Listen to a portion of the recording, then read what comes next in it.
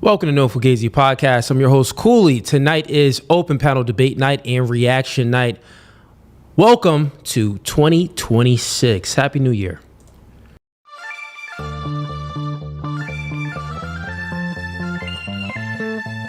And y'all see the suit too, man. Listen, new studio, new podcast by the spirit, not by the letter. Bro, we can go verse for verse all day long. Doing new things are okay with understanding the reality that we are in competition with one another. But you ladies think that you're special. You are in comfort. Men are men of their word. So here's my word. I'll fly you out here and we can do it in person. And after that, we can box. I'm about my business. So remember I said, when I ask you these questions, I will dismantle your entire argument. That's the end of the debate, my dog. I'm 39, but I don't look your typical 39. Belly. Yeah. You look 39. It's okay though. That man isn't intimidated by a woman like you. He's annoyed by a woman like you. Because a man doesn't want to date another man. He wants to date a woman.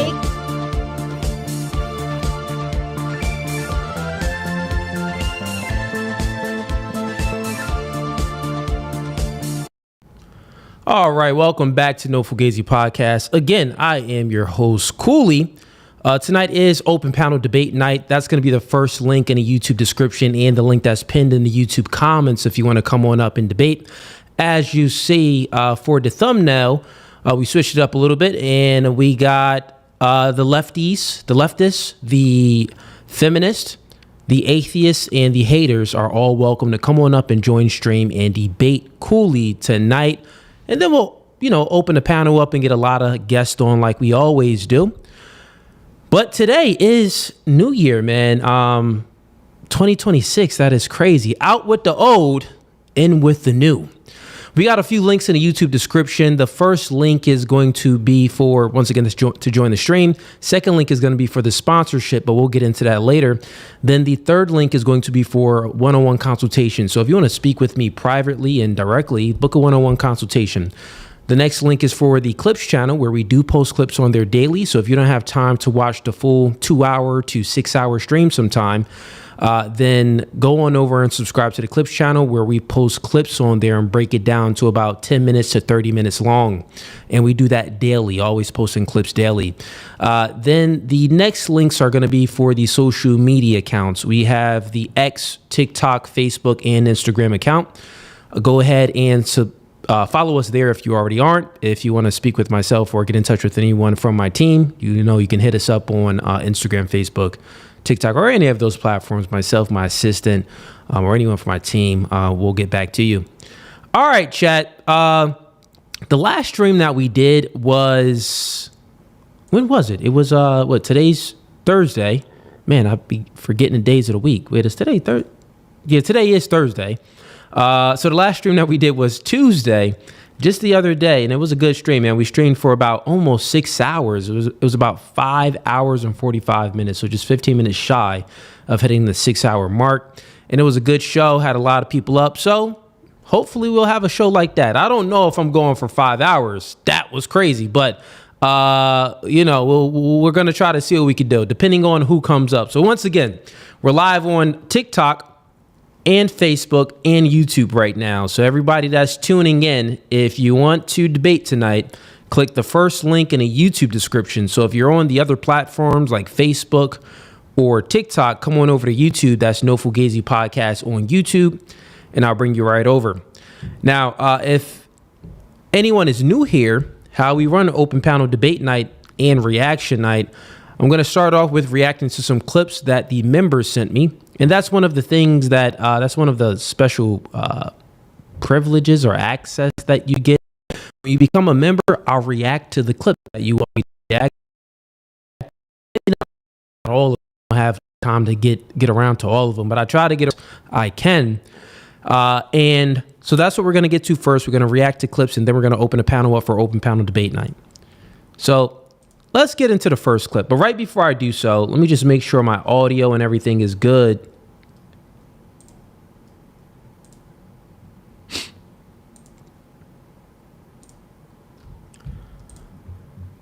Let's make sure everything is Gucci. Okay, we got Wicked Dreams. Shout outs to Wicked Dreams, man. No Fugazee. Sends in a $20 super chat. He says, Happy New Year, Cooley and chat. Let's have a good show for tonight. Whoever wants to smoke, let's get it. Yeah, man. Whoever wants to smoke, let's get it. And shouts out to Wicked Dreams. Homie. Yo, the members, man, they really be coming up and smoking people early. Like, they be giving people that work. So shouts out to everyone that's been joining Open Panel Debate Night and that's been debating on a regular. It's fun, man. It is fun. And as I was saying, when you become a member, I believe that is the second or third link in the YouTube description, but we got 3 tiers. First tier gang, second tier is Hitman, third tier is Mob Size. When you become a member, I prioritize you for Open Panel Debate Night.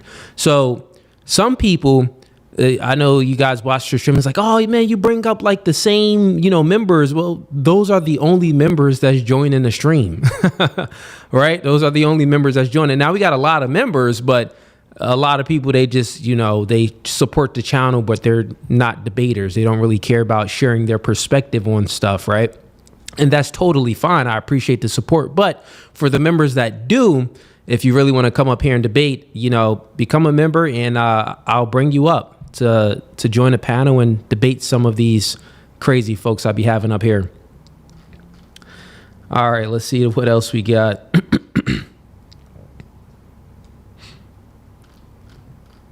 Okay, audio looks good. Yeah, I see you, Tim M. Shouts out to Tim M. Tim M, he sends me like 14 clips a day to react to. He sent me so many clips, I can't even react to them, so I just be watching them like, yeah, this one was funny. This one was wild. So shouts out to Tim M. I appreciate the support. He's another member as well. All right, so let's get into the first clip that we got.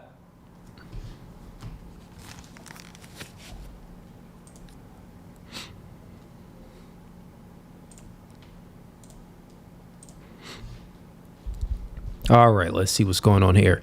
So already it says banned after 13 abortions. Keeping It Real podcast. Okay, that's what this show is. All right, fair enough.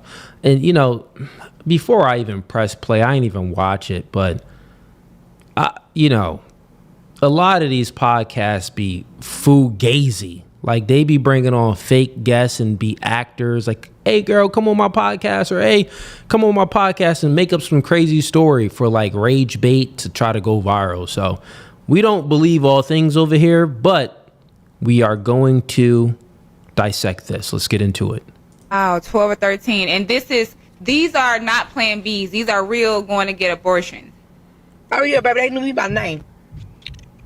Oh, so you went to the abortion clinic 13 times? Yes. I remember I had to use one of my cousin's IDs to go get my last one. Then I was like, I ain't going back. They won't let you come back in? After a certain amount of times in the city, they were, hell no. Gonna send us to jail. Everybody in here, she just keep coming back. So that's your miracle, baby, in a sense of you like, I'm finna just... Hold up, time out. Let's look at the comments real quick. This is a funny comment. Y'all can't read the whole thing right here, but I'll read the whole thing for y'all. It says, can we interview white people? Question. Tired of niggas making us look bad. Listen, man, I'll get into that later. Let's keep watching. So already she's claiming that she had 13 abortions, claiming that the clinic knew her name. So let's see. Have it. A year before I got pregnant with my son, I had got pregnant and we was gonna keep a baby and I miscarried. Got you. At like 7 months, I miscarried. It was a girl. Wow. Well, 6 months pregnant. You knew what you were having.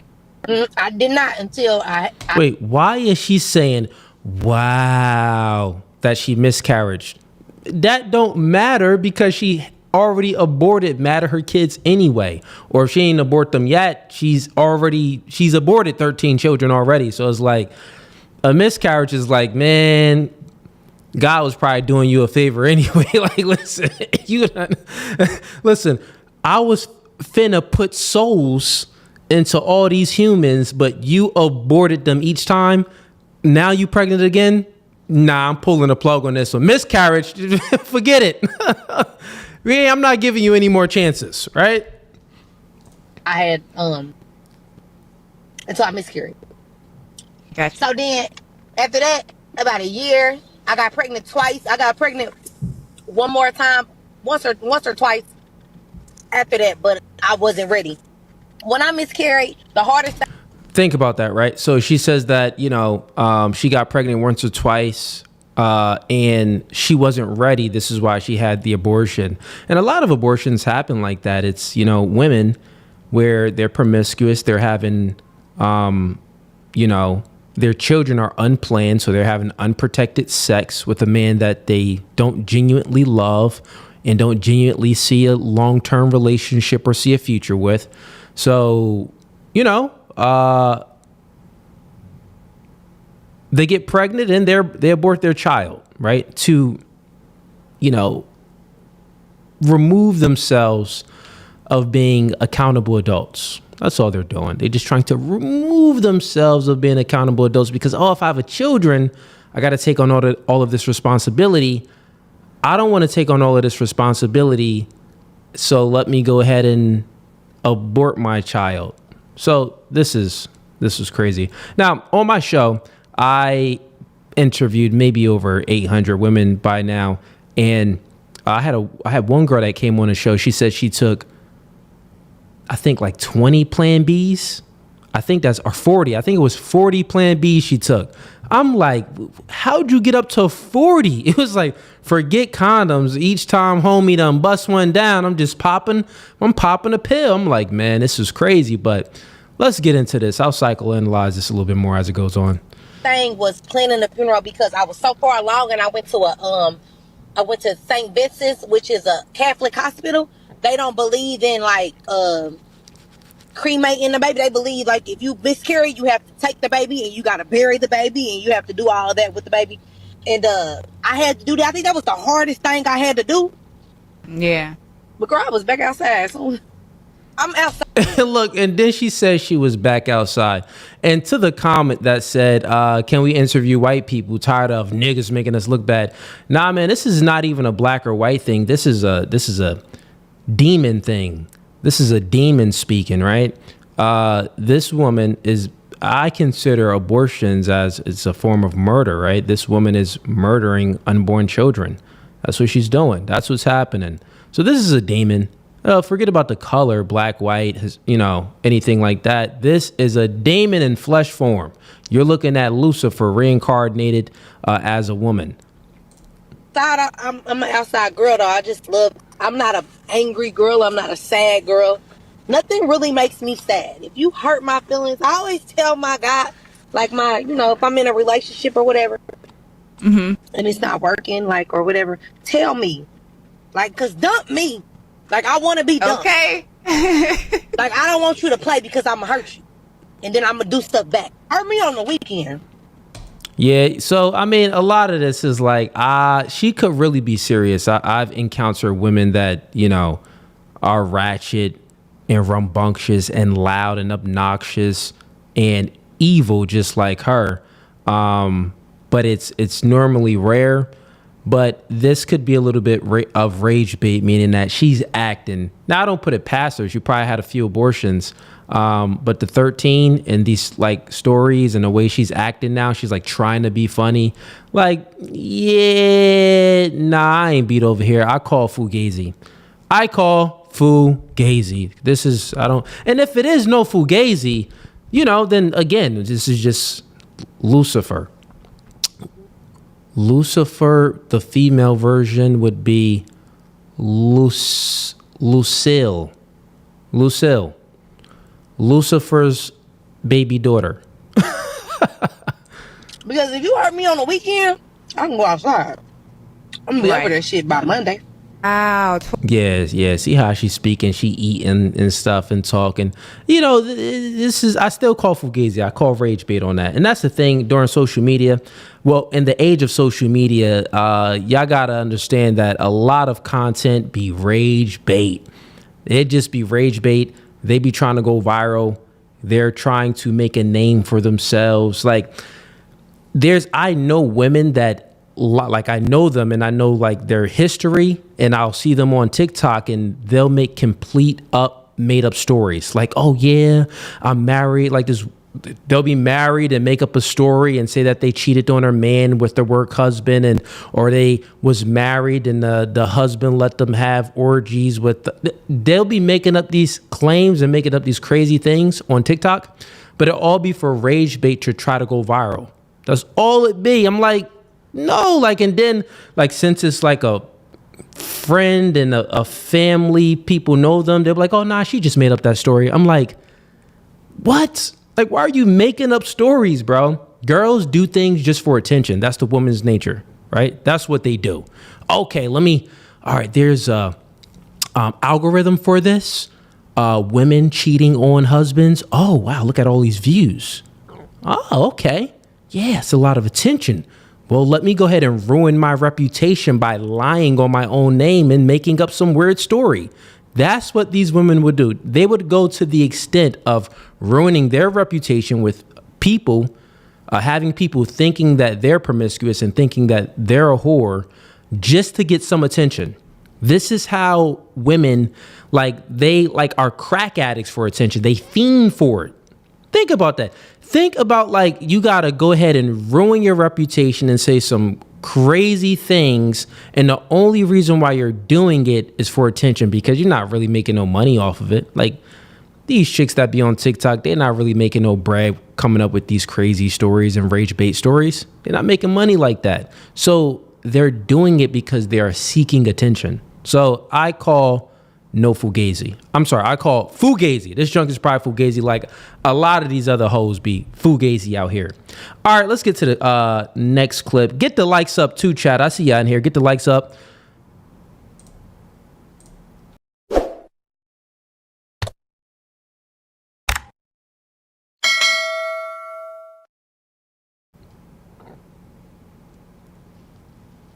Okay, cool. And you know what? I'll give a quick perspective on this as well.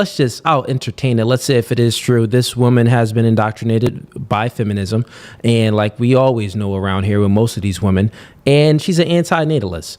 And basically they believe that, they don't really value life that much. And they think that it's actually like harmful and immoral, to bring about life. I'm actually going to be debating one of these individuals from the Jubilee channel, I believe, if not next week, the week after. So we'll see if we can fully set up that debate. And this person is an anti-natalist and believes that having children is immoral. So listen, there are people that truly believe these things. Trust and believe.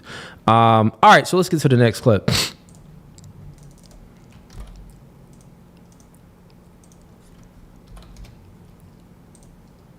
Oh, another chick. Let's see. Cannot be with a man that sleeps in all the time. A man should be up by 7 a.m. and 7 a.m. is being nice. You are not Sleeping Beauty. Get the fuck up. You don't got work to attend. You don't got a workout to get in. There's nothing around the house that needs to be done. Yeah, I hate her voice already. It's too high pitched where it's annoying already. Now already I can tell that this is rage bait. She doesn't like a man that sleeps in. This is rage bait already. Your car doesn't need to be washed. The grass doesn't need to be cut. Nothing. You just sleeping the day away. You just chilling. Ugh. I'm all the way turned the fuck off. Be a man. Get the fuck up.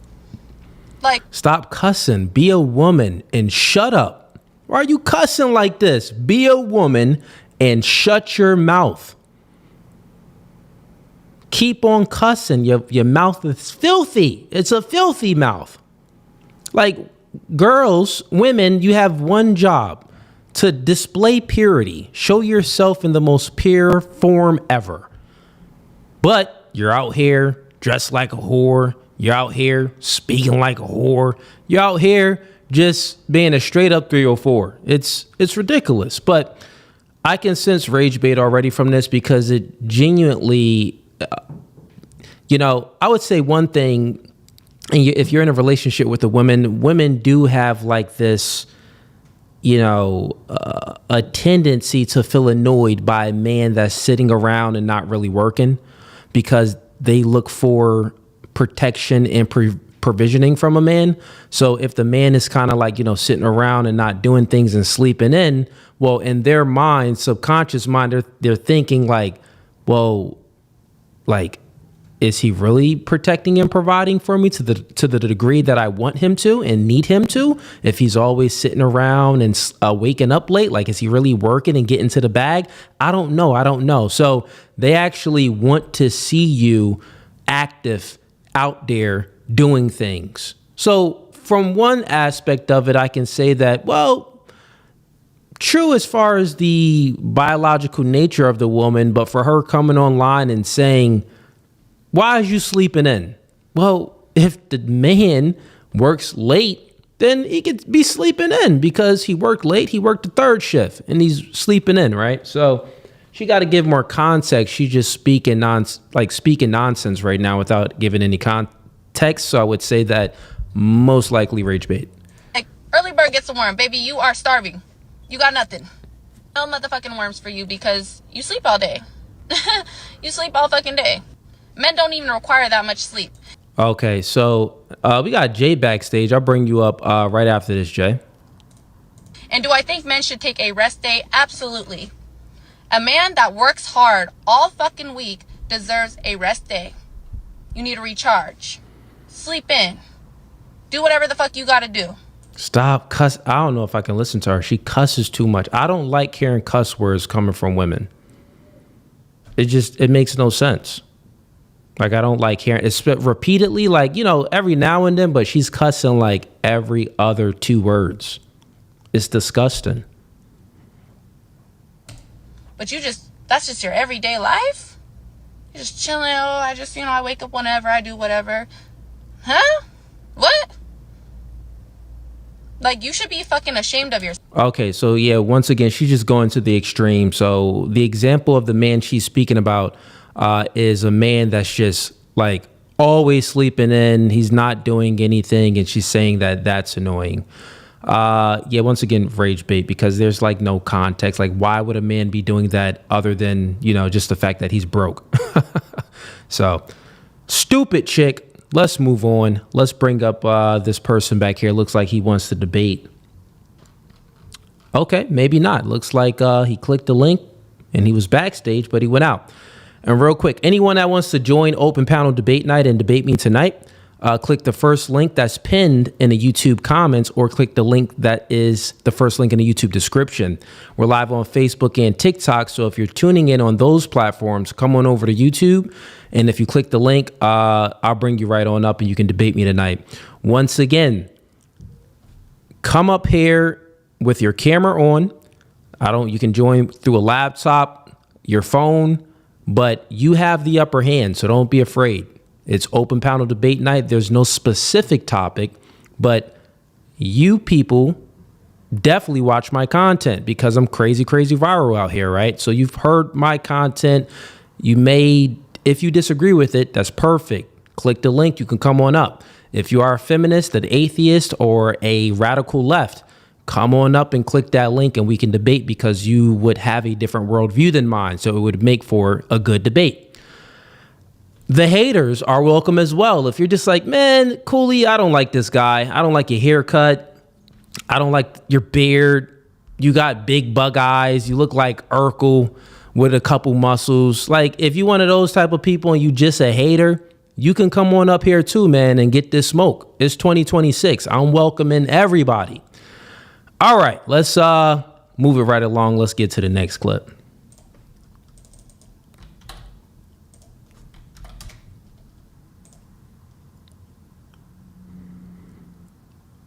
Okay, let's see what's up. Another chick. Oh, man. Looks like the members sent me all these TikTok chicks.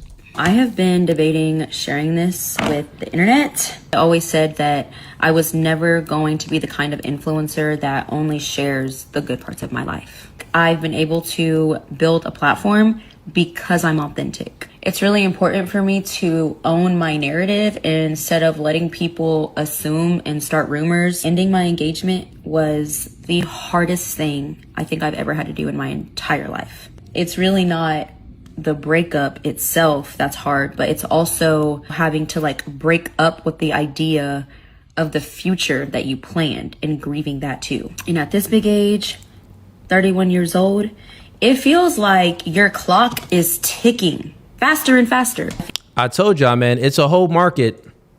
It's a whole market on TikTok, a whole algorithm, whole market for women basically, oh yeah, I broke up with my man, or I cheated on my man, or I just fell out of love with my man and I'm moving on, and you know, I'm going to go head out there and live a single girl's life. It's a whole market for it. Women seeking attention, telling these stories. Stupid. I think that if sharing my story helps just one person, then it's worth it. I was trying so hard to make it work. Eventually, I ended my engagement. I have been debating sharing this with the internet. I always said that I was never going to be the kind of influencer that only shares the good parts. To make it work felt exhausting. It literally took me accepting the hard truth that I tried to ignore. Now, the moment I accepted that and said it out loud, I felt so much relief and honestly freedom. Not because I didn't care.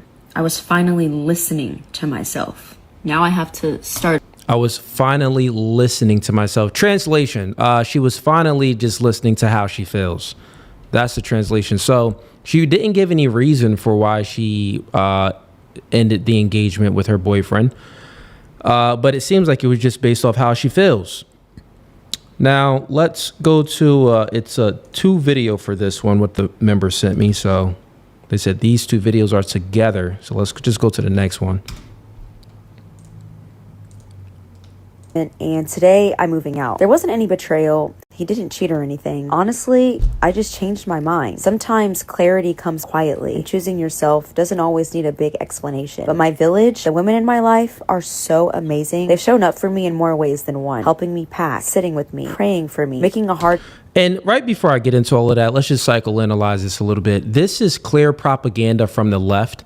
And it may not be like intentional, but it's just the effect of it. Like there's a market for women, because what does the left speak about? Feminism. It's all about, you know, dismantling patriarchal systems. They view, you know, nuclear families as being bad and negative for society. So this woman is making a video and recording everything of her moving out of her boyfriend's house, breaking off the engagement and claiming happiness because she's going to be single and she's going to be free, right? So look at this. It's just propaganda, and this is out there to indoctrinate other women. And what is this doing to those other women? These other women are going to think like, wow, I can truly find happiness and fulfillment by not being with a man. Okay, this seems pretty fun. Let me go head out there and not be with the man. I won't be surprised that the left, the Democrats, paid this TikToker to make this video, because this is just stupid. And I know they do that because they hit me up, and I'm not even a lefty. They hit me up when Kamala Harris was running for president. Like, listen, man, we'll drop the bag on you. We'll drop the bag on you. Because on my TikTok, I got one account with me and my shorty with almost 2 million followers. We used to go viral in the past. I used to go viral all the time. And they hit us up on that email and was offering thousands of dollars, man. And I turned it down. So I know that they are all for pushing forth propaganda, lies, and it's just fake news. It's fake media. This is just stupid. Like, what real chick, if she's ending the engagement based off how she feels, is gonna record all of it? And then her excuse is, well, you know, I show y'all all the good sides, but why not show y'all the bad sides too? Well, you not even acting like it's bad. You actually saying that you're happy about it. So this really isn't a moment of you showing the bad side of your content. This is you again showing the good side of your content based off how you feel you think is good for you to end the engagement. So this is clear propaganda. It doesn't even make any sense. It doesn't even make any sense. But let's continue on. Transition feel lighter just by being there. I'm so grateful for... Look, even had a kid in the background moving. So grateful she talking about. Like, so this is a bad side of your life. This is still a this is not a negative side at all. This is still for you from your perspective. This would still be a positive side, a happy side. So this is just dumb.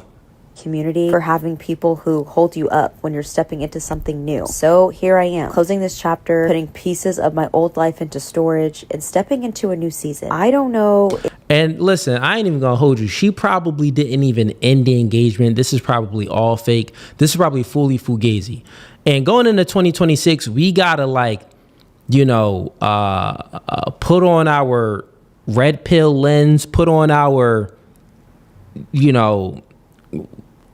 lens of truth to see through the BS. She probably was offered the bag, or she probably was just like, oh, I see an algorithm and there's a market for this. So, honey, we're moving anyway. You know what, honey? I'm just going to record this, act like we ended the engagement and act like I broke up with you because this is going to get a lot of attention. And, I love attention. I crave attention. So, yeah. And then the beta boyfriend was like, okay, baby, you can do whatever you want. Sure. And she was like, yeah, nigga, I know what I can do whatever I want. I'll run this relationship. So then she made these videos.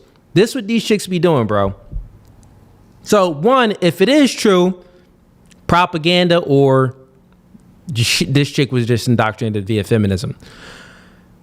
Most likely fake though. And this chick is either was paid by the left or, she's just indulging in her woman nature and seeking out the most attention she can because she's a attention seeking whore. So it's 4 areas that it can go to. Let's continue on. Exactly what the future holds, but I am excited. I feel at peace and I'm ready for what's next in the new year. I ended my engagement and today I'm moving out. There wasn't any. I feel at peace, man. It's like listen, man, we don't know what to believe. There's one thing to believe though. There's one truth out of all of this, even though we can put on our glasses and it's like, all right, this could be some truth over here. That can be some truth. But the one thing that is true, this chick is dumb. That's the one thing that is true.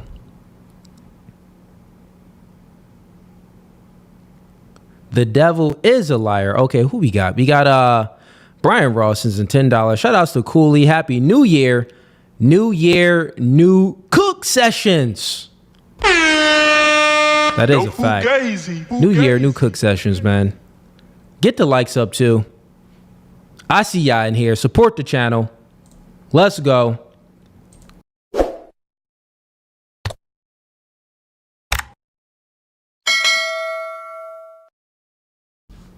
You got one job to do in 2026, and that is to support the channel by liking the podcast. It's free. It's truly free. Let's get into our sponsorship for today. All right, fellas, mission is critical. I was searching my name online and found tons of information that was way too personal. So I thought to myself, who has the ability to leak this type of information? And I found out there's companies called data brokers that profit out of selling your information to marketers, scammers, and even stalkers. You already know I've been through many matrix attacks where people create fake pages of mine by using my data. And the same can happen to you. That's why I'm recommending today's sponsor, Aura. I use Aura to automatically remove my information from these sites and keep them off of these sites. They also do other things like bank fraud, identity theft alerts, and also VPN access. I want you to go ahead and utilize my link below in the description box for a 14-day free trial. At least you'll see if you've been compromised or not. Privacy is key nowadays, and you should know if your information is out there. So again, utilize my link in the description box at aura.com/nofugazi and get 2 weeks free. That's more than enough time to see if your personal data has been exposed. All right, welcome back to the show, ladies and gents. Let me go ahead and stop sharing that. So that's the sponsorship for today. Shouts out to everyone that signed up for Aura. And you will message me via Instagram, Facebook, or send me an email. I will be shipping out these shirts most likely tomorrow. So here's the shirt right here. God over man, man over woman, woman over children. got some merch for y'all. So once again, anyone that joins and supports me by supporting the sponsor, the people that support the company that supports me, what you do is if you sign up for Aura, and I recommend it too, I actually use it as well. If you sign up for Aura, it's a 14-day free trial, so you got nothing to lose. It's just 14 days for free. But then by doing so, you get free merch from me as well. And when you sign up, you send a screenshot that you signed up. You send it to me via Instagram, Facebook, or send it to my email. And my links for my Instagram, Facebook, and to my email is in the YouTube description. So that's where you get that. But when you send that to me, I send you a shirt all for free. But then your name goes into a bucket to win a free microphone. So this is the Shure MV7X podcast microphone. I utilize this microphone all the time. When I utilize it here as well. But this microphone is the Shure SM7B. But this microphone is very great. You don't need a cloud lifter or anything for it, and it works out fine. But when I do my dating and relationship shows, all the hoes be talking on this mic. And it's brand new, haven't been opened. So yeah, that's what you get as well. And once we reach 50 people to sign up, I'll be sending out 50 shirts. Everybody's name is going to go into a bucket, and then live on a podcast, I'll be picking one name out of that bucket to win that free microphone. So that's how it's going to go. Let's get back into this content, man. Let's see what else we got here that the members sent.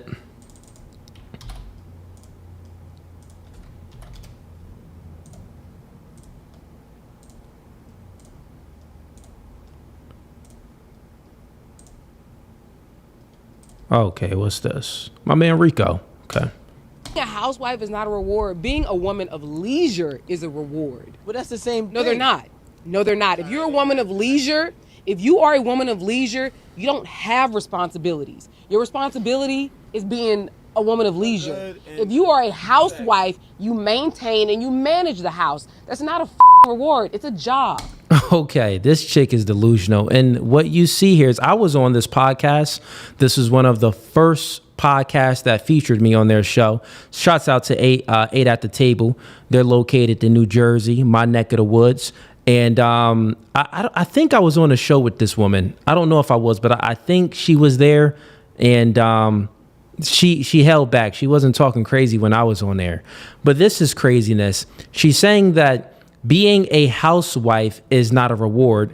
Being a woman of leisure is a reward. And her reasoning for this is because if you're a housewife, it's a job. So that's not a reward. Like I'm still working. But being a woman of leisure is a woman that's not taking care of any house chores, that's not doing nothing. That's a reward. So just being a lazy, no for good woman that isn't giving anything to the man, isn't giving any value than the man other than some sex every now and then, that's a reward. Like, what are you reciprocating on your end if you're not taking care of the house and you're just a woman of leisure? So this means that, oh, the woman of leisure is the woman that is with a man that is a simp, because he's just taking care of her lifestyle, paying for everything, and she's not giving anything in return. Right? So it's funny, these feminists, they view that type of lifestyle as the reward. Like, well, yeah, I don't want to do anything at all. No house chores, no housework. I just want to sit, look pretty, and have my man accommodate everything in my life for free. Craziness. Let's see what else she says. Whether it's only 20 hours a week, it's still a job. If there's no if you trying to reward me because I was there through the tough times, let me be a woman of leisure. Let me be a kept woman. That is a reward. Rewarding me with washing dishes is not a reward.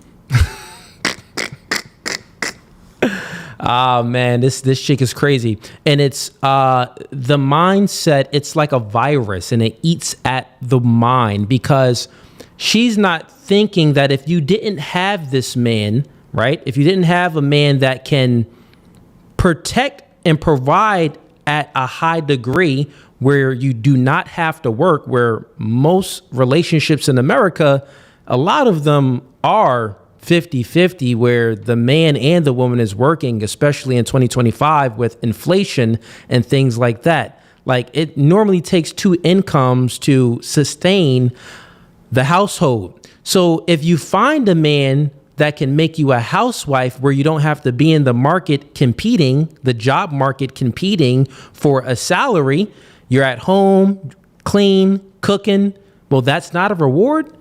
How isn't that not a reward if the opposite of that is you working in the marketplace and, working a 9 to 5 every day, got to get up at this time. You got to adhere to this boss. You got to do this. Like, what? So in her mind is like, well, no, like, okay, kind of thank you for making me a housewife, but really, I'm not that grateful because I want to be a woman of leisure. It's like, it's no satisfying these chicks. And then when they are women of leisure, they're like, because you got to think about it. Most men, there are men that, would have a woman like that where they're not paying anything. They're not reciprocating anything to the man. She's just taking and not giving. There are men that operate like that. And there's women that are women of leisure. Very, very small minority, but there are women out there, right? Those type of men are simps, so they take advantage of that man anyway. They grow resentment for that man and they end up cheating. So they're a woman of leisure. Oh yeah, great.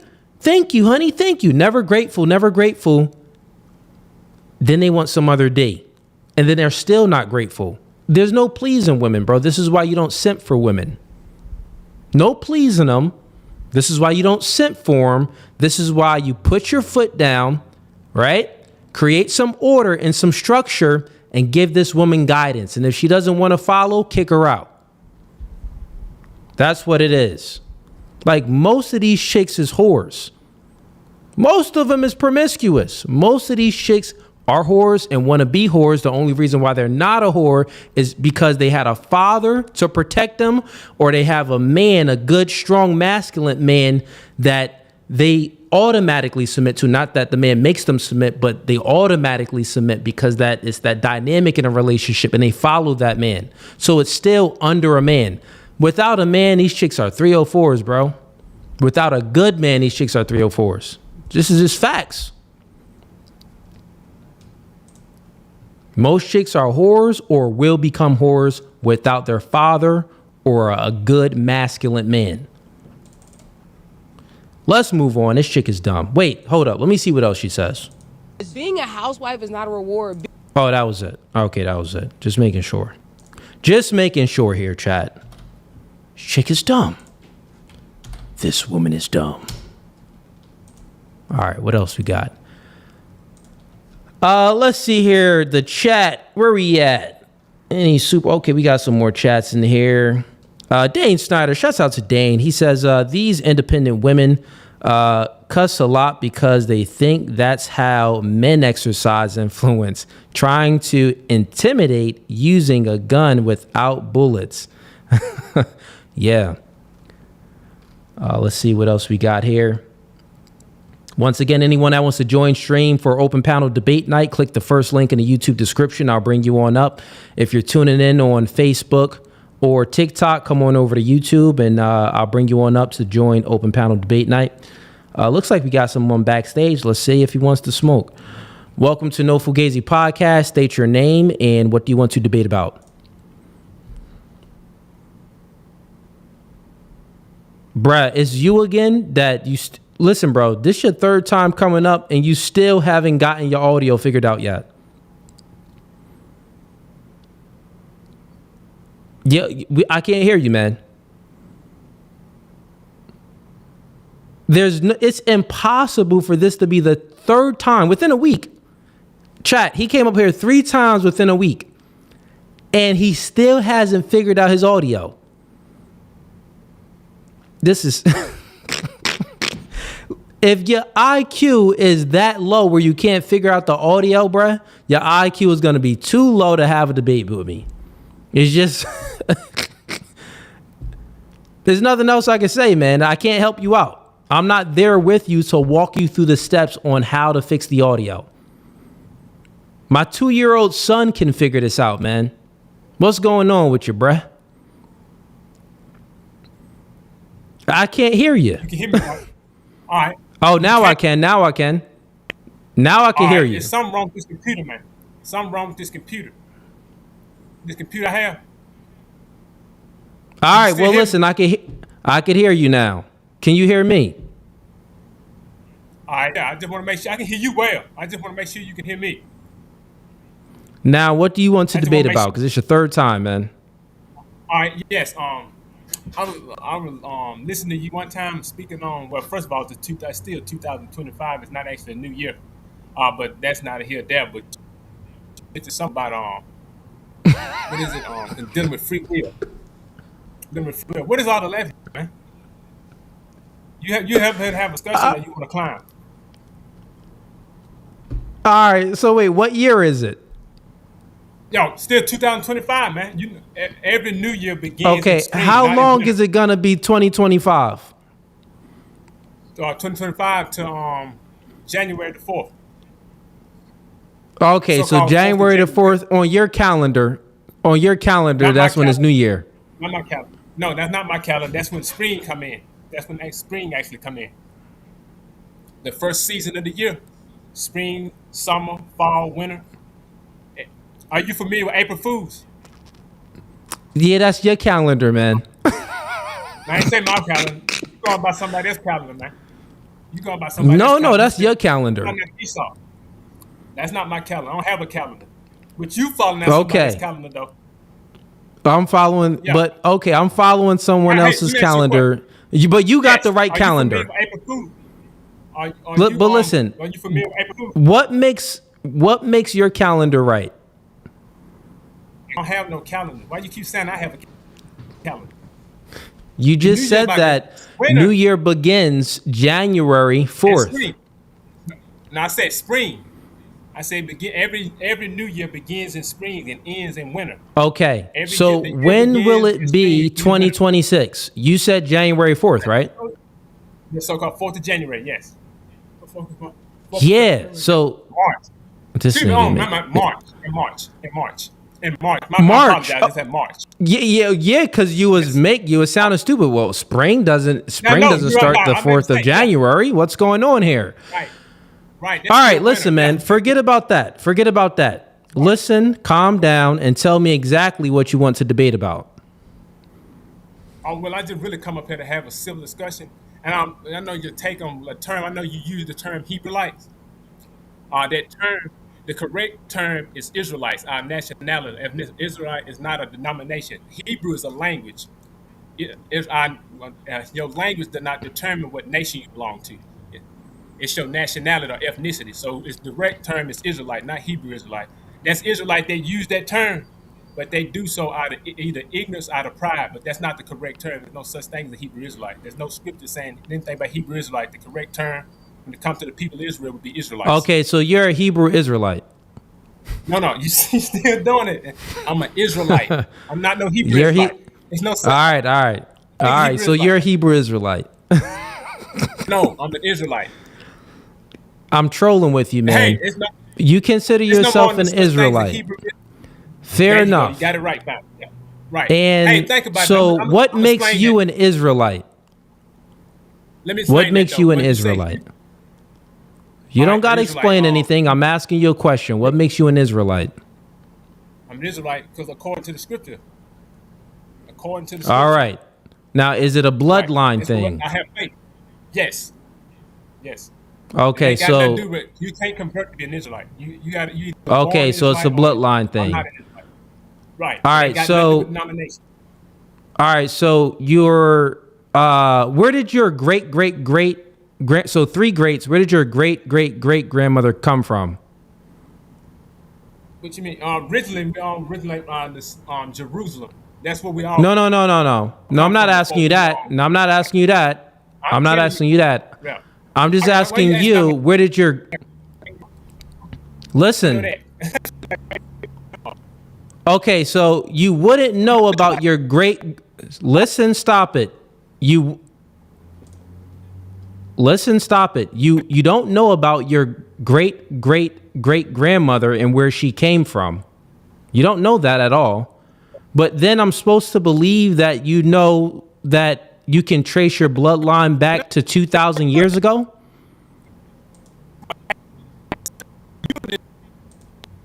Let's get him up out of here. Your connection is very, very bad, and your Wi-Fi is bad, and your IQ is too low to hold the conversation just like your Wi-Fi. Your Wi-Fi and your IQ is suffering from the same thing. Stupidness. This guy just came up here and said, yeah, I'm an Israelite. All right, how do you know you're an Israelite? Because it's a bloodline thing and it comes all the way back from Israel, and he was about to go very, very far back in the past. Then I asked him, well, what about your great-great-great-grandmother? Just 3 greats. Can you go back and can you let me know where she came from? He says, how am I supposed to know that? Well, nigga, if you don't know that, how are you going to know that you actually are a Hebrew Israelite or an Israelite? Stupid. Let's get the next person up. Welcome to No Fugazee Podcast. Oh, okay. Let's try this again.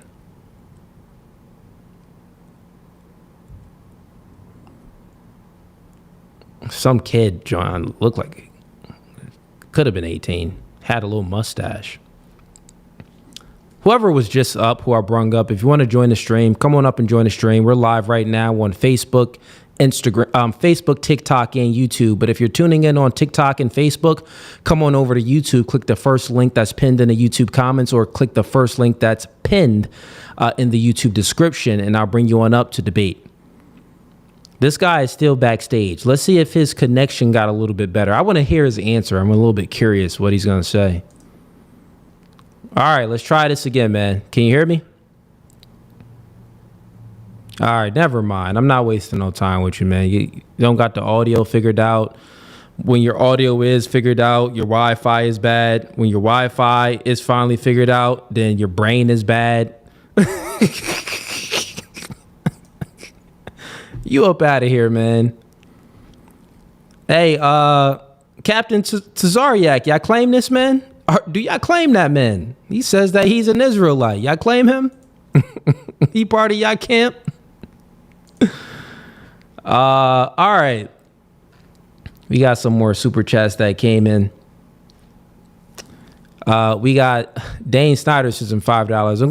I'm going to put on the red t-shirt so I can be trailer park coolie instead of a microphone. I'm giving away a picture of Michael Jackson on a phone. Sky. Appreciate the support, Dane. We got let's see what else. Any other chats? Man, that dude was what's up with all these like slow people coming on up? Like, it's 2026. Please, can I get some higher IQ individuals to come on up and debate tonight? Please. That's all I ask for.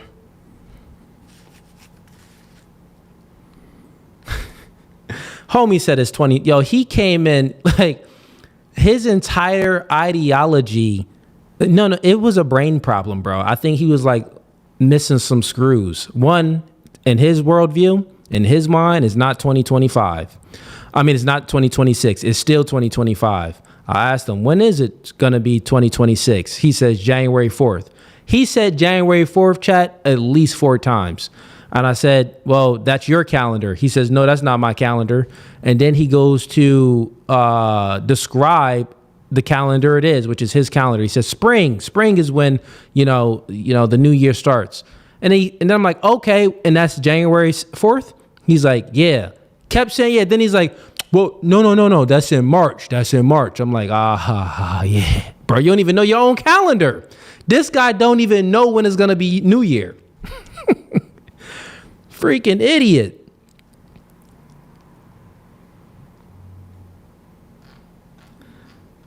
See what else we got. Any other chats came in. Support the channel by liking the show, or you can send in the super chat, donate. Send me your cash in 2026. Send me all of your cash. Why not? Why not? Right? Like, you're watching. Listen, you are subscribed to Netflix. I know you are. I know you watch Netflix. Stop lying. You watch Netflix. You have a subscription. You got HBO Max, probably. You have a subscription. You probably got Amazon Prime, because I know your little fat fat behind always ordering off of Amazon, so you get that little discounted rate when you ordering off of Amazon, so you got the Amazon Prime. So you are subscribing to many of the things that you use. YouTube is free, right? So send me your money. Show me that you support me by sending in a super chat. Or, you can just subscribe to No Fugazee. That's going to be, I think, the third link in the YouTube description. We got 3 tiers. But anyways, welcome back, Reason, to No Fugazee Podcast. What do you have for me today? Oh, I'm already on like that? Oh. You are on like that. Okay. Oh. Well, Happy New Year, brother. Somebody said EBT Israelite. Oh, man. Yo, Happy New Year to you, Reason. My bad. The chat is cooking the last person that was on.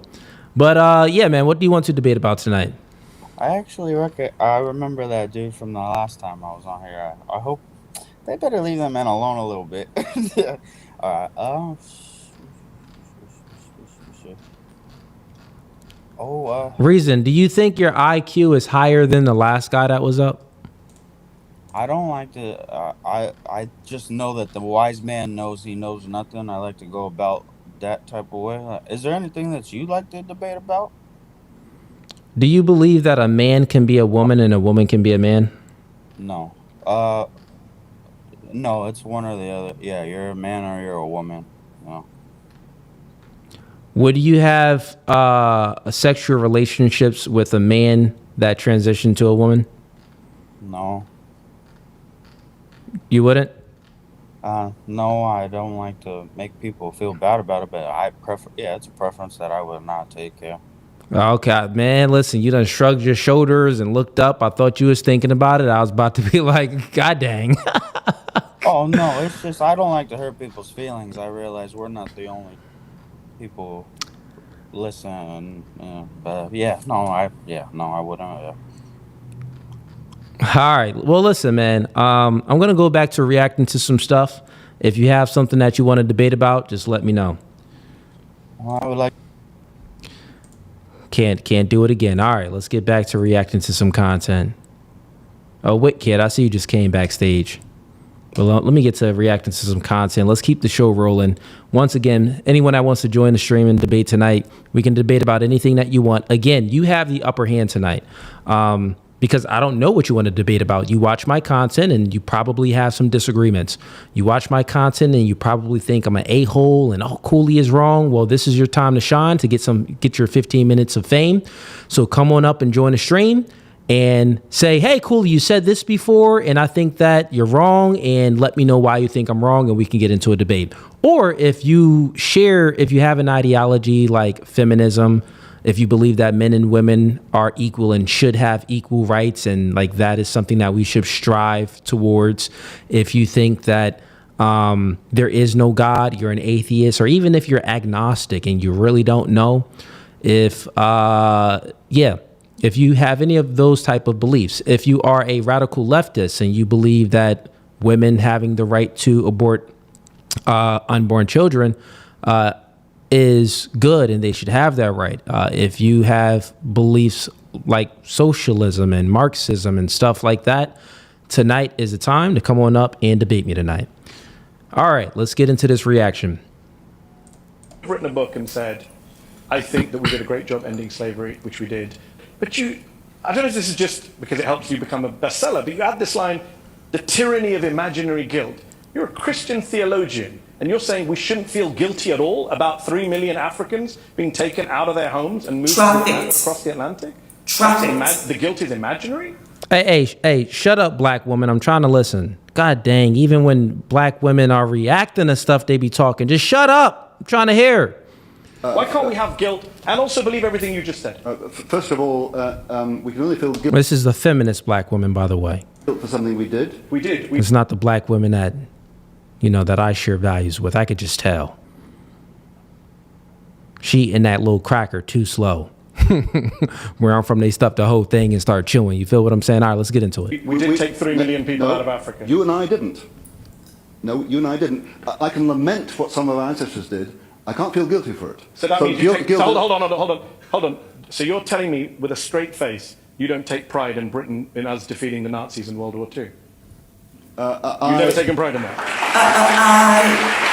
Where's your comeback? Where's the comeback? This is intellectual dishonesty. I take pride in it. I admire the fact of what How can you take pride in it? It's not us. Well, no, of course. I can't claim credit for having done that because I didn't. My parents did. I didn't. We as British people take pride. Only indirectly. So I can't take guilt indirectly. In terms of guilt, because you cannot be guilty for something you didn't do. You can be responsible for the effects. You can't be guilty for it. But you can take pride in something you didn't do. But you could take pride in something you didn't do. Metaphorically. So I prefer to use the word admiration now. You could have. Yeah, so it's not a hypocrite, and he just corrected himself. He said, "I prefer to use the word admiration, not pride." But the thing is, that person there is asking him questions. He said, "Well, why don't you have any guilt for slavery?" He says, "Well, I don't have any guilt because that's not anything that I did. I wasn't a slave owner. That's not anything that I had any partake in." And then the guy asked him, "Well, do you take pride in Americans, defeating the Nazis?" He says, "Yeah, I take pride in that." Right. So then he tries to get him like, "Well, how can you take pride in one thing where you weren't involved in defeating the Nazis, but you don't take guilt into the other thing where you wasn't involved in slavery?" So he tried to pin him down. And this guy is most likely not a good debate. He's not a debater. This guy's probably like on his deathbed, like 80 something years old. So what he was trying to pin him down was on the consistency of not on the pride or guilt, but on the consistency of him not being involved in anything, but still having a feeling for it. Right. That's what he tried to pin him down on. And within that, yes, you can say that, all right, cool. He pointed out an inconsistency, but that's totally fine because guilt, pride, and all of these things, guilt gives a different feeling than pride. And feelings, as far as our feelings ever consistent on things, our feelings may be consistent with pride. And our feelings may be consistent with guilt because those are two different things. But the consistency between itself, that wouldn't be a thing, right? Like every time you feel pride, should you feel guilt? Like it just didn't make any sense. It didn't really correlate. And I would have asked him a question. I would have been like, well, have you ever hurt anyone? Or no, actually, I would have said this. I would have said, whatever nationality you are, ethnicity you are. I don't even know what ethnicity that guy is that was speaking and asking him those questions. But I would say, whatever ethnicity you are, if someone, within your ethnicity or your nation did something yesterday, would you feel guilt for it, for them doing it? Like, would you actually feel guilt for that? And he would say no, because it's very silly. Like, do you feel guilt for what your maybe your family member did 2 weeks ago? Like, say if your family member got into a car accident, was drunk driving, and they hit someone. It was like your cousin. Like, will you feel guilty for that? I would have asked him that. He would have been like, well, no, I don't feel guilty for that because I didn't do it. That was like my cousin's actions. And then you can pin him down like, aha, gotcha. You see? So why would I feel guilty for something that I didn't do anyway? Right? So it's so stupid. Why would you feel guilt for something that you didn't do? That's you can't even, that feeling of guilt, it doesn't even operate that way. Now, if it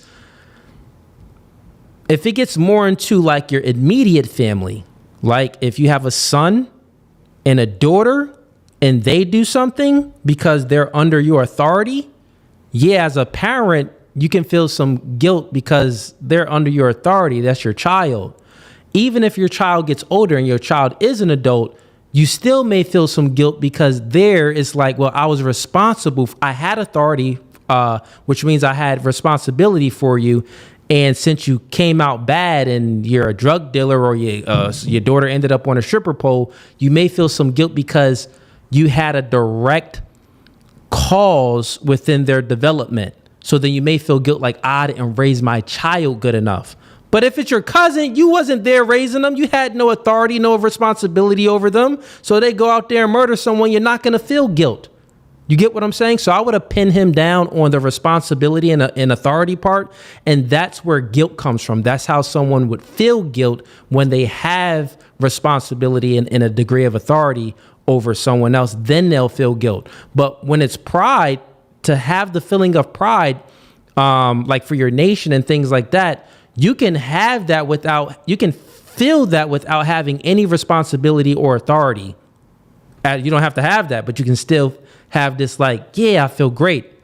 Admiration or something else is there, right? So this dude is just a loser. He's dumb. But the old guy just didn't understand. But let's bring some people up. We got people backstage, and let's see if we can get into some debates. Welcome to No Fugazee Podcast. State your name and what do you want to debate about? Hey, how's it going tonight, buddy? I'm doing pretty good. I just want to say Happy New Year. Happy New Year to your family, your crew down there. I just want to say I'm a big fan of your guys' podcast. I watch you guys, weekly on a daily basis. I don't know if it's much a debate, but I just wanted to get an opinion on what you think of, let's say, vaccinations. What is your political view on vaccinations for where you're at and throughout the world type thing? Listen, man. Listen, I appreciate the support and thank you for coming up and expressing that you are a supporter.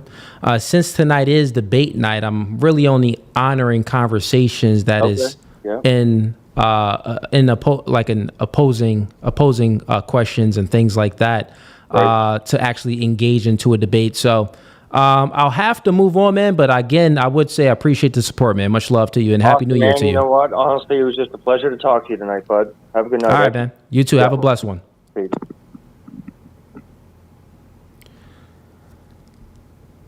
All right. All right, chat. Get the likes up.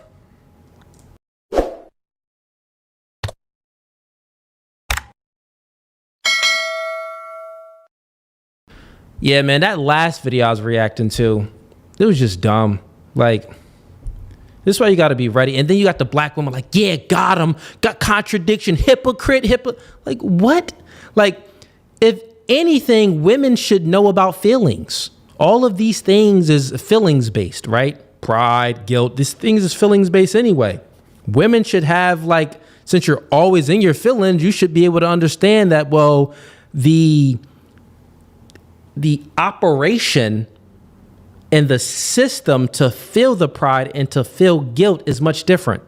Like, it's not even in the same, you're not feeling the same to get there. Like, you're not going through the same experience to get to that feeling, to reach that. So she's just freaking dumb. Again, for guilt, the only way you feel guilt is if you got authority and responsibility over said thing. And then, you can feel guilty if it doesn't go your way. White people today, today, they had no authority. They're not responsible of anything that happened in the past. Therefore, they shouldn't feel any guilt. The white people that do feel guilt for slavery, well, those white people only feel guilt because they was indoctrinated by feminism and the radical left. This is why they feel that way. So, right? And think about it. Indoctrination can get you to feel anyway. Your mind has been susceptible and infiltrated by the devil. All right, let's get into the next clip, see what we got. Get the likes up, chat. Come on, man. It's the new year. I know we ain't got a lot of people joining open panel debate. They probably hung over from staying up all night and drinking. And yeah, that's what they were probably. And you got to think about it. The type of people that would come up and debate me is going to be those type of people that's like drunk, hungover because they was partying, getting high with their friends and things like that. But over here on this side of the internet, No Fugazee Podcast, we don't do any drugs. I've never drank or smoked. We don't do any of that over here, right? We not for that. This is why the day of New Year, I can come up on stream and talk with you guys for hours and do debates because I still got all my faculties in here because I wasn't drinking the night before. Next clip. Next clip. Next clip.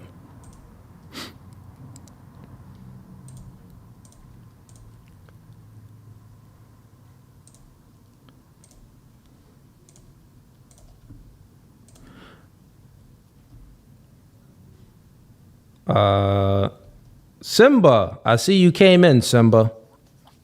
Simba, I'll bring you up after I react to this video. See what we got here. Hold up. Why is it just starting? I didn't even press play. Okay, let's do this again.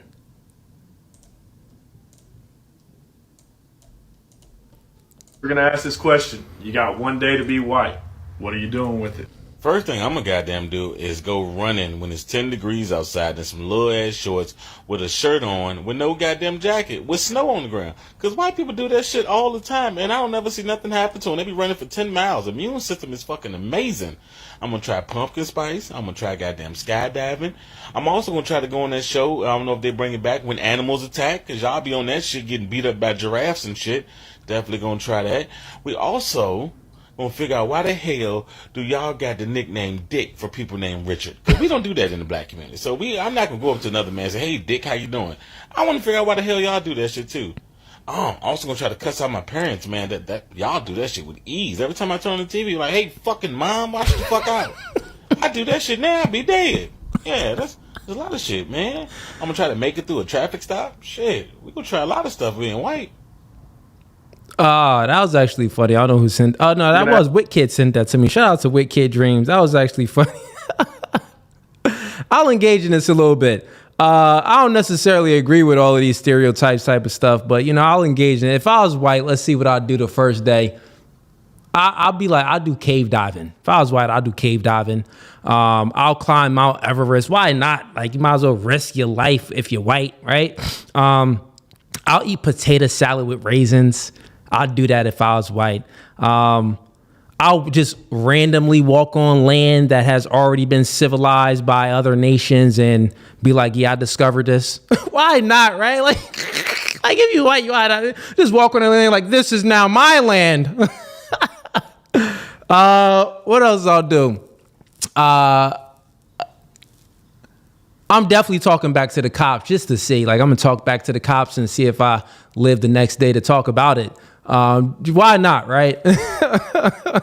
And I'm eating food with zero seasoning and I'm gonna feel satisfied. Like, white people, y'all can eat food with no seasoning and actually feel satisfied. Like, y'all get through it. I witnessed it. Like my shorty, when we first started dating, now my shorty be, you know what I mean? She, you know what I mean, be cooking with the seasonings and stuff like that. I had to convert her to the dark side. But, prior to that, we used to hang out and we go to a little family functions, bro. They'll their family would make the food and then they'll have like the salt and pepper at the table. And I'll eat it. I'm like, y'all ain't put no adobo, no nothing, no seasoning before to prepare it, let it marinate in something. Bro, the food had no flavor at all. Just was eating meat. And just raw rice with nothing and just noodles with nothing in it. I'm like, God dang. And you got to season it yourself with a little bit of salt, a little bit of pepper, and that's what they'll do. So I don't know, man. I guess those are things that I would do if I was, if I was white for a day. Why not? And the other thing too is I say the N-word too. I ain't gonna hold you, I'm saying the N-word. But it's now y'all probably come on, man, Cooley, you wilding, right? No, I'm definitely, I'm gonna say the N-word. But the thing is, white people, they could say the N-word without being racist, but y'all tend to do it the wrong way. White people put the N-word at the end of the sentence instead of at the beginning of the sentence. Think about it. If you said, these niggas is in the house. These niggas in the house. Okay. Versus house niggas. You see how like house niggas sound crazy? Like they make it a title. It's like house nigga. Dang, that was racist. But man, these niggas in the house. These niggas in the house isn't racist. It's like, yeah, these niggas in the house. But house niggas is crazy. Or if you say something like these niggas in the field, like look at these niggas in the field. Versus field niggas. Oh, field niggas racist, right? That's just how it go. Or if it's like, nigga, please.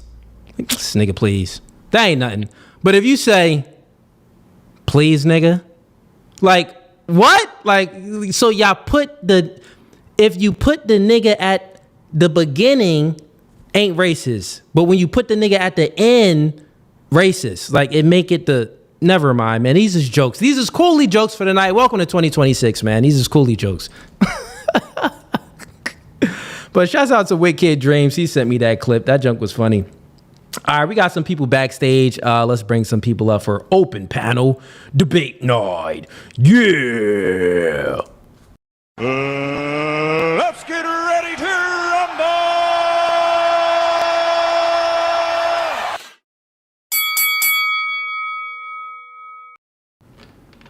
Welcome to No Fugazee Podcast. My man eating chicken and rice. Let's get it.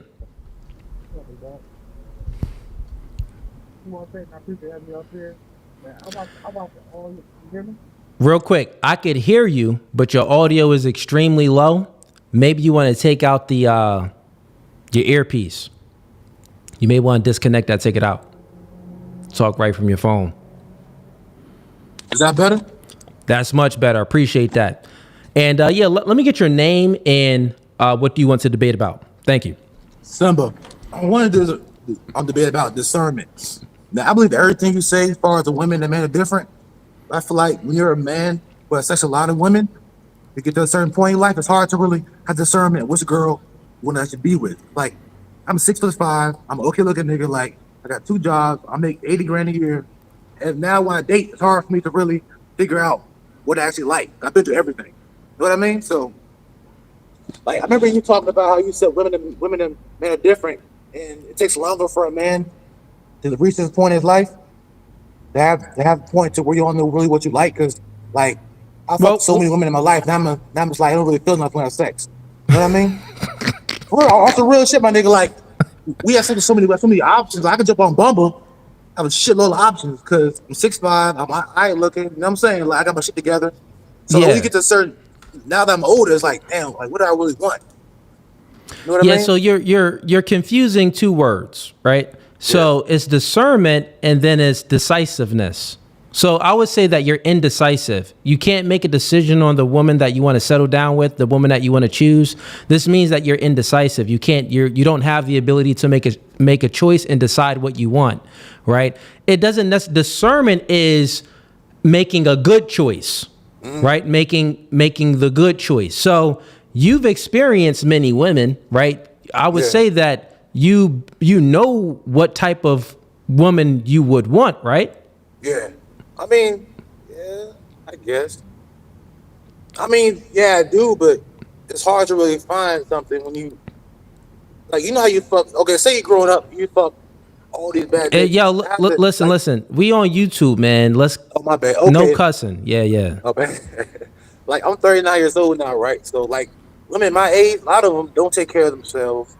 Yeah, multiple kids. Like when you get older, harder to find women attractive where you're 20s. You know what I mean? No, I don't know what you mean. So the thing is, as a man, now you may be 6'5", and you getting options. Yeah, options is fine, but if you can't get the options that you want, then that isn't fine, right? Like if you don't have the ability to attract and maintain the woman that you want, then that isn't a good thing. That you're just getting options from 304s. You're getting options from like, listen, it ain't that. If you're a fairly decent guy and you got some game, you know your way with the woman, you know how to speak to a woman and stuff like that. Like you're gonna have some options of a lot of 304s, but you're really not gonna get options of the women that can, be a long-term relationship choice. Like you're just getting short-term relationship choices. Yeah, so you want to look at that. If you're not meeting, and like, you also got to think about this. you pitch yourself to women. Women don't really come up to you. Now you 6'5", so some chicks may come up, right? Yeah, sometimes. Yeah, but sometimes. But even I'm 6'4", so I know, like, you know, if you just out, there are chicks that's gonna pull up. They're gonna come, but normally the ones that's gonna approach us is gonna be not attractive. They're not gonna be attractive, right? Yeah. So therefore, men, we always are engaging and pitching ourselves to other women, not the opposite way around. So this just means that you need the ability to discern. This is where discernment will come in place where, Dane, I know she got the wagon. She bad. But I know she got an attitude too. And what happens is the wagon supersedes the attitude. The wagon would supersede the non-compliance. The wagon supersedes all of the females' inadequacies, right? So then you go ahead and choose the chick with the wagon rather than choosing a chick that maybe ain't got the wagon like that. She probably basic, maybe a 6, a little bit above average. She ain't really working with nothing back there, but she's compliant. She can listen. She can bring value to your life. And that type of woman, you actually may attract both, or not even attract both. You actually may approach both. But the one chick, attractive women. I never approach like ugly. I don't do that, or overweight. I feel you, but listen to the example, right? You actually may approach both and get both girl numbers, right? Mm-hmm. But you really didn't give the girl the chance to see what was up with the woman that, you know, was a little bit less rambunctious and less out there, like less sexualizing herself like that. You gave the woman more attention, the one that was sexualizing herself, because you're thinking with your small head rather than your big head up here. You know what I'm saying? So that's where discernment would come into place. And then also, as far as being decisive, would be like, you know what I mean, sticking down on what you want. But that's how I would make a distinction with discernment and decisive. Okay. Yeah. But listen, man, the world's your oyster. You're 39, got 2 jobs, you're making 80K. Listen, man, just start talking to, and you know the red flags within women. Start talking to women that have good characters and have good values and morals within themselves. And listen, with those type of women, they may not be dressing in ways where you can like really see the wagon. They may be dressing more conservative, right? They may be acting more conservative and maybe not be out there. So you may want to just go for different options. That's all I'm saying. I see what you're saying. I appreciate man. You gotta go for different options, man. But based on what you're saying, that's not really a masculine trait to be discerned, to be decisive. I know that for a fact. It is a masculine. To be indecisive. Correct. Yeah, it's a masculine trait to be decisive. Men. It's like I'm decisive you make in decisions. everything else I do, as far as like women. Other choice. When it comes to women, I just like. Now you gotta be that's the main thing you want to be decisive with. I see what you're saying. Money and women. Yeah, true. Yeah, you won't be decisive with those two, man. But listen, man, any other questions? That's it, man. That's what I was saying. I appreciate what you're doing. You doing everything a good service, man. Everything you say, everything you do. I'm saying you trying to turn the 3 or 4s into women, which is not easy to do. I know that for a fact, but you're doing your thing. You know what I'm saying? Appreciate. I ain't really trying to turn these hoes into nothing, man. I'm just giving these hoes the truth. I ain't really trying to turn. Now I did get a lot of women off the stripper pole. I had some chicks that was on the stripper pole, and after coming up 2-3 times on the show, they stopped stripping and started, making an honest living. So that's a good thing, but it ain't like I'm trying, right? Like I don't think you do it intentionally, but indirectly it happens. You know what I mean? Indirectly it happens. Yeah, man. When you speak the truth, only the truth can set you free. So indirectly, good things tend to come out of it. I appreciate everything. I appreciate you, man. I know you got me seeing a different light. I appreciate you, man. Yeah, man. Stop messing with these hoes, bro. Peace. All right, big dog.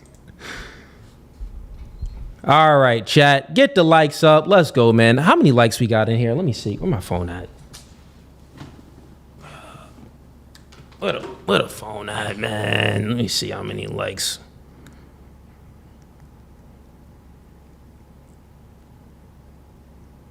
Where we at?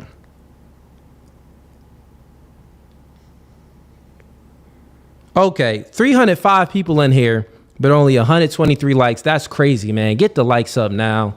I'm not playing no more games. We got more people backstage too, but y'all gotta get the likes up.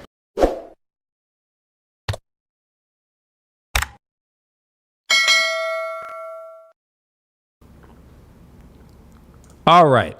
So let's see who else we got back. Okay, Wit Kid still backstage. You want 1 minute? I'll bring you up, Wit Kid. I got you. No, I just say, hey, What's going on, man? Hey, you forgot the main thing when you were talking about when white people use the N word. So you forgot the biggest problem is what's that? A lot of them, they put the word "you" in front of it. So that's really where the problem happened. Man, the you be crazy. That's the part. That's the part. You know what I mean? Where the line is like completely crossed. You know what I mean? I think like if they just like white people always mess up, man. They'll put they'll say the nigga at the end instead of at the beginning. Yeah, you put it in the beginning and you straight. But yeah. I'm agreeing, but a lot of them do put the you in there. You is the first one that they use, and then that's just where the biggest problem. You know. So, Yep. That sound about right, man. Yeah. All right, brother. Appreciate you, man. Just playing. That's funny. All right. Who else we got backstage? Reason is still back there waiting patiently. Let's see if Reason hit me in a private chat. What'd he say? Reason says, is coffee a drug? This guy. Reason, come on, man. You got to come up with better conversations than better debates than just that. Come up with a good debate. Message me in the private chat and I'll bring you on up. Since we got no one else backstage right now, but if anyone wants to join Open Panel Debate Night, click the first link that's pinned in the YouTube comments and that's in the YouTube description. We're live on Facebook and TikTok, so come on over to YouTube if you're watching on Facebook right now and if you want to debate me. Why not in 2026 go viral? Why not? You could go viral. You can come on up and make Cooley look bad. I got a big name, big platform, right? You make me look bad, it's gonna make yourself look good, right? So I give you a chance. You got the upper hand. We can debate about anything that you want. Just click the first link that's pinned in the YouTube comments and in the description. I'll bring you on up for Open Panel Debate Night. All right. I need like a button for that. Open Panel Debate Night. Dun, dun, dun. You know what? Since it's 2026, we got to do some new stuff here. So I already got something new that's going to be pretty cool. You guys are going to like it. So next Saturday is, we got a dating and relationship show, bringing on a bunch of chicks, and we're making them do an IQ test before we do the show.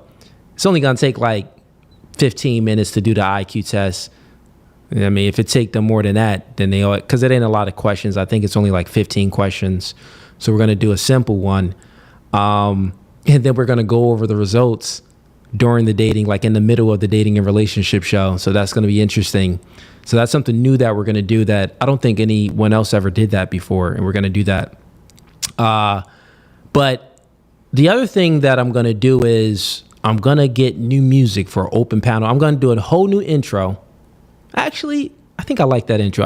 I may do a different intro, but I'm definitely going to do different music and a different theme for Open Panel Debate Night. It needs to be like more energetic, right? Like debate night, blood sport debate. Like it need to be something crazy, right?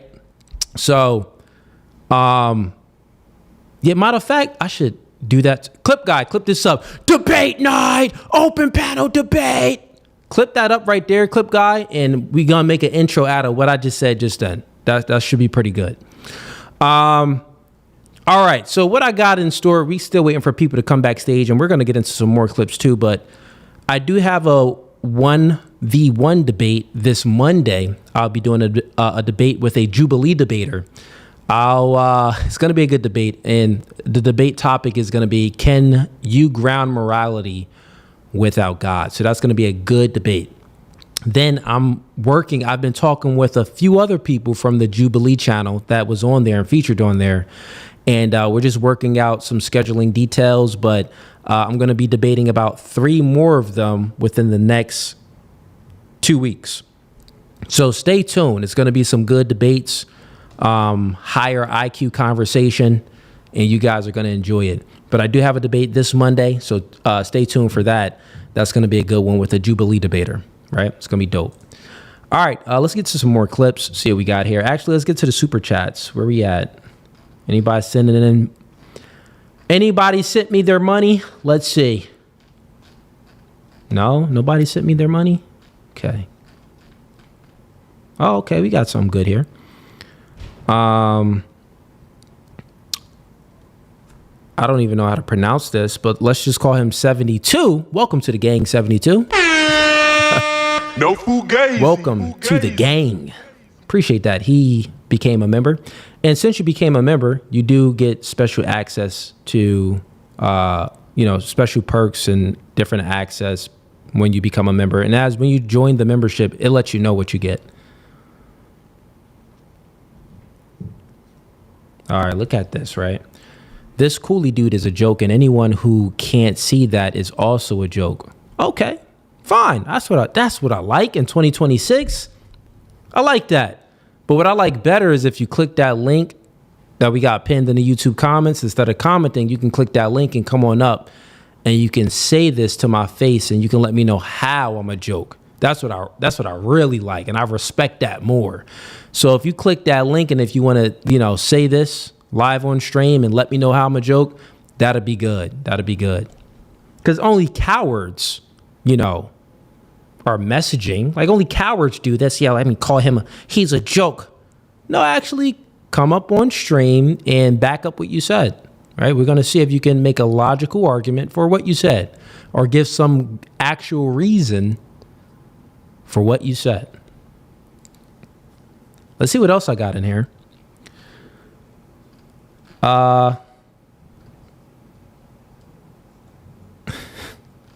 Any haters in the chat?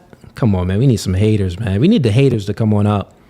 Dane Snyder sends in $2, says, come down south and let's eat.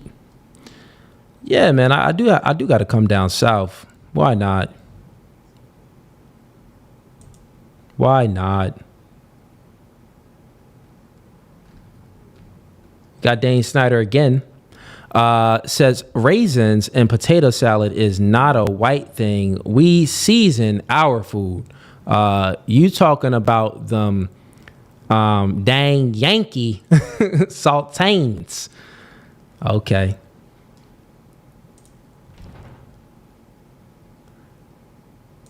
Let's see what else we got in the chat.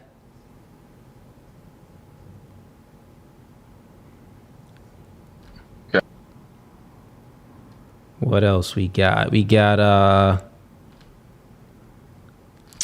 any other super? No, oh yeah, we got more. Dane Snyder says in $10. I got Dane in here supporting, man. Appreciate you, Dane. No Fugazi. He says slavery is a sin. All of humankind bears the weight of guilt for sin. All groups have exercised some form of slavery. No group is immune, but the British put an end to the international slave trade. That is true.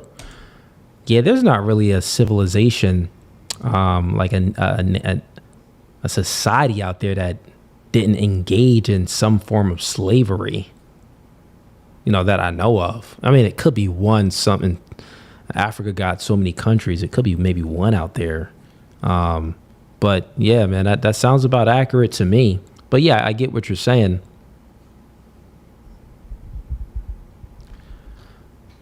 See what else we got in here. See if I missed any other super chats.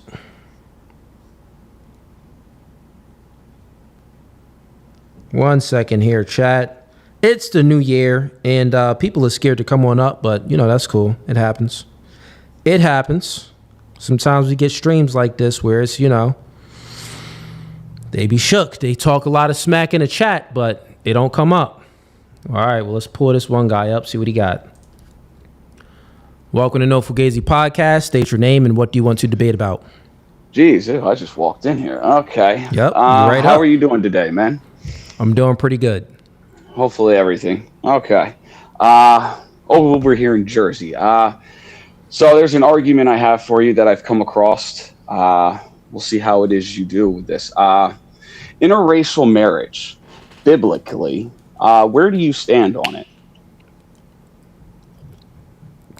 I think that marrying someone that has a different race, a different ethnicity, is 100% fine and not a sin. Okay. So then would you believe God created the differences between us such as how you look to how I look, to how the Chinese man looks, to the guy in Saudi Arabia looks. Was that created by God? Well, God creates human life. What do you mean? Explain more. Would he have created the differences, in which case, between us? Our skin color, the features we have itself, the features you would say a black person has to a white person to a Chinese person. Would you believe that that was created by God? Yeah. Okay. Well, I'll grant it and say yeah for the sake of argument, because you're not really explaining more. But go ahead. Okay. Yeah. I'm sorry. This is an argument that just came across my plate a few weeks ago. Sure. And I'm not actually sure, but I'd like to get an opinion about this. All right. So the idea was that God created the differences between us, in which case, so that the opposite of that, when I look at the differences, God would want us to be different. God, there's not much. made us. Okay. I see where you're going with this. This is why I wanted more information. So, God created Adam and Eve, right? Yes. After Adam and Eve, they disobeyed God, and then the world was in a fallen state. So man fell. After man fell, man caused many different things. So like men go, like, think about it. Science has some information on why we're different. And some of that information would be, well, white people being in the Caucasus, coming from the Caucasus Mountains, they developed more, human beings being in the Caucasus Mountains, which would be if everyone came from sub-Saharan Africa, human beings that traveled and went to the Caucasus Mountains, over time, they developed more narrow noses, the melanin in their skin started to, disappear and things like that. So it depends on which way you're thinking about it. But overall, I would say that human beings caused a lot of the genetic diversity because we're choosing to sleep around with, different people. But overall, no, it started with Adam and Eve. And was Adam and Eve of the same race? Well, we got to say yes, because Eve came from Adam. So we're all of the same race, the human race. But go ahead and get to the point. Well, the argument is the only other way you could look at it is through evolution, through the environment causing a change to us. And I would believe that that would be the devil as the opposite of, if God wants us to be different, wouldn't the devil then want us all to mix and be the same? And it became an interesting argument when I heard this, where I was like, I actually never heard that before, and I'm not sure. I'm not following the argument, honestly. So you're saying that, repeat that again? Well, okay, you said that man, in which case, had some involvement in the changing of us after Adam and Eve, right? But we're kind of supposing that. We don't really know, but I can assume that God intended to make us different, right? So at that point, I would assume... but we're not different, man. What do you mean by different? Well, our so features. Just because we have different features, that's totally fine. All. Like, listen, man, you're not gonna look this is a silly argument, because even if both of your parents they are the same race, you're not gonna share the same features with your brother. You're gonna have different features than your brother, different features than your sister. Oh yeah, we do. So what I'm saying is the different features, as far as like the noses and the skin color and things like that, these genetic diversities within, these small little things, this doesn't like make us this is a different ontology. No, we still have the same ontology. Men from different races still share the same ontology. Yes, I get you there. And I'm like just going off of the basic 99.9999% the same biology. The only thing is, I have a little bit more melanin than you have, right? And like, it's very little small things. Sure. That is the question. Did that come from, some people have told me that came from these individuals sitting out in the sun for generations, right? And the sun caused it. But then if I take those individuals and we put them inside for generations, would their skin change back? Because I've never seen that. I've never heard it before. Well, okay. Let me ask you this. How do I explain this question? My apologies. I'm not really following because it's not making any like coherent sense. What do you think who do you think came first? Was it the white man or the black man? It doesn't matter to me, but even if you don't know. Well, like if we go to science, like Adam science and Eve came first. Science would say that life started in Africa, and since Africa like is hot, science, and also like we see black people. I forgot what's it's called, but they'll like albinos, like black people would their skin. They will lose pigment in their skin. So we can see that a black person actually can turn like white looking. This doesn't mean that they'll have their nose would change and things like that would change, but at least the pigment in their skin could change. But we never see the opposite. We never see a white man develop black. And I actually think that if there's a disease that when white people do get these black spots, it can like be cancerous and bad for them. I'm not exactly sure what it is, but we don't see the opposite. So we see from a skin color experience, we experience black people go white due to, that I forgot what it's called, but you know what I'm saying, the albino. Well, that's supposed to be like a disease or something of that nature, It ain't right? really a disease because it really don't affect them like that unless like. But it's you're missing something within the structure of your DNA. It could be, right? But then you're saying this happened from the environment, and that sounds like you're mixing evolution with Christianity. No. People do evolve. I do believe in like short-term evolution, like things evolve. Like if you look at what's the one disease, malaria. In Africa, black people was getting malaria, this disease, right? And then their cells developed in a sickle shape to fight malaria, to kill that disease. So no, people evolve over time. Like our genetics evolve over time to kill off viruses and diseases. And human beings, we evolve over time based off of where we're located at on a globe and stuff like that. But the point that I was making was real quick. The point that I was making was we see black people lose pigment and they look white, right? We do not see white people gain pigment and look black. We've never seen that. There's no. Yeah. So I would say that since we've never seen the opposite, and we know that humankind started in, like Africa, I would say that, man, the first man was black. But it really doesn't matter. I don't know why we're speaking about this, because this really doesn't prove a point that you were trying to make is like you should. No, it's not a point. It's just an argument that I'm trying to hear sides of from individuals, because it's something that it sounds like people keep mixing Christianity with evolution. No, that's not saying the environment has caused massive changes to the human body to look differently, not be different. We're the exact same. We're both men, but to look differently, like dramatic features, bro. You're 6'4". The first time I saw a picture of you, I thought you were like 5'8", and I see you next to some dudes. You're 6'4". I'm like, oh my god, this guy's a giant. Yeah, we're both men, but we're massively different.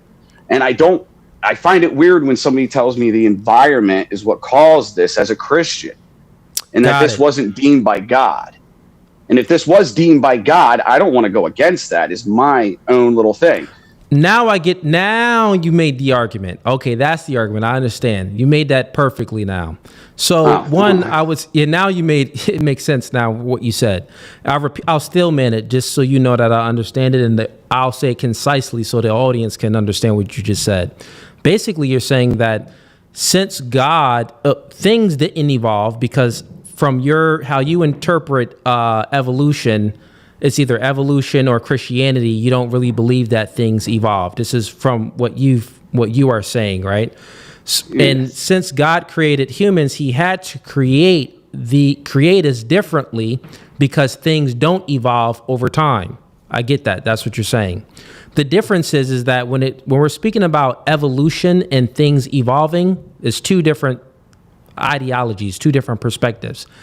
Evolution theory, they believe in the Big Bang, that everything started with the Big Bang, and they do not believe in God. They're atheists. They don't think that God created the heaven, space, and time, and all of these things. They don't believe in that. They believe that we came from like sea animals and then monkeys, and then that's what they believe in. I don't believe in that.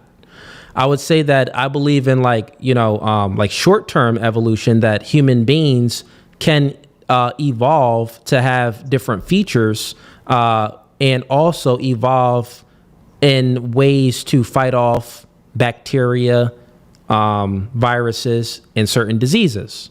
So that's what I believe. And the reason why I believe that is because we can see it.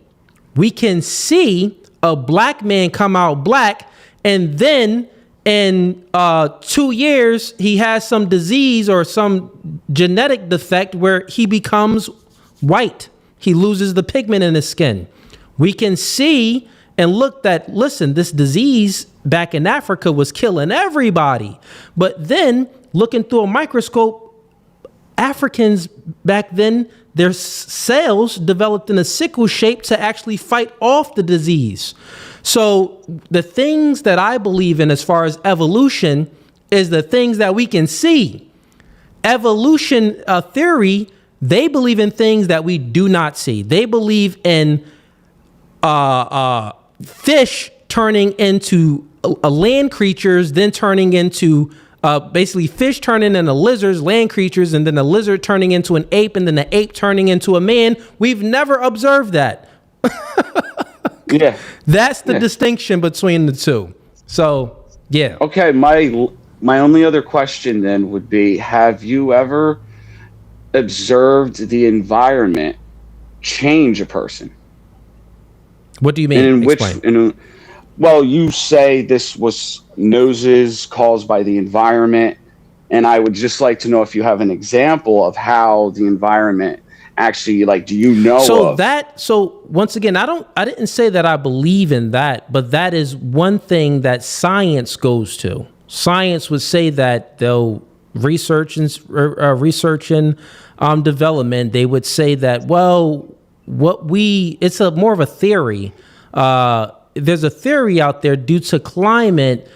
You know, if you're in a hot climate, that would require a wider nose. If you're in a colder climate, that would require a thinner nose. And since they're trying to basically correlate a few things. So I don't necessarily believe in that, right? But I would say that that's one theory out there. Even when I started, I say, well, there's theories about these things, but I mean, I don't really know. But what I do know is that human beings do evolve. We've witnessed that. Okay. And I'll be honest, even if we're going 6,000 years ago, 6,000 years of human beings being in one location for maybe 2 or even 3,000 years, who's to say that they can't develop thinner noses and stuff like that? But not only that, I'll say this too. It isn't even about the thinner noses. So here's what I'll say. If you look in Africa, it's a very diverse continent. So in Africa, everyone doesn't look the same, right? Yeah. Now they'll have different shades of skin, right? Like the natives, they'll have different shades of skin. Like some will be my complexion, some would be much darker than me, but they'll have different features as well. Like Nigeria, they'll have more of the wider noses. But if you look at Ethiopians, like if you look at in Ethiopia, they have more of like thinner noses and stuff, right? They'll have thinner noses, and even in Somalia, they'll have more like different type of facial features. And then if you go to other parts of Africa, they'll have chinky eyes. They'll be black but have eyes of an Asian person. Look it up. And also in Africa, I haven't seen that, but I'll have to look it up. Yeah, so I believe you in every way on that. Africa. So here's the correlation that I guess science likes to make. Since Africa is a very diverse continent where these black Africans have different facial features, even facial features that resemble Chinese people, white people, and all different types. Then if they spread across different nations, spread across different continents over time, the only thing that really changed was the pigment in their skin, and then the not even the hair, because in Africa, some of them, they got like, you know what I mean, like Spanish people with hair. Hola, ¿cómo está? Estoy bien, gracias. Like, you know what I'm saying? So they have like hair that falls down. So it doesn't, just because, so that I think that would give more information to the argument, because your argument is simply, you believed in evolution wrong. So I think that if you just dig more into the history of Africa, the continent, and the diversity between the nations and the people that's there, it would make more sense. Well, yeah. I mean, I guess somebody could just argue on the other side and say that was something done by the influence of man going wrong. I think you actually made that point at the beginning. So, all right, man, I'll weigh those with some others. I still got some others I want to go discuss that with, just to weigh and find out what they say. But it's nonsensical to believe in the other thing. That wouldn't really make any sense, because this would mean that like, okay, God made different races himself, different ethnicities, like whites, blacks, Asians, all of these things, right? And then he wants you to like only mate with those people. But you already know that if you are a believer in Christianity, it's really not a flesh thing; it's more of a spiritual thing, right? So it would be shallow. It would be shallow to say, oh, well, you can't date that white woman over there. Like, that's not Christianity. Christianity would say, oh, don't date the woman over there that has bad values. Don't date that woman over there that, killed someone or did, degenerate things. Stay away from those type of people over there. But it won't say stay away from those type of people over there because they're black or because they're white. Like, that's just like shallow and like low level stuff. God is all about the character, the values, the spiritual. Yeah. I guess that actually goes by the other piece. Yeah, like skin color and your nose shape is just dumb. Like, that's not. No, God isn't judging you off of that. Well, just something created. God judges you off of your values. He does. I mean, he never said that it is you should not do this. This is not something I believe in. Okay, either. This is just an argument. I feel you. Yes. This is something that came across my plate, and I'm just like, I've never heard this argument before. And let me approach this to others to see what because, dude, I'm a diesel mechanic. I don't come across anybody that really understands philosophy. They understand room, and bang, bang. That's really it, the guys I deal with here. I'll be honest. I never trying to get the idea. Yeah, no, I feel you. I've never heard that argument myself. That's why when you said it, I needed you to like say it again or explain it a different way. I'll be honest, it's a nonsensical argument. It's nonsensical. It's someone that really doesn't understand Christianity, one, and then whoever came up with the argument doesn't understand Christianity and doesn't even understand evolution theory. Well, I think you got it with the end of what I would use that for, because it kind of categorizes that into you're kind of becoming one of those Hebrew Israelite guys at that point, where I feel like the argument would eventually go, well, then wouldn't God just be racist if he's making everybody differently? It would kind of go there, I would feel like, eventually. Yeah, so, man, that's a good point. It's borderline. It's borderline there. Yeah. No. Thank you. It was an argument. I'm like, I want to talk to somebody about this. And, I appreciate you for coming up and sharing the argument, man. Anything else you got for me? No, man. Thank you. I appreciate the time, man. I really do. I appreciate the words, man. You take care. I'll continue to watch. Yeah, have yourself a good night, man. You too, man. All right. Good conversation. Weird argument, nonsensical argument, but it makes sense as far as it makes sense why he would come up here and share it. Took me a little bit to figure it out, like the angle where it was hitting. Then once I dissected, I'm like, this is easy pickings. But sometimes it's like that, chat. Sometimes it takes a little bit longer to defeat an argument if it's your first time hearing it, right? But it has been defeated, fully destroyed. Thank you for being patient. Get the likes up too. No, you get the likes up, right? Get them likes up, man. Get them likes up. All right, we got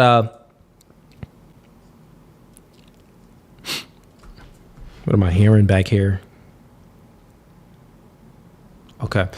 We got a specific rage sends in for $25. I appreciate the support. Says your followers saying you need a person on camera to hold them accountable is a textbook cop out. Debates are about the person's argument, not someone's picture. Their mentality does not reflect well on you. Okay. Your followers saying you need a person's. Okay. Yeah. So listen, man, if you want to come on up and debate, your camera has to be on. That's just that. Camera has to be on. Now, I do make some exceptions. Like, since it's kind of slow tonight, I may make an exception. So if you want to come on up and debate, I'll bring you up. But really, nah, you need to. I'm showing my face. So you show your face, right? And not only that, I don't even have like a pseudo name. I give my full government, right? Like I don't have like a little, I don't have a stage name. David Cooley, that's my government, right? So if I'm being no Fugazi, showing you who I am, that's the masculine thing to do. I think that you should show me the same respect, put your camera on. But since it's a little slow, if you want to come on up and get this smoke and you're scared to have your camera on, well, you already took an L by not having your camera on. Yeah, come on up. See what other super chats we got in here.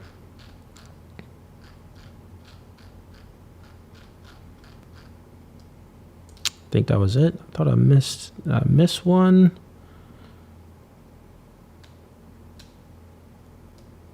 Okay, yeah, here we go.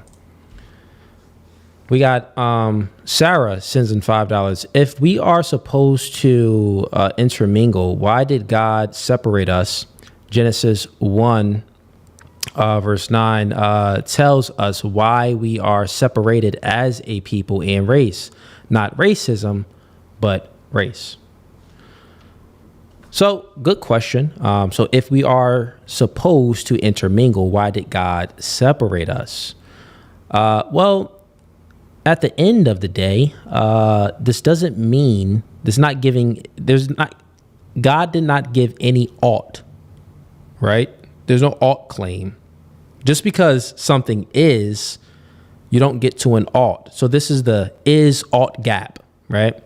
Just because something is doesn't mean you ought to do.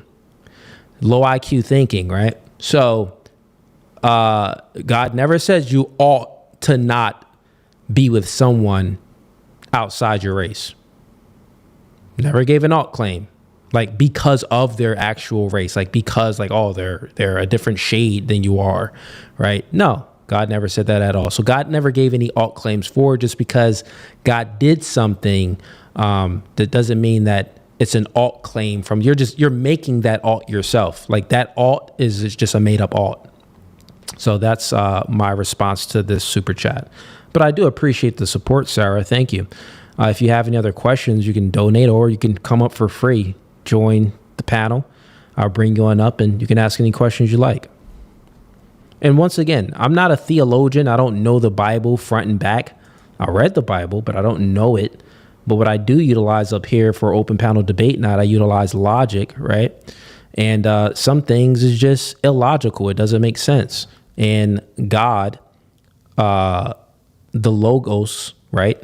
Jesus Christ, well, he gives us logic and reason. We utilize that as a tool. So if something is nonsensical, what I do here is I point it out.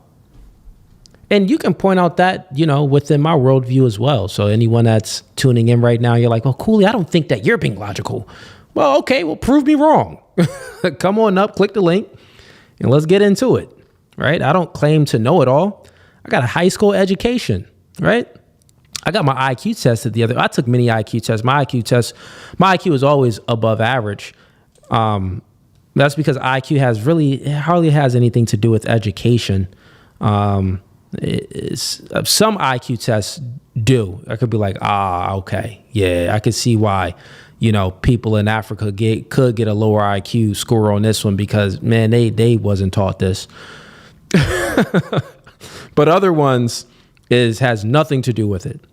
It's like pattern recognition and many other things than knowing history and stuff like that. Okay. Looks like we got no one else backstage right now. So let's just do a quick announcement. If anyone wants to come up and debate me tonight or, ask a question, like an argument question, I appreciate the last guy that came up because he came up. He necessarily didn't agree with it and it wasn't his argument, but he came up with an argument from someone else's and he wanted to get my argument against it. So it's still like a debate. And it makes for good conversation and good content. So we like that. I appreciate that. So anyone that wants to do that, you can do that. But do it in good faith. Like, just don't come up here and try to be like a contrarian, like just because. Like, you actually have to be curious about a position or an argument like the last dude was. Welcome to No Fugazee Podcast. State your name and what do you want to debate about, and where's your camera? Can you hear me? Well, your camera is on. It shows me that it's on, but it's just black. Maybe turn your phone around. But yes, I can hear you. I don't know what's wrong with it. I see movement a little bit. You got your lights off in your house, man? No, my phone is messing up. But I ain't gonna hold you long. I just wanted to say, you know what I'm saying? Okay, I go like ahead. what you do, man. I follow you. You know what I'm saying? Shouts out to you. Happy New Year. And I fuck with what you're doing, man. That's all I want to say. I appreciate that. Nothing to debate about then. Yeah, nah. Okay. Well, I appreciate it and have a blessed one. Happy too. New Year to you and your family, man. All right, thank you. All right, chat. Get the likes up. Where we at?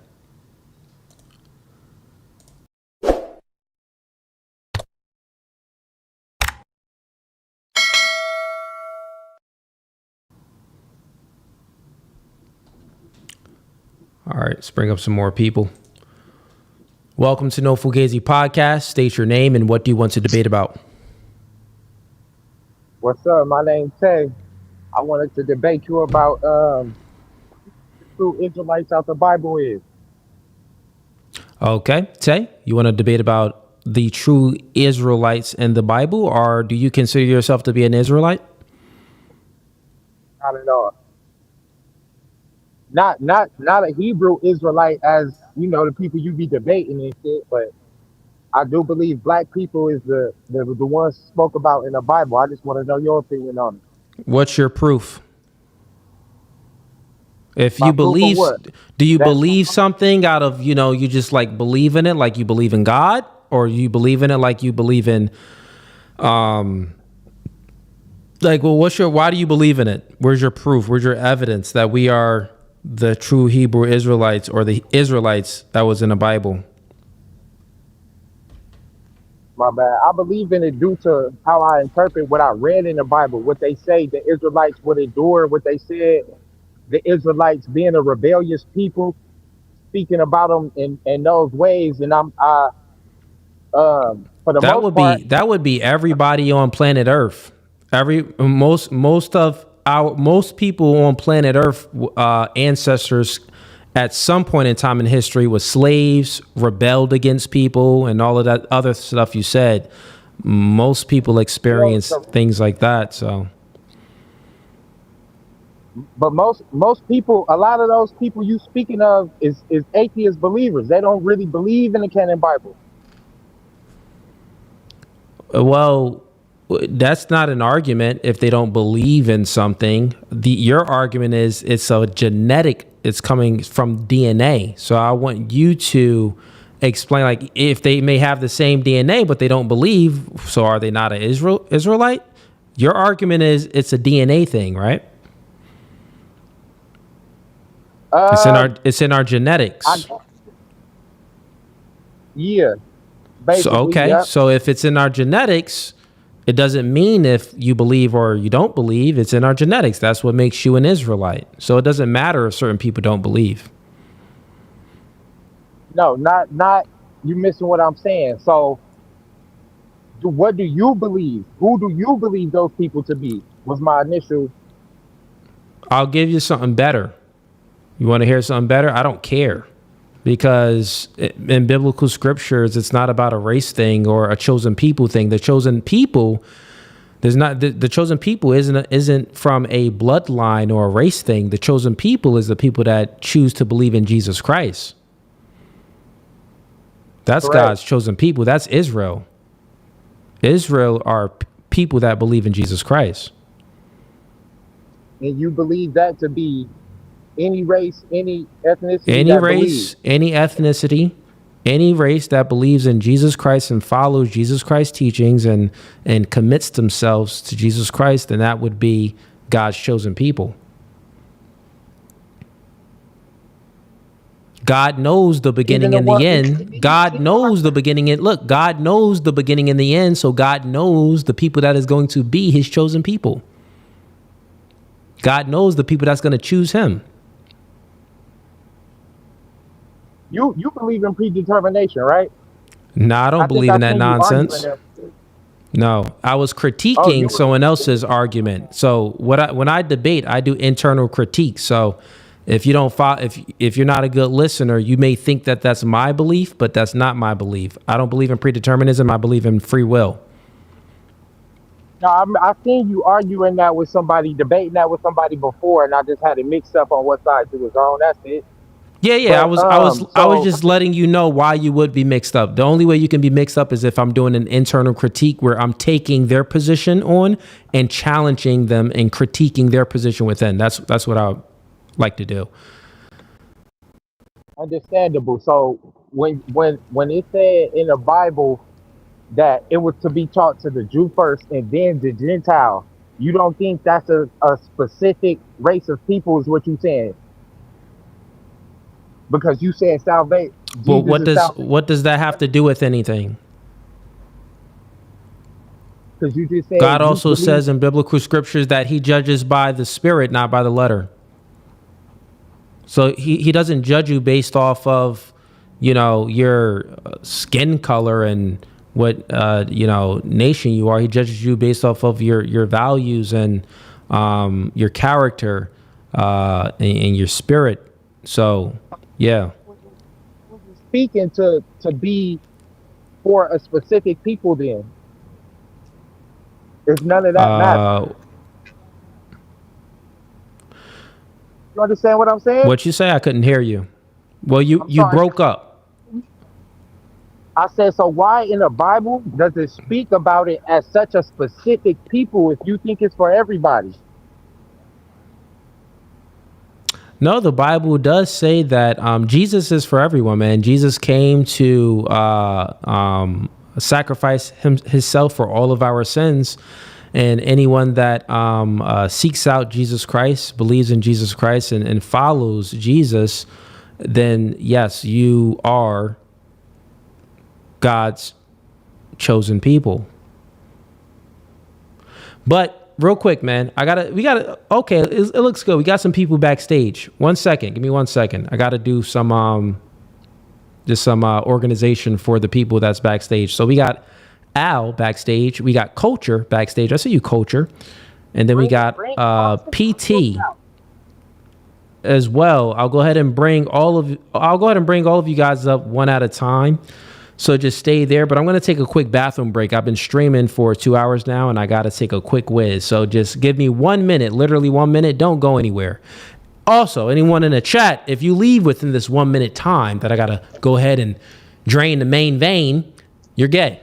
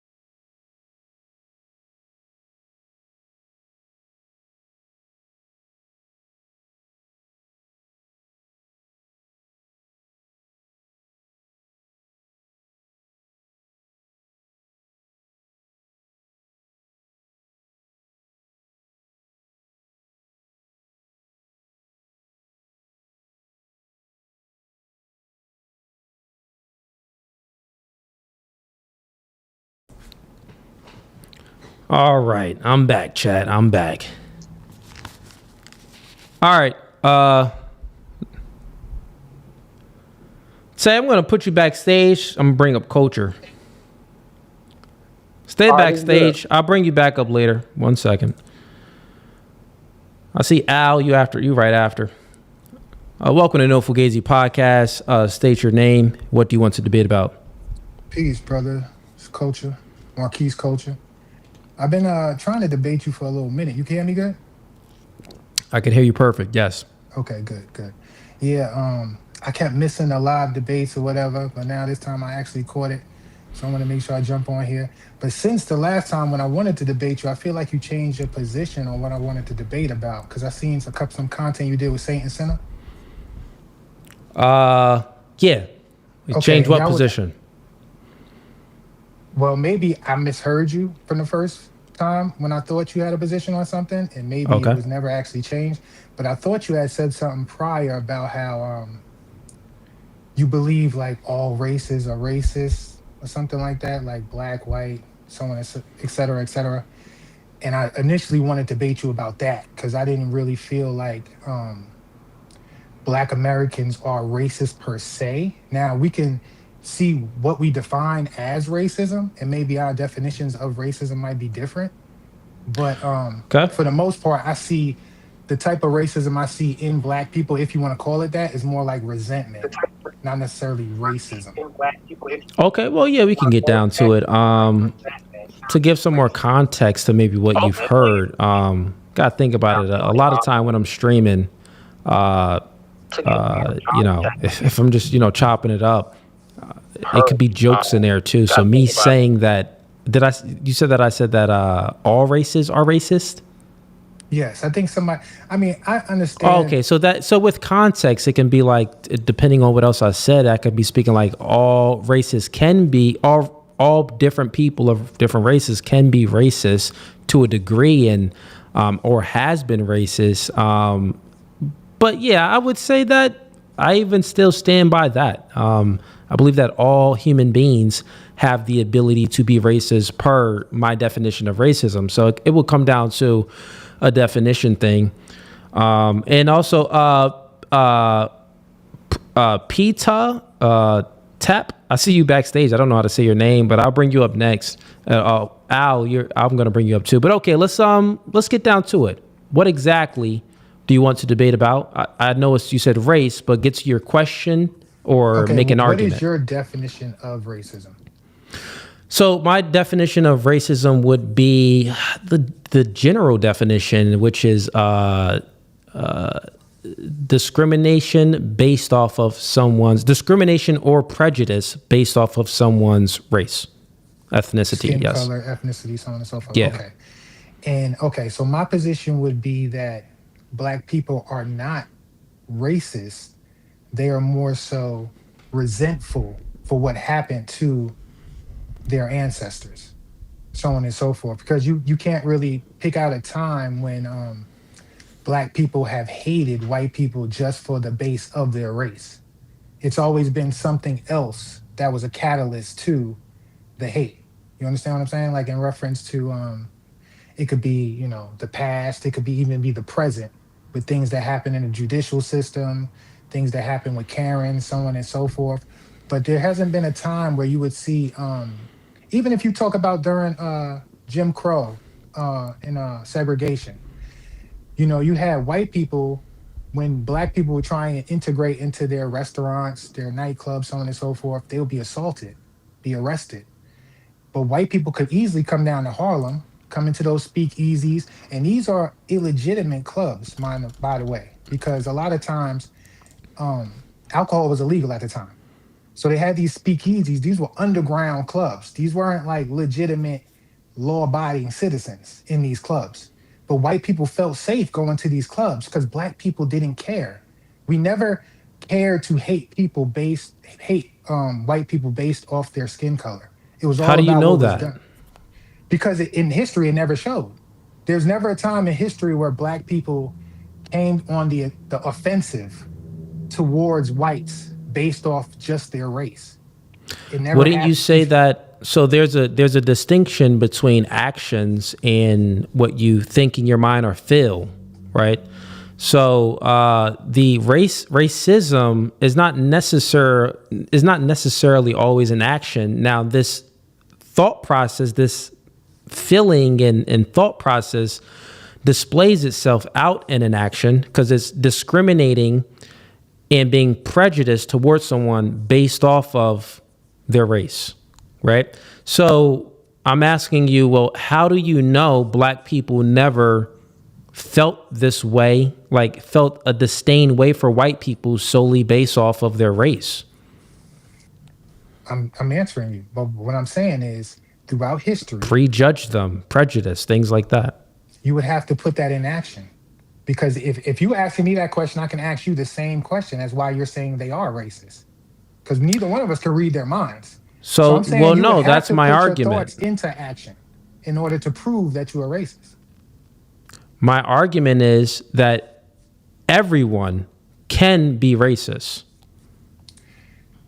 Okay, Not well, everyone is racist. Everyone can be racist. Okay, They have the okay. potential to be racist. That's a distinguishing. That's a big distinguishing factor right there. Now, I'm not disagreeing that someone can be racist. That's impossible for me to say that no one can. Yeah, that's why I was asking you to prove it, demonstrate it. Okay. No, I'm not saying that. I'm saying throughout history, it has never shown black people being racist towards whites for just simply the color of their skin. Like, for instance, I use the segregation times as an example because whites weren't assaulted in all black clubs or all black restaurants the same way whites assaulted blacks. But we can say maybe because they were afraid of the law. Let's just use that as excuse. They didn't do it because... Well, what about the guy that was on a train and he killed the white girl, the white woman on a train for apparently no reason? There was black people on the train. There was him on the train. There were other women on the train. But when she got on the train, that little old white woman, what would you say? What was the reason for him? Like, what was going on in his mind? I would say that his actions showed that he was racist. I would say he's crazy and anyone was in danger around that man. His actions definitely showed that he was crazy, but not anyone, real quick, but not anyone was in danger around that man because his actions didn't show that. If you watch the footage on that train, when the white girl got killed by this black guy, there were other black women on the train, other black people on the train. In that footage, it didn't show around them any other white people sitting in that area where he was. But when that white woman sat there, then his actions showed aggressiveness and anger and violent acts towards this one individual. And the only thing that's different about this one individual, as far as we can see, was that she was white. So why wouldn't you say that that black man was racist? Because one, he didn't actually distinguish, I'm killing you because you're white.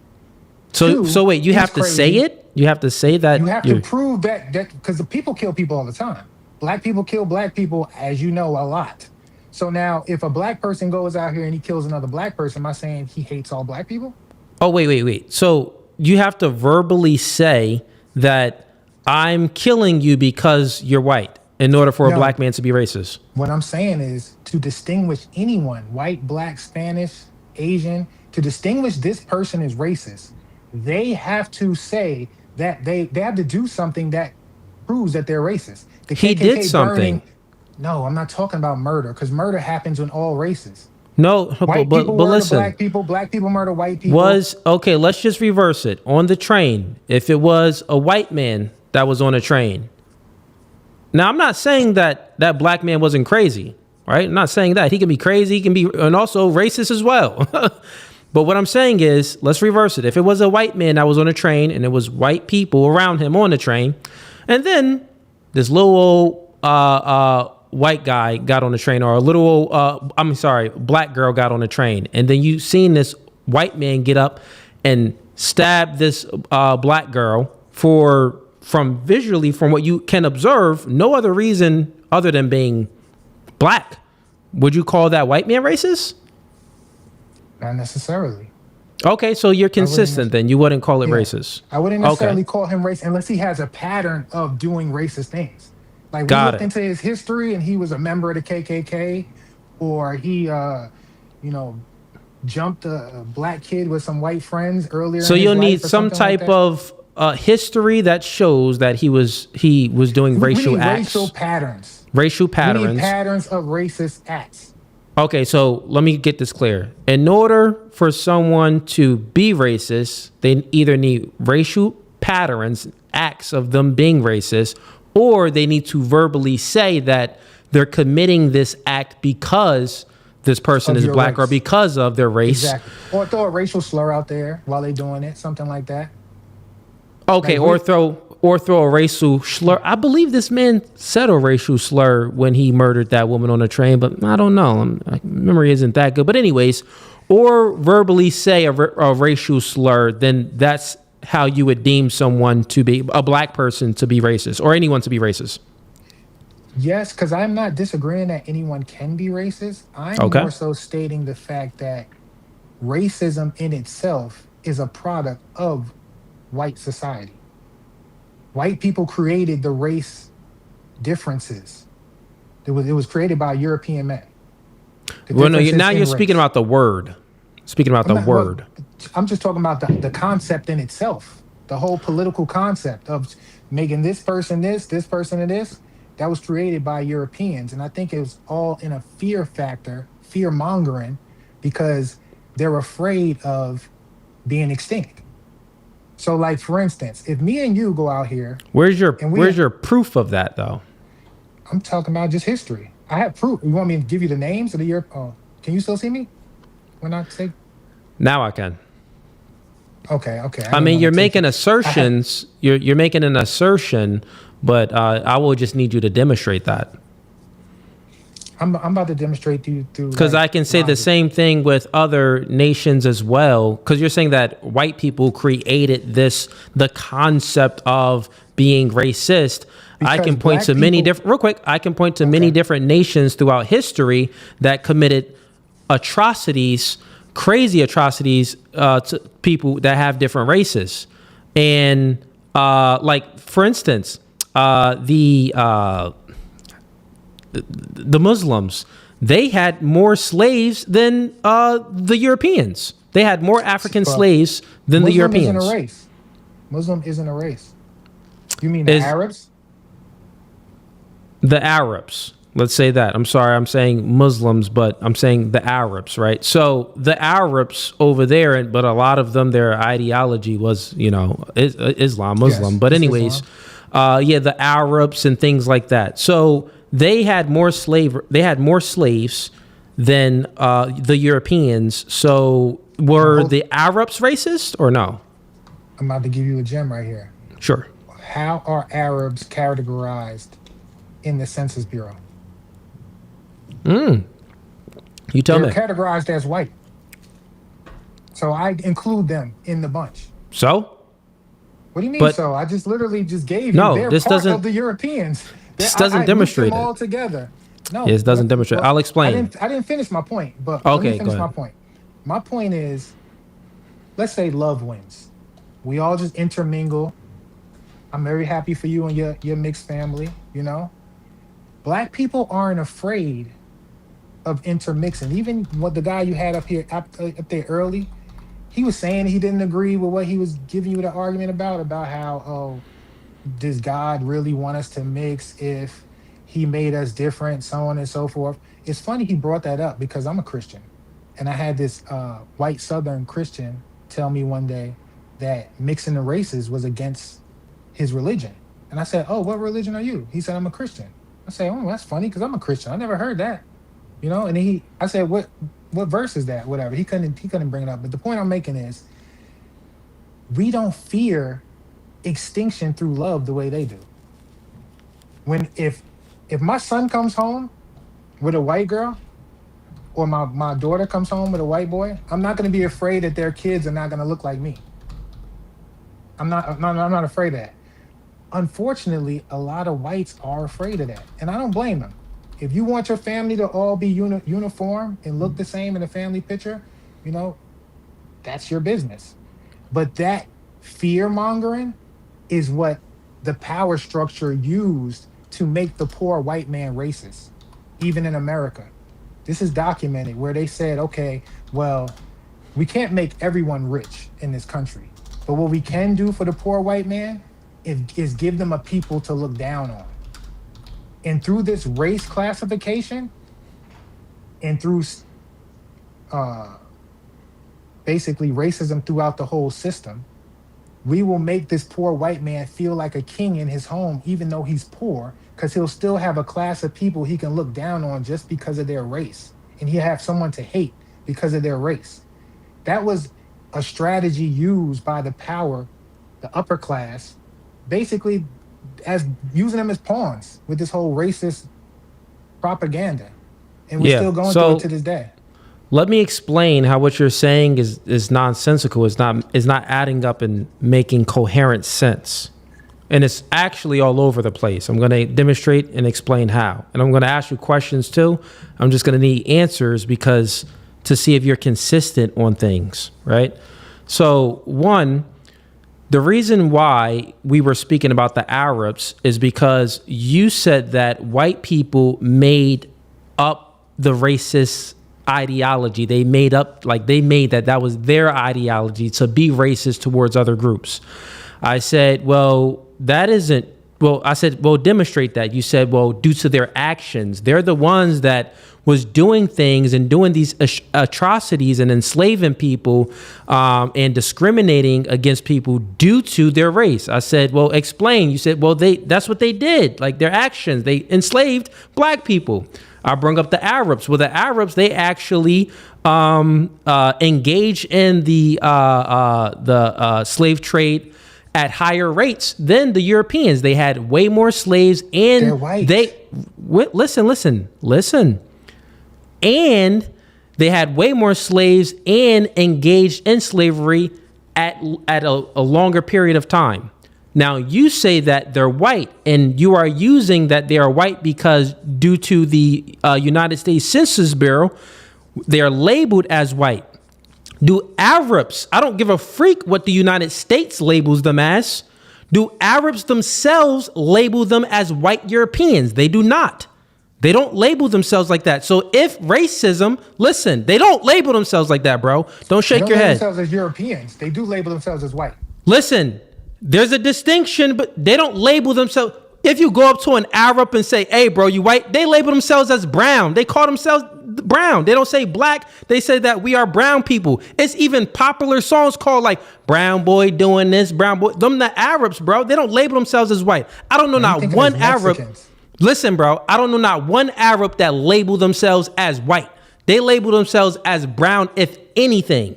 So listen, I'm explaining to you and demonstrating to you how things aren't adding up. So if it's the case, as you said, that, well, white people created the term racism or racist by their actions, by engaging in slavery, but the Arabs actually engaged in more slavery for a longer lengths of time and had more slaves, but well, maybe they created racism. So that's my argument there. The argument is very simple. You said white people made up the ideology of racist to actually be conduct racist acts based off of someone's race, like to enslave people solely because of their race. Well, how don't you know that the Arabs didn't do it first solely because of someone's race? You would have to demonstrate that. I needed more information. So that's my first question. How do you know that Arabs didn't do it solely based off the race? Well, first, let me clarify something. I said that there was 3 white Europeans who made the right race classifications. They're the ones who created the race terminology of different races. That's what the Europeans did. Now, as far as racism being spread across the world, yes, that was Arabs and whites. Well, I include Arabs in the whites. You can call them brown all you want.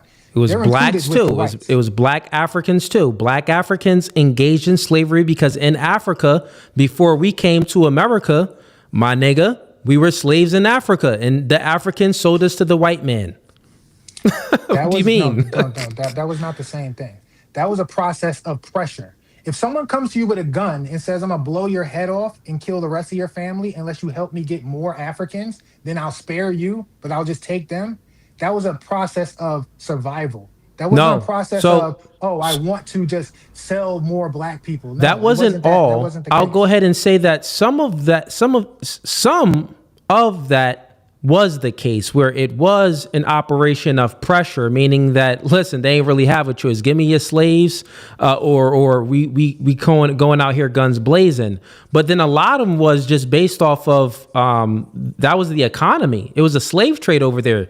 Those people made money. Those Africans made money by selling slaves to the Arabs and the Europeans. They made money off of that. So it was a business. Okay. It was a market for it. Now, just like any business in any market, a person can, if you selling something, you selling lemonade over there, and I see the other people coming over and buying lemonade, you know what I mean? If I know I got more ammo than you, I got more manpower than you, I may be like, listen, little nigga, give me that lemonade. We ain't paying nothing for it. And you gonna be like, all right, well, cool, go ahead.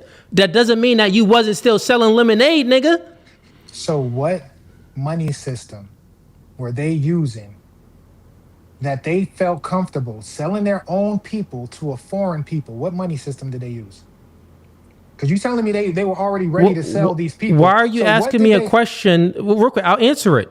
What does this does not negate the fact that black people in Africa they already had slaves themselves, and they sold their own people. It don't matter if the money system was rocks.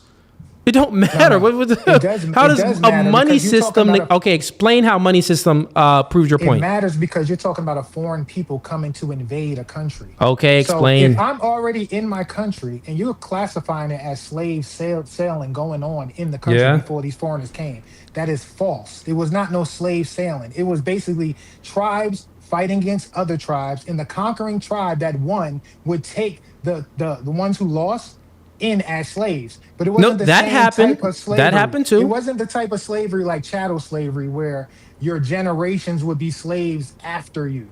It wasn't, and it was like a form of like servitude. It wasn't a form of embarrassment. It wasn't tar and feathering you. Okay, so there's some they still had wait, pride. you don't think about, people didn't rape slaves. You don't even know what you're speaking about right now. There's different forms, I would say, of slavery. Right. Okay. So there's a form of like maybe a chattel slavery. Like, okay, you owe this person. Listen, there's forms of chattel slavery, meaning like, oh, you my slave, and your brother is my slave, your son is gonna be my slave, and your great grandkids is gonna be my slave. That's that as well too. But then there's also the slavery as far as you owe someone a debt, and okay, you basically have to work off that debt. But then there's the many other different forms of slavery where it's like, oh no, we conquered you. Now you are, like you explained, now you are my slave. And this isn't you can't work anything off. You are my slave. The thing is, this does not demonstrate, right? This doesn't demonstrate how Arabs and Europeans came up with the racist ideology you would have based off of their actions on enslaving other races, black people and stuff, but why not the Arabs? So the question is very simple. Why is it white Europeans? Why isn't it Arabs, where Arabs had more slaves and engaged in slavery at longer lengths of time? And not only that, the Europeans, the Christian Europeans, was actually in Britain. There's actually the nation that actually stopped slavery internationally overall.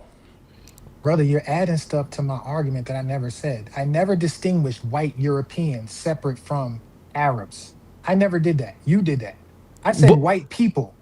Meaning listen, white people, I never categorized them as Europeans. I made the distinction for you for white and Arabs because it's not the same thing.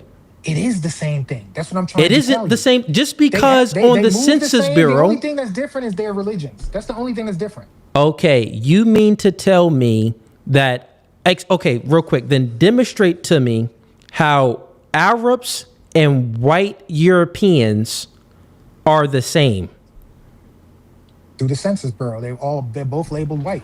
Okay, you're appealing to authority right now. This is a logical fallacy, right? So listen, real quick. Listen, I'll explain. I can only go with the only facts reason that they list for me. What? So are you racist based off of how someone lists you, or are you racist based off of you yourself thinking and discriminating and your actions based off of how you discriminating and being prejudiced towards other people? So the argument is very simple. Okay. Arabs don't think that they're white. Bro, they don't think that. They just don't think that they're white at all. It doesn't matter how the United States Census Bureau labels them. They don't label themselves that, but they still engaged in more slavery and slavery at longer lengths than the Europeans did. So why can't, I'll ask the question again because you still can't answer it. Why isn't it the case that Arabs are the ones that actually came up with the racist ideology instead of white people? That's what we're competing now. You need to demonstrate that. Whites I never said or that Arabs? they didn't. I'm saying they both did. You're Well, saying now one you're. or the Oh, other. well, now I'm they saying both did. both. But Yeah, I'm saying they both. your argument was white people are the ones that came Because I up. categorize both of them as white people. That's what I'm But trying to tell now, you. but listen, but real quick, but now we just made a clear distinction that, well, that isn't the case because Arabs don't categorize them as white. And then this whole time, you was arguing that Arabs, the way they engaged in slavery was different than the whites. No, I didn't. I never said that Arabs engaged in slavery different than the whites. The only difference with Arab You did. slavery You brung up was that chattel they- slavery and stuff. Hold on. The only difference with the Arabs and the European whites is that they kidnapped more women, specifically because they wanted to have indentured slaves, meaning like they wanted to have concubines. They wanted to rape African women. So that's the only difference between those two forms of slavery. They took more women purposefully, Okay, and so the other whites took whoever they can get. And they All took right, them to so- a whole nother continent for chattel slavery, meaning generations beyond generations being all enslaved. right, I'll just ask the question again because your claim, I need you to demonstrate it. Your claim is white people created the ideology, the thinking process to be racist. They created Out of that thinking fear. process. And they did it out of fear mongering, right? How do you know that Arabs aren't the ones that created that fear mongering and that racist thought process? I never said it was not Arabs. I said white people. So I never said it was either Arabs or the white Europeans. It could have been both. It could have been either one. It could have been the Arabs. What I'm saying is the same way I just said a white man wouldn't want a black man being brought in his house with his daughter, the Arabs is the same way. So if you was dating an Arab girl and she took you home, I'm sure in the back of her father's mind it would be the same problem that I'm talking about with this other white man. Does that make someone racist? I just said that person themselves, that fear has been put into them. So they might not have initially been racist. I said the upper fear? echelon of society has put this fear in Okay. the poorer class. Let's speak of white about the people. fear. Let's speak about the fear now, because you couldn't demonstrate your argument. You're like running from it, but totally fine. Let's speak about the fear, because this You is keep in trying the to change argument. my argument. I'm not trying to change your argument. I refuted your argument, and then you went back and changed it. Well, like, oh, well, You're the refuting my whites and the argument with a false Arabs. statement. You're No, refuting my argument by saying you I made believe a Arabs are brown. claim. No, listen. You made a claim. No, stop it. You made a claim, and you are the one that said white people created. You did not include Arabs too. Then when They are stop. included in white people. Listen. They are not included. Then you tried to appeal to authority, right? You did a logical fallacy. I'm appealing to authority. You appealed to the Census Bureau that lists If they them were as against white. it, why don't they fight it? If they are against being labeled white, why don't Arabs fight it? They don't care about it, man. Of course they don't Why care would because you they not care white. about it? They like being called white. Do They you like enjoy being called white? okay? Do you I like love being called black? I'm black and proud. Yes, I love it. Okay, got it. So you like being called African American? Yes, all of that. Okay, fair enough. So that's your preference. Their preferences. Yeah. They don't really I'm give a freak. foundationally black American, all of that. And I would know why they don't really care, because they have their own countries and things like that they can always go back to. But listen, They don't real care quick. because they love the white privilege. Well, no, it's not any really white privilege for being an Arab. White people don't consider Arabs them. What are you speaking about, man? Some of them anglicize their names, and as long as that, you know what anglicized Chinese means, people, right? Chinese people do too. The Chinese people is Chris, but their really name is Wong Tong Fong. Exactly, and I don't blame them for doing that. But This the doesn't prove your point. It does prove my point, because the difference between No, a it Chinese doesn't. man hold on, let me finish. The difference between a Chinese man anglicizing his name and an Arab anglicizing his name is that Census Bureau still labels the Arab as white. It labels the Chinese man as Asian. So when they ask you your ethnicity, when they say on the application or whatever you're trying to apply for, and you what know is what? your race? I'm The Arab granting gets to it. put white. I'm granting it for the sake of argument, but honestly, we can pull it up and it doesn't need, the Census Bureau doesn't. The Census Bureau has different labels for different people based off of their ethnicity. This is how we know how many white Europeans we have. This is how we know how many black Africans we have. This is how we know how many Africans that's coming over from Africa. This is how we know how many Asians, how many Indians, how many Arabs, how many Pakistans. So it's actually all broken down in different categories. So you were lying. You were lying. So that is a lie. That's not true. You want me to pull it up right now and prove you wrong. So how can I stop it. Right now on the Census Bureau, I can go ahead and pull it up and give you a statistic based off of the Census Bureau of how many Indians and how many Pakistans we have in the United States. If I can demonstrate it to you right now. If I can demonstrate that, then they're not labeled white. You're dumb. I granted it. Listen, stop it. I grant arguments to do internal critiques, right? So I just granted it, but you're actually wrong, so it doesn't even matter. So really, to break it down and to like crush your argument, you're wrong.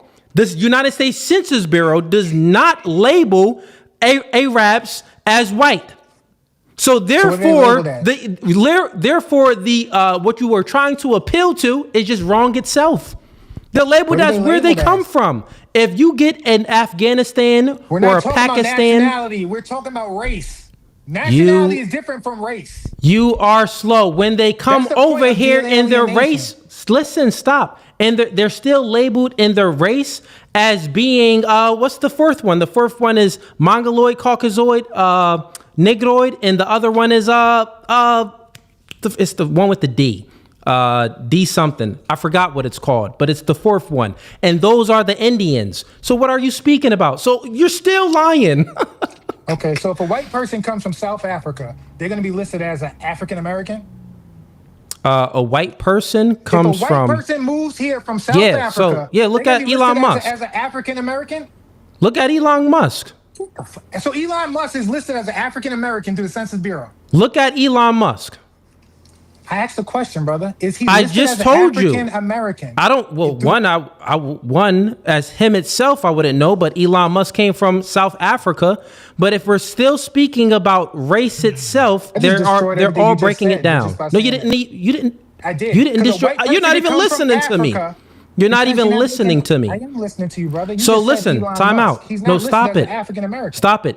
What is Elon Musk's race? White. Okay. So therefore, if he's white, then it will be a racial category, and then there will also be a nationality category. The United States Census Bureau has a racial category and a nationality category. I already proved that wrong by there's 4 different races. There's not 3. White people aren't included in the same race as Arabs. There's a different racial category, which it is listed. Want me to bring it up right now? I'll bring it up for you. What is the race? I'll bring it up for you.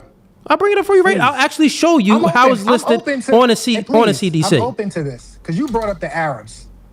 When did I bring up? Only reason I bring up Arabs is because. Yeah, listen real quick. The only reason why I brought up Arabs is because you couldn't prove your point. You were appealing. Stop it. No, you didn't. You were appealing to authority. I granted it, but the argument was nonsensical because Arabs committed more atrocities and engaged in slavery at longer lives and with more people. They did not commit more If we're speaking about slavery, That's what we're speaking Slavery about. was way worse than anything that they did. The slavery we went through in America was worse than anything the Arabs ever Yeah, did. Do not try yeah, to say it was worse. yeah. I don't really know about that. If you engaged in slavery, if you enslaved more people, like millions of more people, and at longer Wasn't lengths millions of more time, people. yeah, it was, wasn't bro. millions You're just of more wrong. people. Yes, it was. So what country in the Middle East has as many black people living there now as America? In reference to foundational black Americans who came here from slavery. Why That are there has so nothing many of to us do. here? Okay, Hold so on. one, you So don't know if how they to took so follow a many point. if they took so many more people, why aren't there still black people in their country Yeah, you don't know how that to came from follow. the slaves? You don't know how to. You want to just Google it, man? About to start I'm Google. asking I you a think with legitimate you. question. Okay, I'm asking you a legitimate question. How is there not people still who are descendants from those slaves still in those countries? okay. Like there Just are in because. America. Yeah. Once again, so there's a difference between how Europeans engaged in slavery and how Arabs engaged in slavery. That's what I'm saying. And also, if you go to these, once again, also if you go to these Arab countries, you would see that they're genetically diverse to definitely have black in their blood, like black people, like they're blacker than us. I know Arabs that's way darker than us. So we can see that, no, they definitely engaged in chattel slavery and was with them women and doing a whole lot of things, right? So your argument is just wrong. You're saying that, well, why isn't it? The difference is over here in America and in Britain, well, we had separation with the slaves. Over there, it wasn't separation. They was killing off the niggas and raping the women, like you even admitted to as well. Therefore, therefore, it doesn't matter if there's a distinction in the way that they engage with the slave itself. My argument isn't that. My argument is very simple. They engaged in slavery for longer lengths of time. And they took more slaves from Africa. So how is it worse? I want you to demonstrate how is it worse if they had more slaves, millions of more. You can Google it too. I should bring this up. But also, so more slaves, but also longer lengths of time. Like the Arabs, just Google it. The Arabs, Google it. The Arabs were involved in the slave trade before the Europeans. Google it. You'll see it. I already know that part, but you're saying more. Okay. You're So saying listen. you're saying they have. Hey, so listen. Yeah, Google it. So listen. If it's the case that the Arabs were one of the first nations or other ethnicities to engage in the slave trade, and your argument is, well, this racist ideology started with the white man, and your argument was because well, white people engaged in slavery, but the Arabs was engaged in slavery first. That refutes your argument. Why isn't it not the Arabs that came up with the racist ideology rather than the white men? First of all, you're not giving me any proof behind what you're saying. You're just saying blanket Yeah, I am. statements. No, Google it. Did Arabs engage in the Atlantic slave trade prior to before the Europeans? It wasn't considered the Atlantic slave trade. It was considered the just the slave trade, just slaves over in Africa. Who was taking them niggas first? Who was taking them first? No, I'm gonna say did Arabs take more slaves than Europeans? Well, it don't matter how you Google it. Who had them first? Who had more? And who did it for a longer time?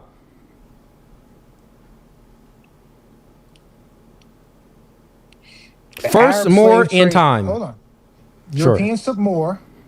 The Arabs did it longer and across a wider region. Both caused massive human suffering. The numbers, to be specific, Europeans took 12 to 13 million. The Arabs took about 9 to 10 million. Overall? Now, this is a longer period of time, though. We're talking about no. That's not accurate. That's not accurate. Keep going. Google more. See now, listen. No, hold on. Let me give you a gem right here. No. 'Cause are we Wait. talking about- Are we talking about a Wait. time frame from like the 600s? So no, to listen. early 1900s. Or are you talking about the same time frame? No, as the Europeans? listen. This is what I'm saying to you. The Arabs, they engaged in slavery and taking slaves from Africa. This is all we're speaking about. Right. Different ethnics, because you said the claim white people came up with the racist ideology due to them having slaves and all of this type of stuff. That's what your reasoning. My argument to refute that is very simple. Arabs, they engaged in taking Africans from Africa and enslaving them way before white people did. So they did it at a longer period of time, and they enslaved more black people than the Europeans. What you Googled was a certain time.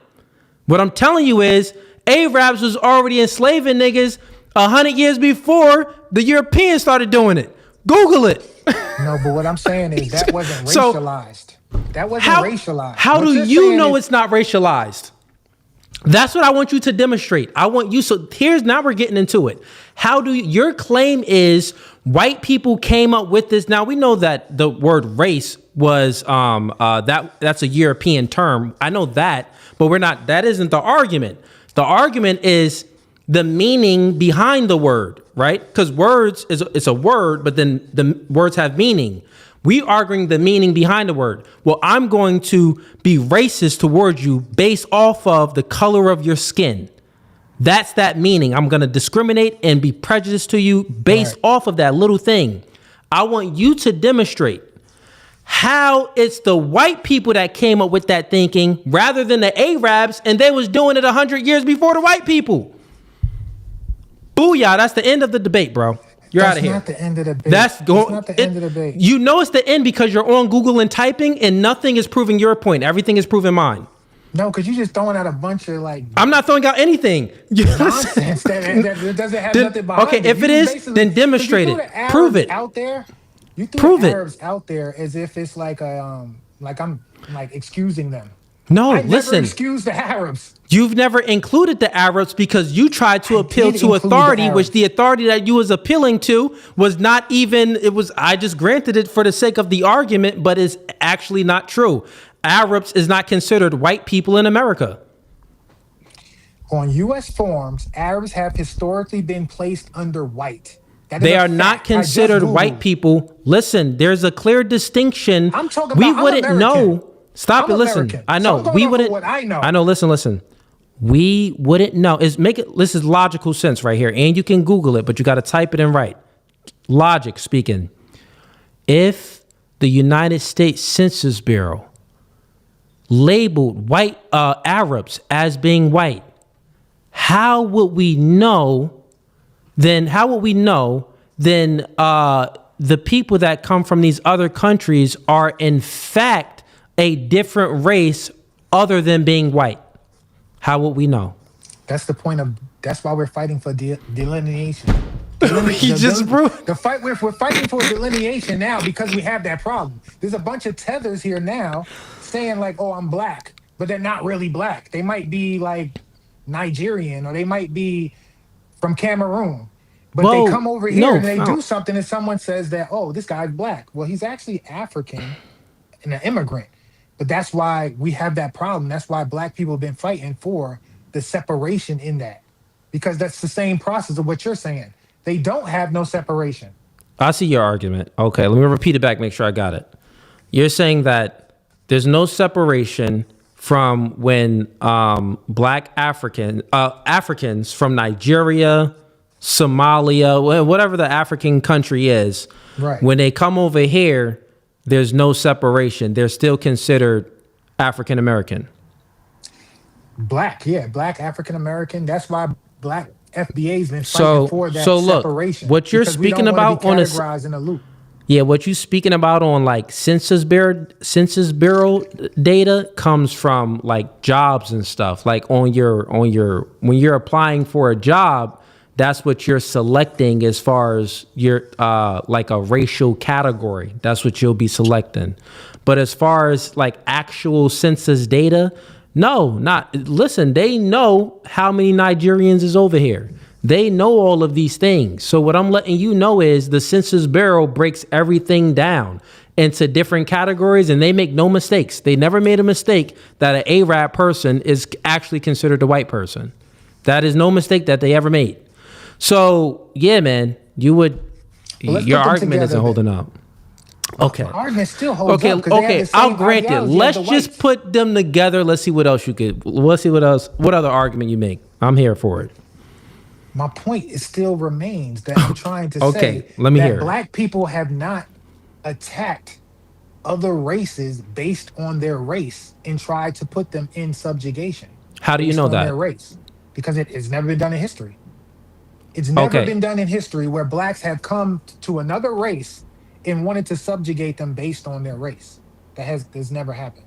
That So never my happened. point is that never. Are you happened. sure? I'm positive. Look it up. Okay. Now, I want you to make it clear.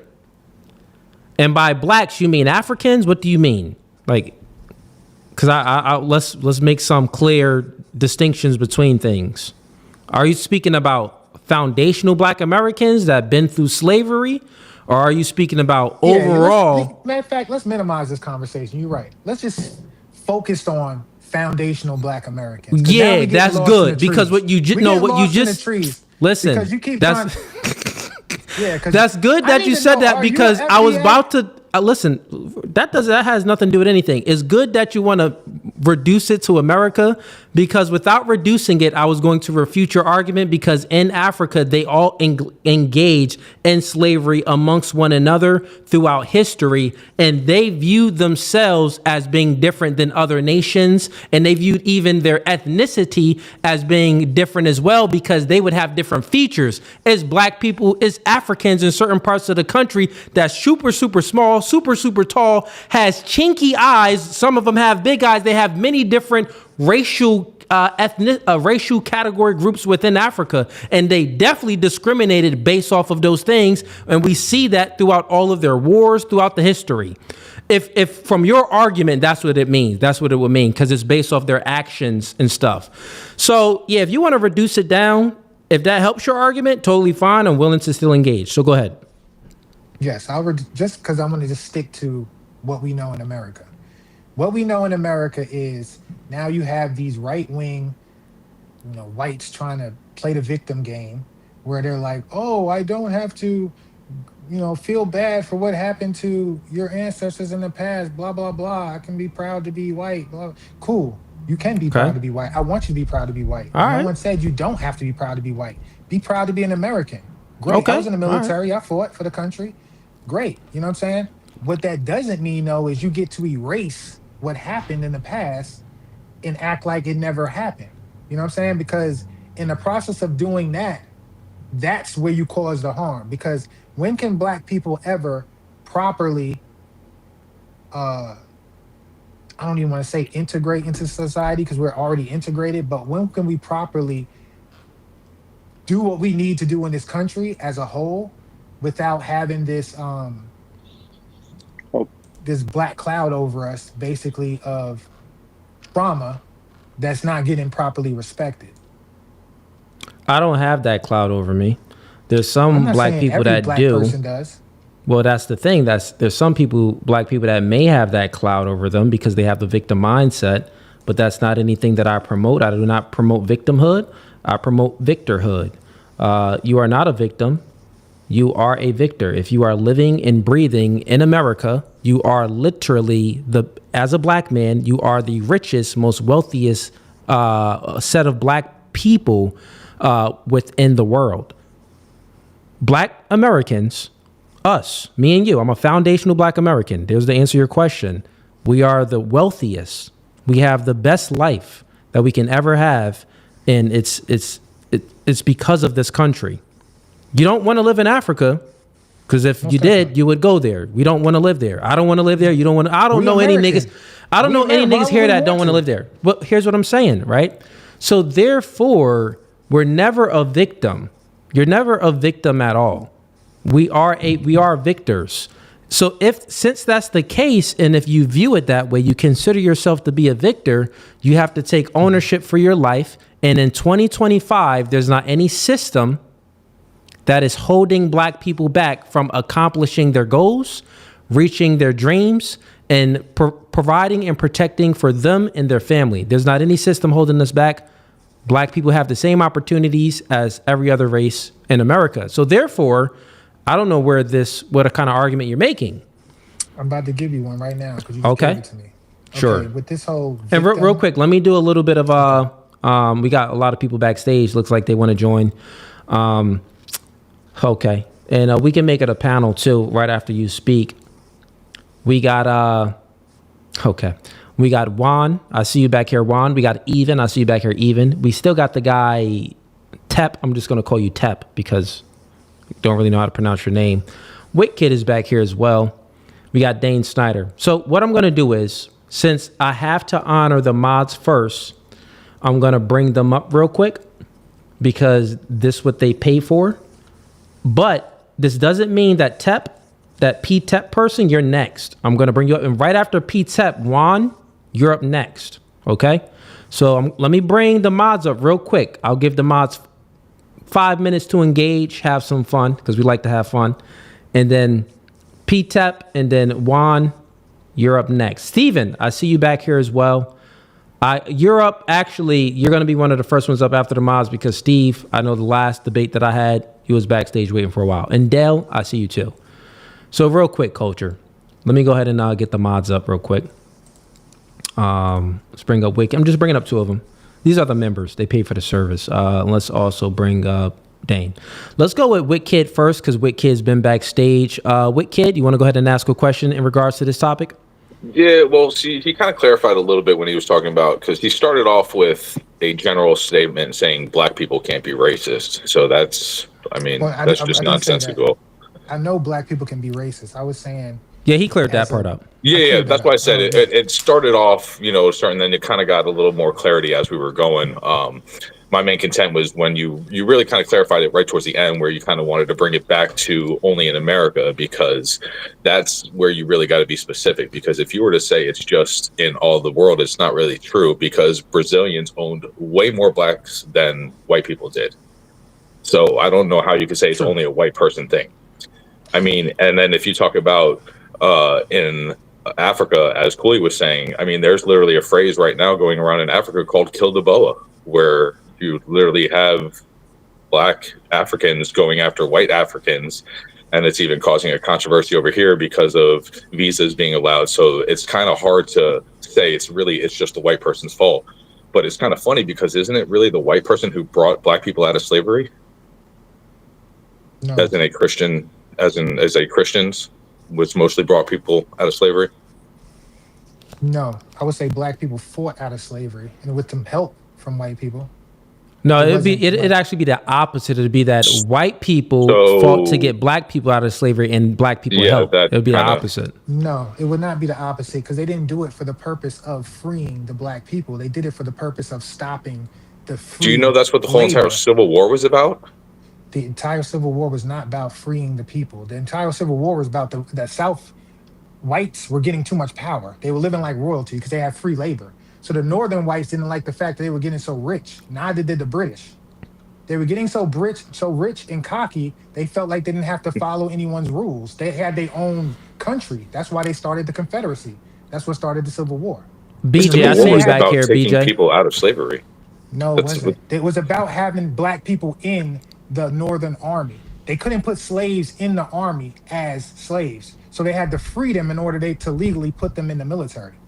So that's why they had to emancipate them in order to put them in the military. Because before that, when the British first told black people that they would free them first, when they first fought the entire colonies, that means the North and the South. They were the first ones to do it. They enlisted blacks, runaway slaves, into the British Army by saying, if you fight with us, we will free you once the war is over. But they lost the war.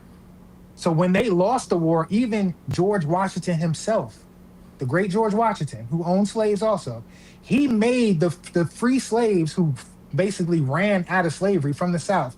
He demanded Wait, George that they Washington wasn't president at that time, man. I Getting your didn't say he presidents was the mixed up. general. He was the general. George I Washington said, wasn't the general. You still getting mixed up. George Just Washington keep letting wasn't him talk. involved in the No, this is Civil good. War. Keep letting him talk. This is good. Yeah, I know. Go ahead, man. what are you talking about, man? You're I'm not saying talking about the George Civil Washington War. freed the slaves. You're I just said wrong the war on it against all. the British. I said the war against the British, not the Civil War. You're not listening, Cooley. Use your brain. No, you were I wrong said about the it all. war against the British. Was he not You were involved in that? Bro, Was he not the general? go ahead, man. Was he not the general? Go ahead, man. Just finish your point. Okay, that's the war I'm talking about. I'm talking Okay, about when the so now you're British talking about that war. enlisted. Yes, he All started. right. He brought up the Civil War. I'm talking about the war. Yeah, with the because I had a British. question for you, and then your answer has nothing to do with my question. You're So talking the about war George with the Washington British- freed slaves. Because you keep saying that the white people wanted to free these slaves. No, they didn't. That wasn't the point of the You're war. The going. point of You're the war making a real quick. And you did this with me. You make a point at a different time. If he's speaking about a certain time and making I'm like, categorizing his point. no, you're not categorizing it. You're missing the point. Is because it was a certain when do you think Great Britain stopped slavery overall and internationally? When did they? When were they ended slavery themselves, and then when we were the second nation to then end slavery. So what time frame do you think that was? You're getting your time frames mixed up. It's not about the time frames. I know. Well, yeah, it is, man. But it's very. It is. It's about The the time British frame. did it. The British did it when they were fighting against the colonies because they needed to enlist more people into their military. They lost the war, but then they allowed those still free slaves to escape America and go up to Canada. What time was this? This is in the 1800s. I don't know the exact date. I'm not like an encyclopedia. I'm just telling you exactly how it happened. Yeah, You you know off, the man. exact date? What was So, the exact so date? just Revolutionary War. Let me The just understand this. The I just wanna make sure I Revolutionary understand War correctly. was It was in the 1770s. 17. and Yeah, early you're 80s. way off. So- man. It wasn't so in you- the 1800s. That's why I'm so Okay, confused. cool. You're telling me you know the facts, but then you're also telling me that you don't know the dates. So this is No, a little you're- confusing to me on how you You're can trying to factually tell straw me something man that you just to don't know. basically- No, it's not about what I don't know. I didn't want to give the wrong date. So You I'm just not going to did. just try. But I'm not gonna listen, go back. if I you didn't don't- give the wrong date. I didn't give the date at all. You real asked quick, me the culture. date. That's irrelevant. Culture, I'm what's talking your- about the war between Great Britain and the colonies, where they helped black people. Culture, by just getting stop talking enlisted so we into can the help British you out. Army. Maybe this will help you You're not out. helping me out. You just trying No, to it straw would. man the argument. No, we're not strawman it. Your argument is nonsensical because when you're speaking about history, time is important. You was about 180 years off. So since I'm you are 180 years off? you were 180 years off when you were speaking about slavery and Great Britain's involvement in it. They didn't end it back then. They were engaging in it back then. I never said they ended it. I never said they ended it. What are you talking about? That's I said his they tried point. to enlist. I said they tried to enlist the slaves that ran away. They enlisted Yeah, the man, slaves. yeah. That's why they got the Book of Negroes. You ever heard of the Book of Negroes? You know what that is? Yeah, listen real quick. Do you Let's know get it what the back Book of on. Negroes is, yes or no? That has nothing to do with the What does that argument. have to Just do with relax. my- It has nothing That to has do with the everything to do argument. with this. It Let's has get everything to do with this. The Book of Wicked. Negroes was the Negroes You gotta who stop. enlisted into the Stop. British Army, Stop speaking, and they bro. still You was allowed to you get well their off. freedom You well after off with they the lost. point. You know what? You're not That's not the following point. his. That's the You're not point. following his argument. Let's do this. Wicked, repeat your argument back again because he doesn't get it. All right. So can you tell me if in the Civil War, wasn't that the main reason of the Civil War was white people freeing black people from slavery? No. What did that have to do with George Washington? Washington. I wasn't talking about George Washington in reference to the Civil War. I was talking to George Washington in reference to the war with Great Britain. So you What does wasn't that listening. have to do with his question? Because and it you was were the still same off. reason why they.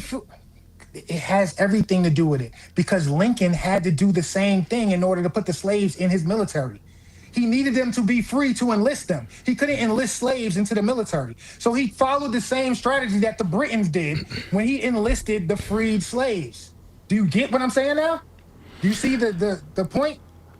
No, And the point, you're and the not reason I making a brought- point here. No, listen, because you're not listening. Because The you reason have to demonstrate. No, stop, Cooley, stop, Cooley. The reason I'm trying to bring that up because he Okay, said go white ahead. people wanted to free black people, right? Uh-huh. The reason I brought that up is because the Northerners, who Yeah. were supposedly the white people who wanted to free the black people, right? You said Did the I say Northern all whites. white people or did I just say white people? I said you said white people. But I'm You're right. saying the White northern people, not whites. all white people, but white people are the ones who wanted to free So slaves. which white people? Yes or no? So I can. So which white people? So you There can were more clarify. white Yes people. or no? Does it matter which Yes one or no, it bro? is? Was it white Yes, it people? Yes or matters. I no? want to know which white people you're talking about. What white people are you talking about? What white people are you talking Okay, about wanting let's to try free this again. slaves? Did white people free slaves? Yes or no? Which white people are you We'll try talking this about? again. This is a Let's yes or no question, give bro. him It's very just simple. one and This a is a yes yeah. question You could do or a that. no question. So I need you to actually think. Did white people free slaves? No. Okay, then there's no point in having this conversation with you. Yeah, because you make no sense. Because you I make mean, no really? sense. You I'm sound like a pretty sure goofy. if you You rewind basically this and you can saying talk some to a lot of broad people. statement that says nothing about what actually happened in history. White people needed people enlisted in the military because they were losing to the Confederates. So the Northern Army needed more manpower. To get more manpower, they needed those runaway slaves to be free. Those runaway slaves wasn't sitting in the South and then someone came and saved them and said, hey, we want y'all to be free. No, they had to run and get their own freedom and then They join the fought army to for keep them that to be freedom. free. No, they didn't. They did not fight for them to be free. All right. So here's What what we're was the gonna do is So what was the point of them fighting for them to be free? let's- What were they getting out of that? Freedom. What do you mean? They wanted them to be free. Their Christian ethics said to them that, you know what, slavery is wrong. So their Christian ethics that they followed made them fight for slaves to be So free. these are the whites are you talking about? Which whites are you talking about? Not all whites. They're in the north and the south? Where are these whites at that you're talking about? Are they in the north or the south? Or both?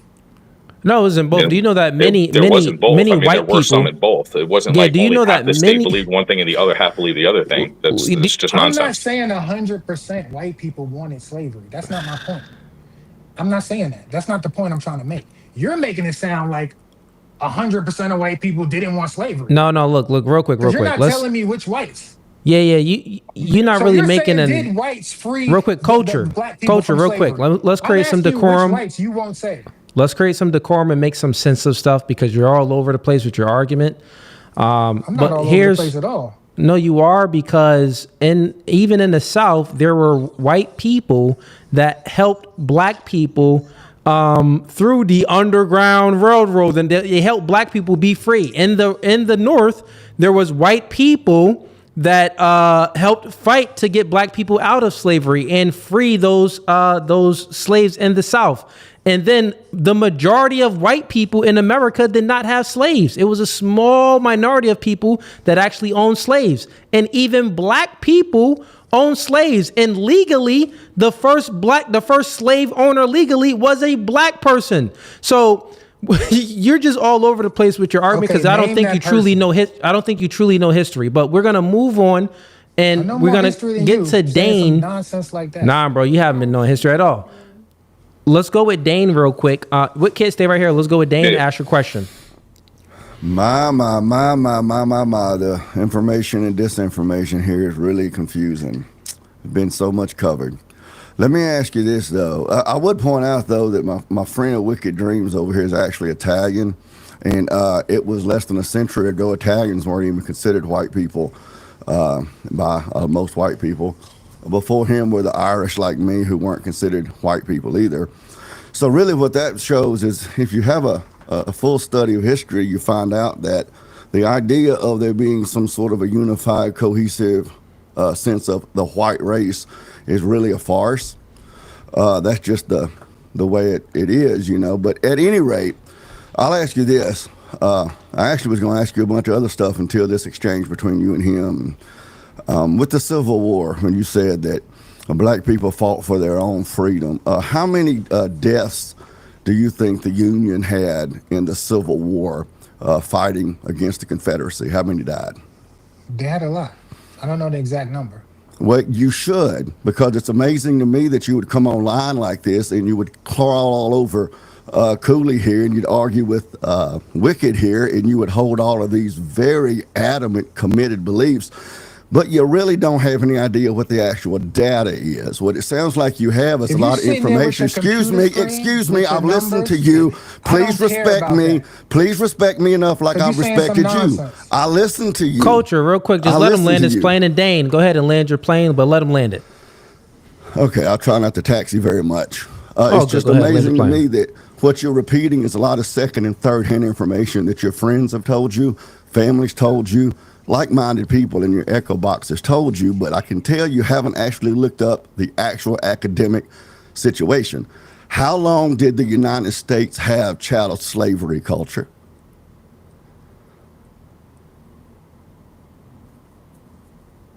Don't run away. No, I'm not running away. I'm still here. Okay, How there he many? is. Why are How you many? running? Why are you running? No, How I'm not long did? answering dumbass questions. That's what I'm saying. I'm here to have a debate. I'm not here I to am. do a I'm Well, having a debate is debate. about questions. No, Go ahead. you were not having a debate culture. You were just spouting out a bunch of second and third hand misinformation people have told you. I'm asking you just an academic fact. How many years did the United States of America have slavery? 300 years. That's not true. The United States is not 300 years old, you dumbass.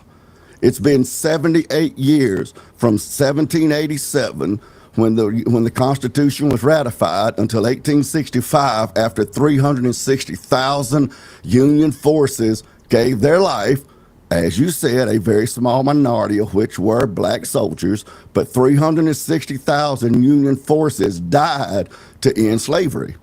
Now, some of those were dying to preserve the Union. Abraham Lincoln himself said if he could preserve the Union without freeing the first slave, he would do that.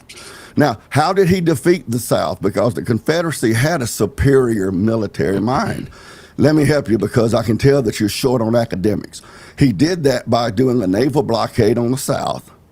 And then when the South was on the verge of getting military assistance from France and England, Lincoln issued the Emancipation Proclamation, which did not free the first slave in the North. There were 4 border states: Maryland, Kentucky, Missouri, and I think Tennessee, but don't hold me to that.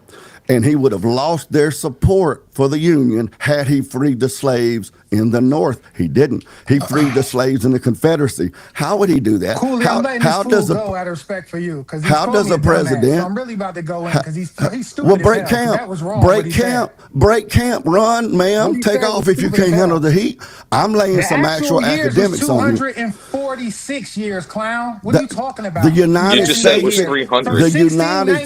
The United. 1865. Okay. The United States. One mic at a the time. United States. The Hey, United States Dane, is hold up, not Dane. 246 years old, fool. Use your fingers, man. Use your fingers. Are we talking about the colonies too? What did I ask you? What did I ask you? Go get you a Q-tip and some peroxide. Clean them ears out. Clean them ears out. I asked you.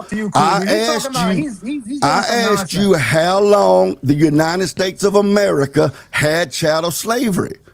It's basic English, man. I can't. All I can do is ask the question. I can't understand the question for you. Slavery lasted from 1619. There was no United States in 1619. There was no United States. It was the colonies, clown. It was the colonies, was clown. no United States in It's all the same 1619. thing. It's all That's the not same what I thing. asked you. I asked you a specific That's what question. I told you, though. You That's don't what get I to told just you. answer the question you won't That's what I ask. told you. That's Well, what you I can told have. So you just want to have a debate by yourself. You just want to have a debate by yourself, then. No, there's no debate. I don't debate fools. Ask me a real question. Don't ask I me asked some you a little stupid question. trick knowledge I question. asked you a question. It ain't no trick knowledge. It's just basic knowledge. It's a trick for somebody who has ideas and opinions, but they got no historical knowledge. We talking about the whole history of the whole country. I mean, we're not talking about I a didn't small ask. portion I of it. asked you about We're the talking history of the whole entire country. time. So why are we talking about the Civil War? Was the Civil War during the United States time? Was it the United States when there was a Civil War, dummy? Are you If you're talking calling me about clown dummy? knowledge, you literally You said calling George me dummy, Washington and was you don't in. even know how long we had slavery in the U.S. This fool just talking about the little bit of time it was called the United States over not calling it the 13 colonies. But you want to talk about the Civil War. That's the question I asked you. Why don't you talk about the Civil War, though? That's the question I asked Why are you talking to me you. about the Civil War, then? I asked you a question. Why are you talking to me about the Civil War, then? If you only Because want to talk that's about when slavery ended, right? Because that's when slavery ended, right? This guy's a fucking idiot, yo. I'm an idiot, Do but you I realize got you that off you of also your said center. George I'm an Washington was idiot, in but the I done Civil War? showed just how little you know about the actual history and the data of slavery and race in this country. All you got's a bunch of feelings like a woman. I pointed No, that ain't no out. feelings. Ain't Oh, no yes, feelings. feelings. You all upset. You done got up, started walking around because your blood pressure up, man. Your No, estrogen I went to pumping. go get a book. I went to go get a book to show you the atrocities of your clown people. These are the atrocities we had to deal with. Great. These are the atrocities we had to deal with. Now let me Great. see. Now, let me see some black people lynching some white people. You got books of that? You got books of this? You got books that look like this? Of black people lynching I done whites? Do triggered you it got with Dude, you. that? you can't show that on You screen, got. you idiot. I done Are you that triggered it, Oh stupid? man. well, tell him to shut up then. See, I done Tell told him him some to shut truth. up. I Dude, done Tell him to get challenged out shut it. your up. No, this emotions. is the Yo, listen, truth. get out your This is the emotions and truth have a right here. conversation, bro. This is The the truth. cognitive The book is dissonance called has Without triggered it. Dude, Sanctuary. bro, This is get out called your emotions, Without bro. Sanctuary. This book is called Without Sanctuary. Get a copy, okay? Then maybe you'll learn something, okay? This is what we talking about. When we talk Learn something. about Dude, ignorant, you when said we talk George about ignorant Washington was in the whites. Civil War. Did No, you I realize didn't. that? No, I didn't. No, I did not. You're a When liar. I asked I you a never said that. question, you I said it never was said George that. You're a Washington. liar. Shut up. I never said When Do I you that. need get I do I said need when to you George get rewind? finished your Washington. I spurging, I said would love to George have another I Washington. can pull you adult a I didn't timestamp. say. conversation.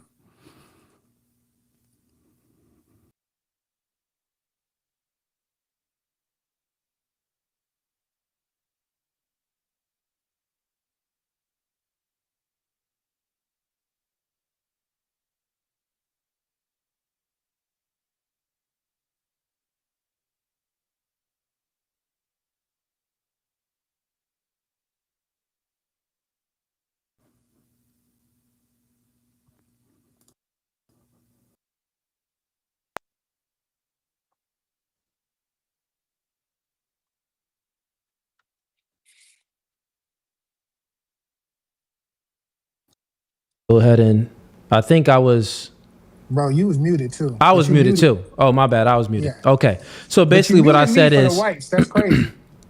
no. What I did was I'm gonna mute you now as well because I was muted when I was speaking. My bad, Chad. I was muted for that 1 second. But yeah, what I basically did was since it was the back and forth, I let them engage in the back and forth. But I wanted to create some decorum, so I went ahead and muted everybody. And I put Dane and Witkid backstage. They put forth their arguments. They had the entangle. I'll go ahead and bring them up shortly again as well. But I'm also going to honor some other people that's been backstage as well. But Culture, if you got time, I'll keep you up here and we can continue to engage as I bring other people up as well. That's cool with you? You're unmuted, Culture. Yeah, that's cool with me. Cool. That's cool with me. I just would say I don't want to disrespect you or your platform at all. Now, in reference to these disrespectful whites coming up here with the ad hominems, calling people idiots and all that extra stuff, saying little like weird questions that are like he don't even really want the answer to. He's just trying to trick me up with like little stupid statistics when I'm talking about facts, or lying and saying I said something I didn't say. Like the guy said I brought up George Washington in reference to the Civil War. I brought up George Washington to point out that George Washington did something similar to reference to putting the slaves back in slavery Got after it. the British people freed them, Yeah. meaning northern whites still wanted slaves to go back to slavery I after get the your British argument. lost. I That's understand all your I was argument, saying. Culture. No, That's I all I was totally. saying. I No, wasn't no, trying to listen. say. I understood your argument, but when you first started making your argument, you went to certain points in history that had nothing, and maybe you didn't like, but it doesn't really matter. But overall, your argument is very simple: is you're saying that, well, it's about the reason. You don't believe that white people freed slaves is because the reason for it wasn't for them to be free. The reason was for them to have power and things like that. That's basically the reason. Like, it wasn't for the niggas, so they didn't really free us, right? Well, I'm not saying all white people. I'm not saying all white people. No, Some I white know, people, but yes, of course, some white people wanted to free slaves. Yeah, the government, as far as the Civil War itself, because after the Civil War, we were free, right? Kinda. Yeah, like a little bit after we got that. the Freedmen's Act, but then we still went through segregation, Jim Crow, bunch of Yeah. nonsense. We went through some things, right? But what I'm A lot of saying is, bullshit. Like we were considered free after that war. The North won the war. We were considered free. Now, And so we didn't actually get freedom till a long time after that. The yeah, federal it took. government had to send people to the South to actually free the people. Well, yeah, once again, those white people. This would even make the distinction even greater on our part, is because the white people, those white people in the South that had power, they was not trying to get rid of their slaves. They were trying to still engage in slavery. So yeah, I get what you're saying, but your overall argument, the reason why it's moot, is because white people freed black people from slavery. You know why? I'm going to ask you this question. Could white people keep black people in slavery? And they could keep fighting, yes. They could have kept us enslaved even after the war, right? See, I'm not saying all white people wanted slavery. But I get what you're saying, but listen to this. The reason I don't like to say it the way you're saying it, let me tell you why, though. Because I'm not saying all. Hold on. I'm saying that the white people in power at said time, those white people actually freed black people from slavery. My argument is, well, white people could have kept us in captivity. They could have kept us as slaves. We didn't have the manpower or the technology and the weapons to actually engage in battle to end slavery ourselves, to get us out of slavery ourselves. We couldn't do it. White people did it. Without white people doing the act of releasing the chains, we would have still been in the chains. So your argument is moot. The truth is, I know it's maybe hard for you to conceptualize the truth. And listen, black power, like I'm with the niggas. You feel what I'm saying? Like I feel you. I went through the history. The difference is I overcame the victimhood. I don't view myself as a victim. I look at the reality of things and I think about things. Myself as a victim at all. I got you. I feel what you're saying, but I look at the reality things by utilizing logic and reason. White people, the only way black people got out of slavery was by the hands of white people. That's the only way, because the only way black people was in slavery was by the hands of white people. We couldn't, like you just admitted, we couldn't get ourselves out of slavery just by the hands of black people. Make sense? So white people got us out of slavery. It's okay to admit that. No, you're making it way simpler than it actually was. Because it's very, very simple, actually. It's not simple, because a lot of black people fought for their own slavery and got free on their own. It wasn't just white people getting them free. There would be no point of the Underground Railroad if white people got them free. That's what I'm trying to say. So you could say white and black people got them free. Culture, listen. Are you saying only white people was in power? Culture, listen to what you said. I'm going to ask you a question. What you're saying? The white people that escaped from slavery, the black people that escaped from slavery through the Underground Railroad, whatever you said, right? If white people wanted those black people enslaved, would they be enslaved? Or they'll be dead. Some of them would rather be dead. Some would rather be dead, either dead or enslaved, right? That's the options. Black people didn't have the power. Well, no, we don't have to assume, because white people got them out of slavery and kept them out of, even though you can even say, well, they freed themselves, they escaped the master, they were running through the Underground Railroads, but white people still was the ones that kept them out of slavery, because white people was the ones that helped them through the Underground Railroad and to escape slavery. So, no, why are you saying white people helped them through the Underground Railroad? Harriet Tubman helped them through the Underground Railroad. Through the Underground Railroad, Harriet Tubman didn't have relationships with some of these white folks where she used to hide people in their basements. She ain't have good relations with some of these abolitionists. Yes, there were black and white abolitionists. Yes, I'm not saying no white people helped. Was it more white abolitionists than there was black abolitionists? I can't say. Listen, man, it's simple, bro. It's easy to admit. The truth is, we couldn't get out of slavery ourselves without white people getting us out of slavery. Without the assistance of white people, yes. I agree with that. 100%. 100%. I never denied white people helped us get out of slavery. You're saying, and what that white boy tried to say was, white people got you out of slavery. Like they're like some type of savior or something. No, that's not No, the no, case. no, no. No White one's saying people- that they're this. No one's saying that.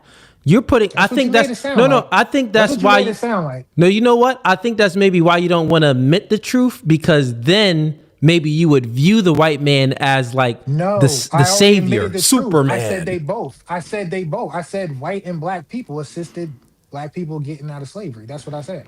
Yes, white people definitely assisted. That's But white totally. people didn't get us out of slavery. You're saying two different things now. The reason why, so it's like a semantic argument, right? The reason why white people got us out of slavery is because white people could have kept us in slavery, but they chose not to.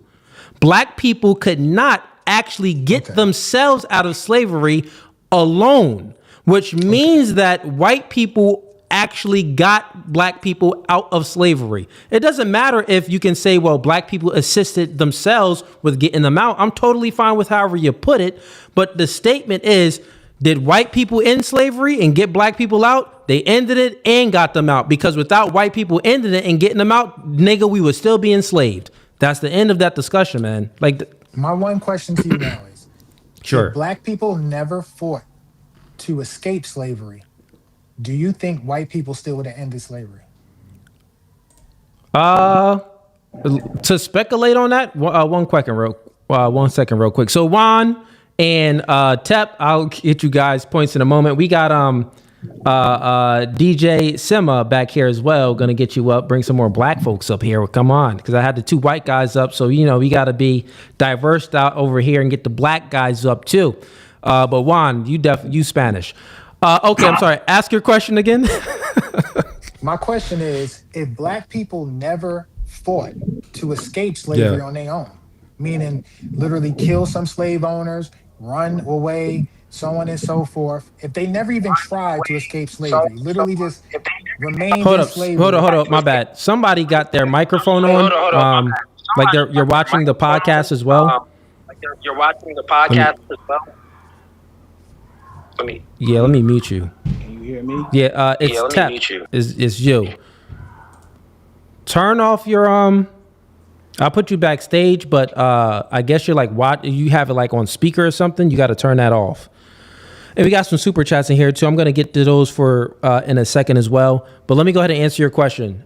If black people didn't fight to get themselves free, would black people ever be free? I'm saying, would white people still have ended slavery? Would white people still have ended slavery?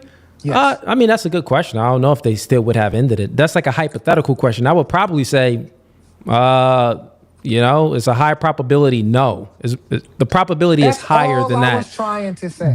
That's all but I was trying to say the entire time. But the thing is, that's speculation, right? Because it's up for like, well, we don't really know what they would do because they didn't do it.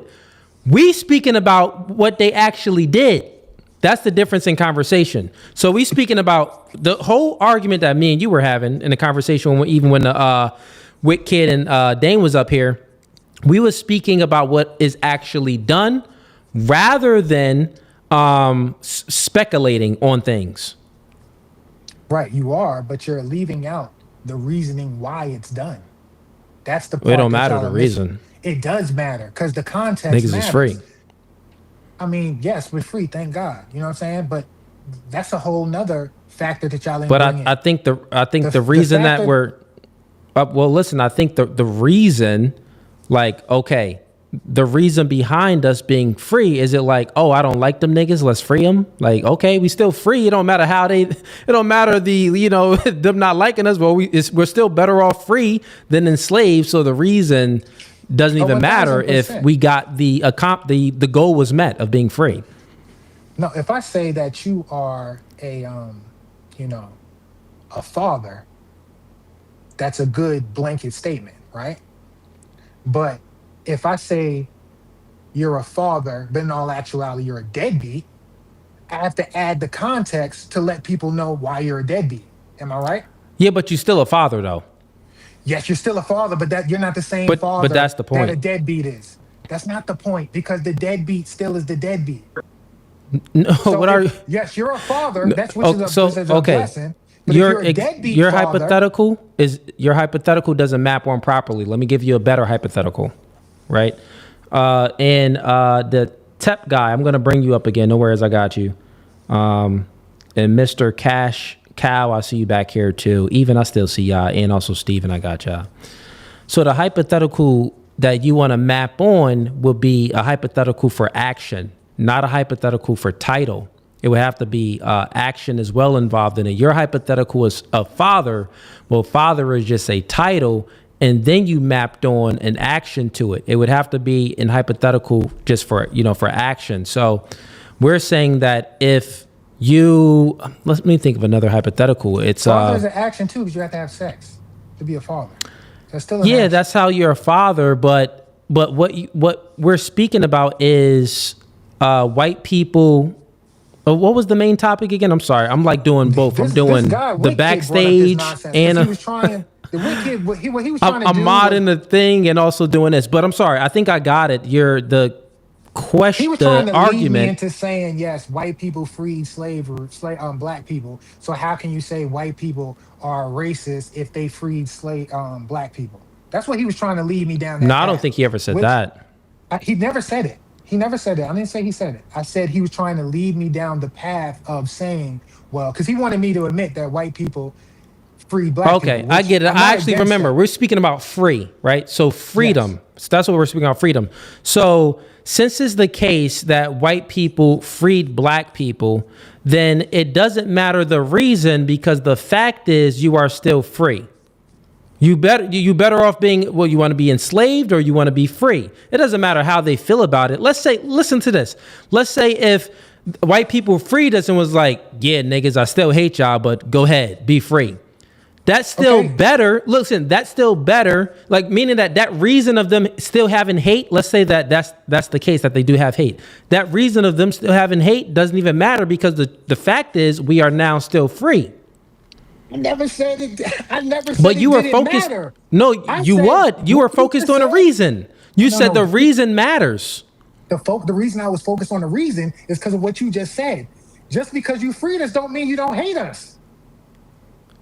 It don't matter if they do. It don't. That wasn't anyone's argument. Wait, are you trying to sell me? The conversation was about racism and how they hate us.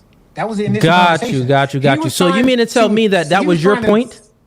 No, I think that was his point. He was trying to say that how can we really hate y'all if we freed y'all? No. I don't think anyone was making that argument, man. Okay, cool. If he wasn't making that argument, whatever. Yeah. I don't think anyone was making that argument. If he wants to feel better by me saying whites freed blacks, cool. Thank you. What's morally good, like you can do something morally good and the intent of it, the outcome is still good. Like it's like you can have I can do something, I can have bad intentions, but if the outcome is good, then it's like, well, forget the reasoning of my intentions. Okay, we can speak about that's a different conversation, but the outcomes is good. So it's like, why is niggas complaining about it? The outcome was good. Oh, let's put it like this. I would say the same thing about Christianity.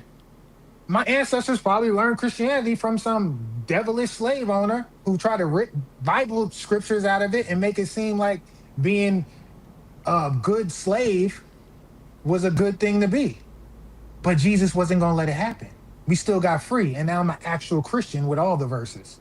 Yeah. So yeah, we would agree on that. Concept. Well, yeah, we would agree on that then. Okay, sorry. So we got past that impasse there. So let me bring up. Well, Juan, you had a question for myself or for Culture? I kind of just wanted to get on this a little bit earlier. Okay, go ahead, Juan. Yeah, there's still I could engage a little bit.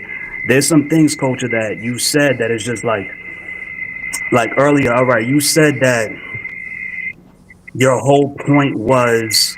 Yo, Juan, there's a crazy, real quick, Juan, let me mute you. There's a crazy background noise when you speaking, yo. It's like whistling. It's super annoying. I know if I can hear it bad, the audience can hear it bad too. It's only when you speaking. Is it any different? Speak more. Has anything changed at all? Nah, yeah, that junk trash. Maybe you got to turn down his voice. Maybe he got to turn down his mic. Nah, it isn't to turn down. The volume isn't peaking on my end. It's the audio itself when you speaking. Are you on your laptop or a phone? Phone. Try putting on headphones. I think that may help. Give me a second. I'm gonna put you backstage, but put on headphones. I'll bring you back up. Let me get Let's bring up this guy. Welcome back to No Fugazee Podcast. State your name, and you got a question for myself or for Culture? You live, man. This guy frozen. Okay, all right, let's move on. I don't think he hear us. Or no, he may be frozen now. So let me get him up out of here. Just come back in, exit, and come back in if you can hear us. All right, so let me get this guy up here real quick. Welcome to No Fugazi Podcast. State your name, and do you got a question for myself or Culture? My name's I got a few things. Simma. Who got the keys to my bema? Yo, what up? Who am I? Yeah, Okay, go ahead. You know what it is. A lot of good started trying to attack you for real when they came on there, but you know it wasn't freeing the slaves was only about you know the Civil War wasn't only, it was more about a lot of different things. We didn't have those free labor, but the people that was getting the free labor were the people who owned slaves. It wasn't a lot of people that owned slaves, so you're catching slaves and sitting them back down south. That was a business. From business aspects of that, and a lot of people take it personal, and it's not really personal. Class, it's not about race, it's about class. Like if you got to a certain class, you own slaves. Just like Cooley said, it was black people that had slaves. So it really was like back in the day, in biblical times, slaves in the Egypt times, right? Who were the black people? They were the same people as them. The only reason why they didn't even know Joseph was their brother was because he was dressed in like an Egyptian. That's basically what it was.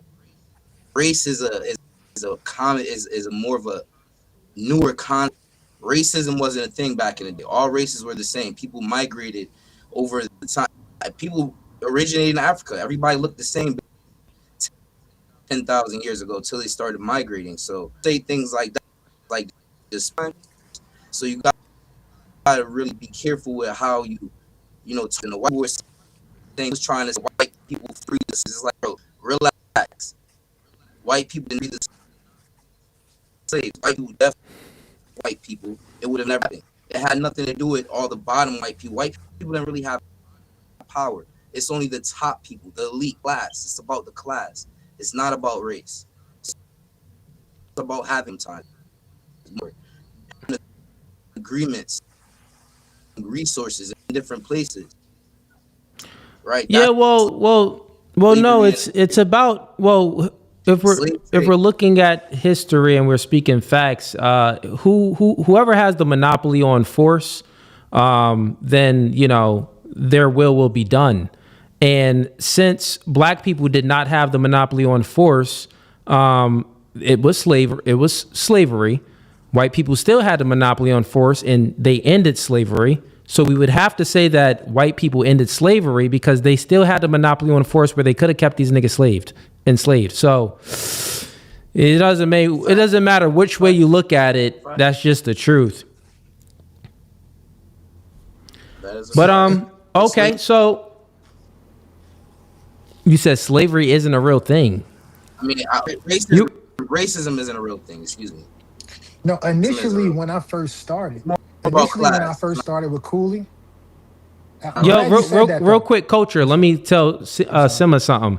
Simma, go out and come back in because now you frozen, and every time you speak is chopping up. So maybe get into some better Wi-Fi. I'm gonna go ahead and boot you out, and I'll bring you back up. But your service is type trash right now. Let me see if this guy's stuff is good real quick. Because he came back in. Welcome to No Fugazee Podcast. State your name and you have a question for myself or Culture. Can you hear me? Oh, you can hear me? Yeah, I can hear you, man. Yes, sir. Okay. You don't remember me, Cooley? Nah, I don't remember you, bro. I have so the many. guy.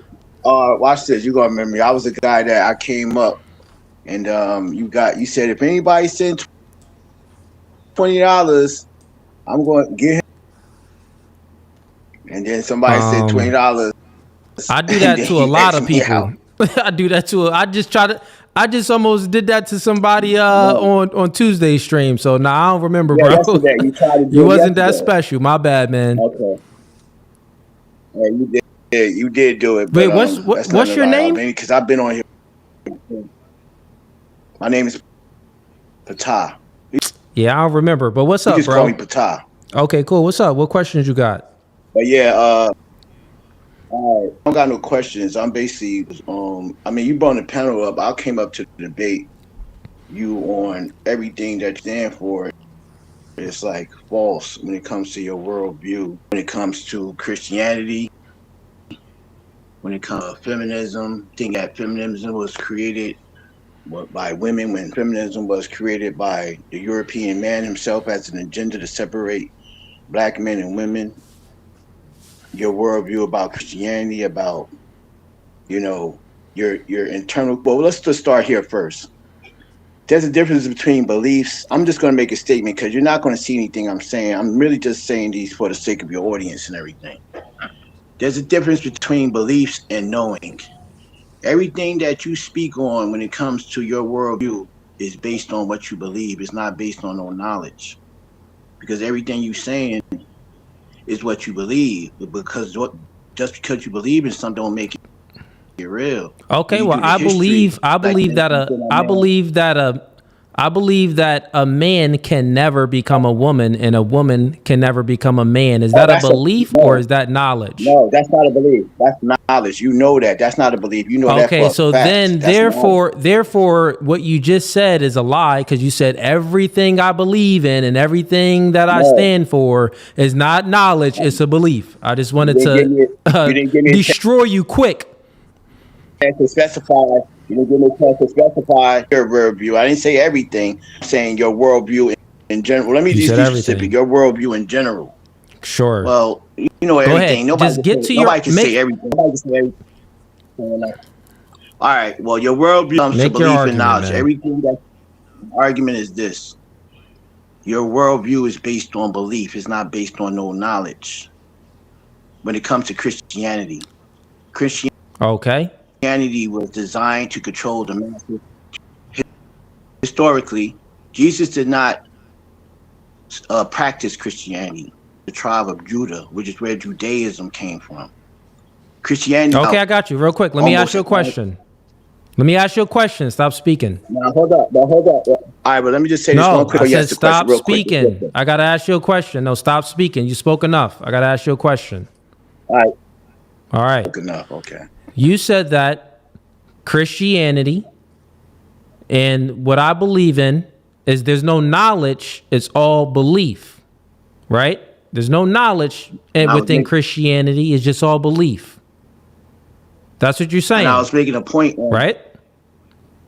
And I was proving that point about Jesus and Christianity, but you didn't let me finish, but go. Yeah, you made a claim. You was about to go on something else. No, I wasn't. I was staying on Christianity. I'll let you go ahead. Yeah, I'm gonna land my plane. I'm gonna land my plane real quick. I'm gonna be brief. When I'm basically, what I'm saying about Jesus existed. He did not practice Christianity. He's from the 12 tribes. There's the 12 tribes of Jacob, which is the 12 tribes. How do you know that? Do you know it or do you believe it? This is in the Bible. If you know the Bible, you study the Bible. Jesus comes from the tribe of Judah. Do you know it or do you believe it? I know it because I studied it, not just from the Bible either. Okay, so you know it because you study it. So if you know it because you studied it, so knowledge comes from studying something. That's what you're saying. Meaning, for instance, you studied and got the knowledge to learn how to run a podcast. You took that knowledge. And how do you know? now you have a podcast. Okay, got it. How do you know that the way you interpret the scriptures is accurate? It's not interpretations happening. I'm speaking about actually what's happening, not what somebody Okay, said. so or wait, what were you somebody- there? Listen, stop it. Were you there during Jesus Christ days? You weren't there. So are you believing? You believe. Stop it. Listen, you believe the way that you interpret scriptures is the right way of interpreting scriptures. That's what you believe. He was there, but I know he existed. I didn't have to be there. You study history. We wasn't there Okay, I'm during going to slavery, ask but you we again. slavery existed. Nope. I'm going to ask you again. You made a claim.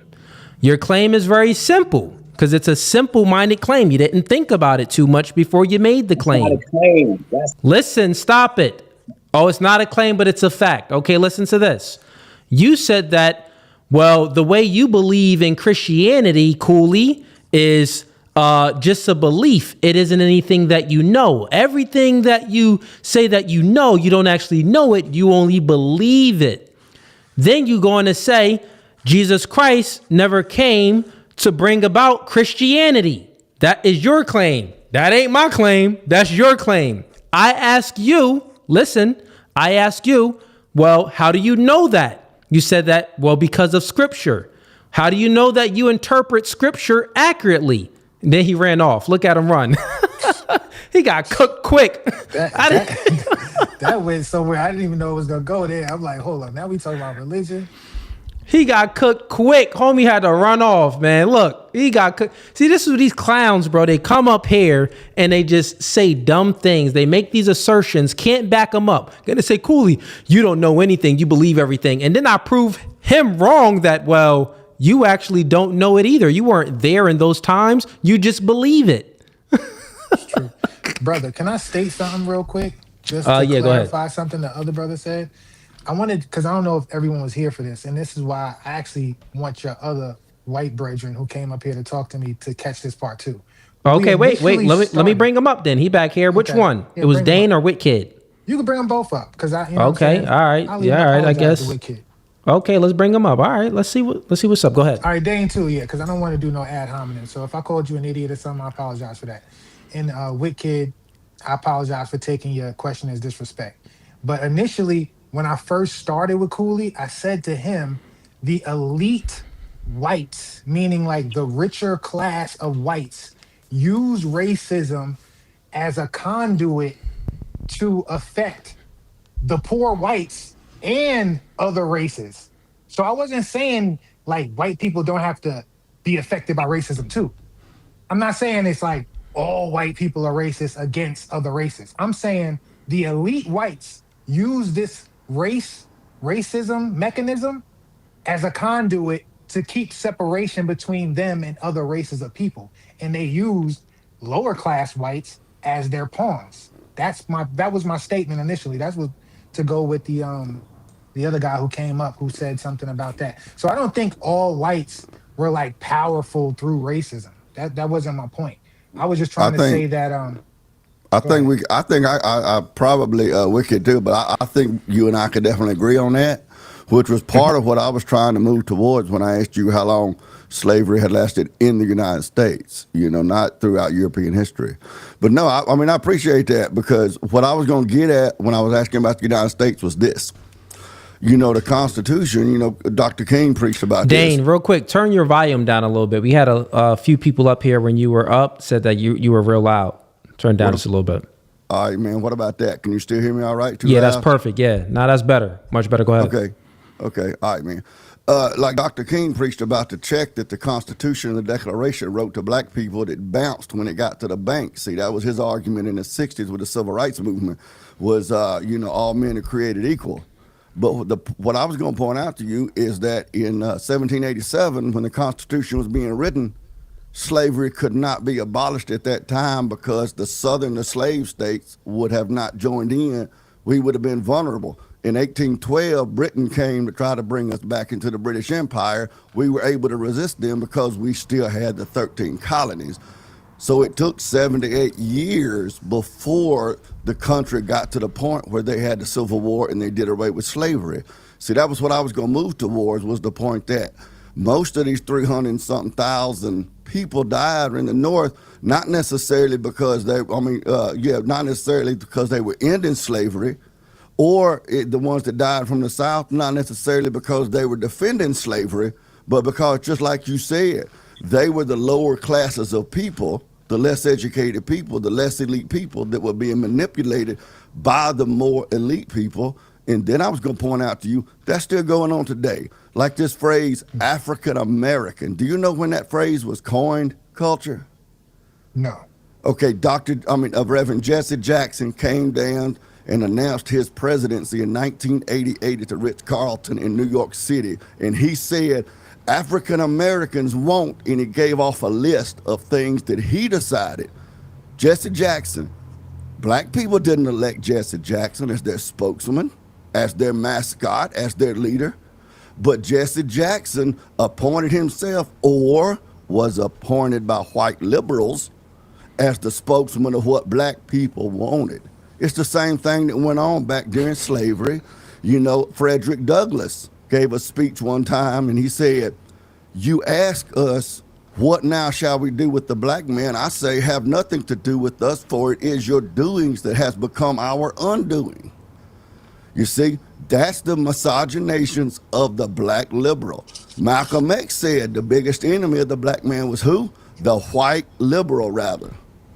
See, so you and I would agree on that, and that was part of what I was trying to move towards when you got upset and went and got your book and everything, is that the problem is not white people, it's certain classes of white people. That's what I was pointing out when I was talking about my buddy John over here, Wiki, who's Italian, and me, I'm Scotch-Irish, man. Look, a lot of what you probably think of as black culture was appropriated from the Scotch-Irish. That's why country music and blues is a lot alike. That's why our cuisine's a lot alike. Our history's a lot alike. You know, the actor Morgan Freeman, his great-great-grandfather was a Scotch-Irishman. His last name was Carr, C-A-R-R. And he and Morgan Freeman's great-great-grandmother worked on the same plantation. They ended up married, not legally, had a bunch of kids, 4 sons together. They buried together in Kosciuszko, Mississippi. That wasn't uncommon amongst the Scotch-Irish and black people. But the history books say white people did X, black people did Y. John Brown, are you familiar with John Brown? The raid on Harper's Ferry? He organized what he hoped to be a slave revolt. 2 African slaves came out to join his revolt. The rest of the people in his group were white people. They seized Harper's Ferry, and then an American general marched up to Harper's Ferry, squashed the rebellion, and hanged him. You know who that general was? Robert E. Lee, when he was a part of the Union Army before the Civil War. Some say that's what's going to be my only point, brother, is this delineation of black/white. That's what these white liberals have got people convinced of through what? The public education system. That's what they got them convinced of. It's a black-white thing. It's not a black-white thing. It's a class thing. That was going to be my whole point, man. But I appreciate you. That shows a lot of manhood and nobility for you to say that. You know, if I offended you, man, look, I'm Scotch-Irish, man. When we get excited, we're going to call people dumbasses and stupid. Yeah. I ain't taking it personal. To me, that's like a sparring match that Cooley up here might have in his boxing ring when he boxes. It ain't nothing personal, man. So if I hurt you, I'm like, if I offended you, I ain't trying to offend you, man. But, you know, iron sharpens iron. You said you're a Christian. I am too. Like iron sharpens iron. One man sharpens another. So that's the way I look at it, man. I hope you do too. Facts. Yeah, facts. All right. Yeah, fair enough. All right, fellas. Well, let's go ahead and refresh the panel then. And because we got a lot of people backstage still, I'm going to bring up some more people. I'm going to hit these super chats. Going to bring up Steven. Going to bring up Juan again. And DJ Sema. Going to bring them up too. Motel 6. I got a house. Yeah, I was about to say something about that. Hold on, comments. Don't worry about it, man. The chat be wilding, man. Yo, listen, you can't. They must be used to the projects. You're just feeding into him right now, man. You just feeding into him right now. Don't take the chat serious. Like certain chats I'll bring up just because it's funny.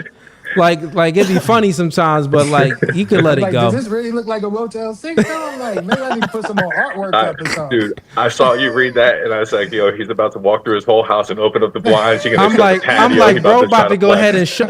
I'm like, bro, about to go ahead and show us his car Show collection. my car or everything. I was about to go crazy. I was like, you know what? I ain't even about to go crazy. I'm listening to bro. He gonna pull the I'm trying to Mercedes out the listen to Dan. garage. Yeah, I was trying to listen to Dan. I'm like, what? They coming for me while I'm trying to listen to the brother. Yo, that's funny. Yeah, man. Let me refresh the panel. Appreciate Culture. Don't go anywhere. We'll refresh.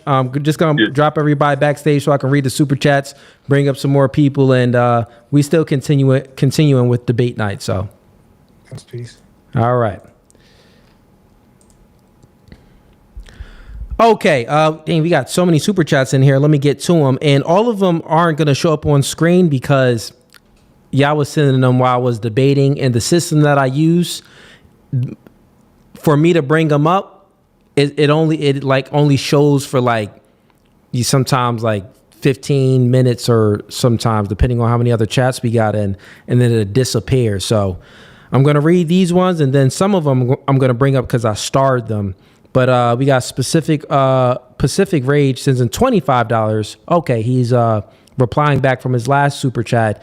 He says, implying that non-public person choosing to keep their online presence anonymous is somehow not masculine is unnecessary and not in good faith. Not everyone can risk their livelihood over trivial debates. Well, that's the thing. Like the person that's willing to risk it all, like I'm taking a big risk with the topics that I speak about and I put my camera on.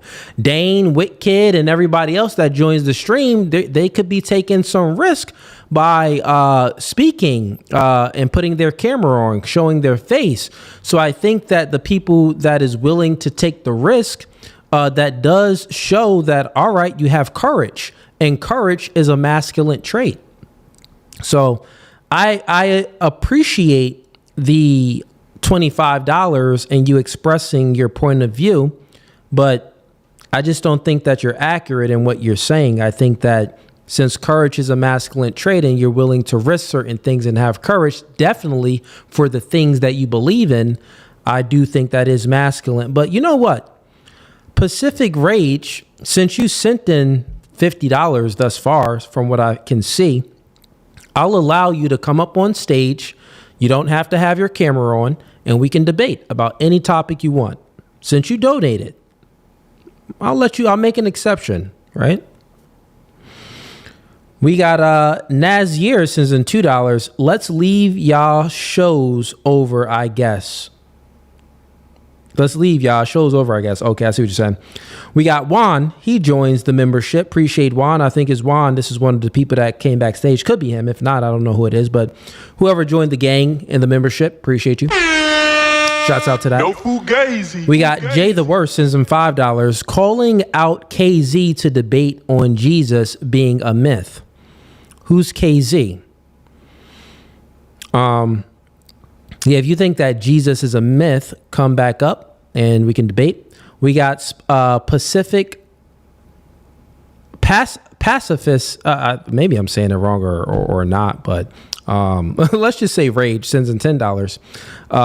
He says, boot this guy. He's basing everything off a label no one has applied. However, as a white, I do see many Arabs/Asians as white. Okay. All right. So you may see that. So as a white, you do see many Arabs/Asians as white. Fair enough. That would be your subjective view on that, but you'll be the first white person that I've ever heard say that you see an Arab and an Asian as white. Even though that some Arabs may have lighter skin, and you know Asians they more whiter than most white people, based off how the complexion, the paleness of their skin. Even though you may share that similarity as far as whiteness, like the actual tone and it isn't even truly white then. But I see what you're saying. Most white people that I've encountered, I've never heard of white people would say that, well, yeah, I'm white and I consider this Asian as white. Nah, I've never heard that before. So you may just be one of them ones, but I appreciate the support, Rage. We got Isaiah True, says him $5. Cooley, he doesn't know his knowledge. Everybody is so focused on white man that Arabs enslaved in the 17th century for almost over 800 years. Yeah, man, the Arabs was wilding for a minute, bro.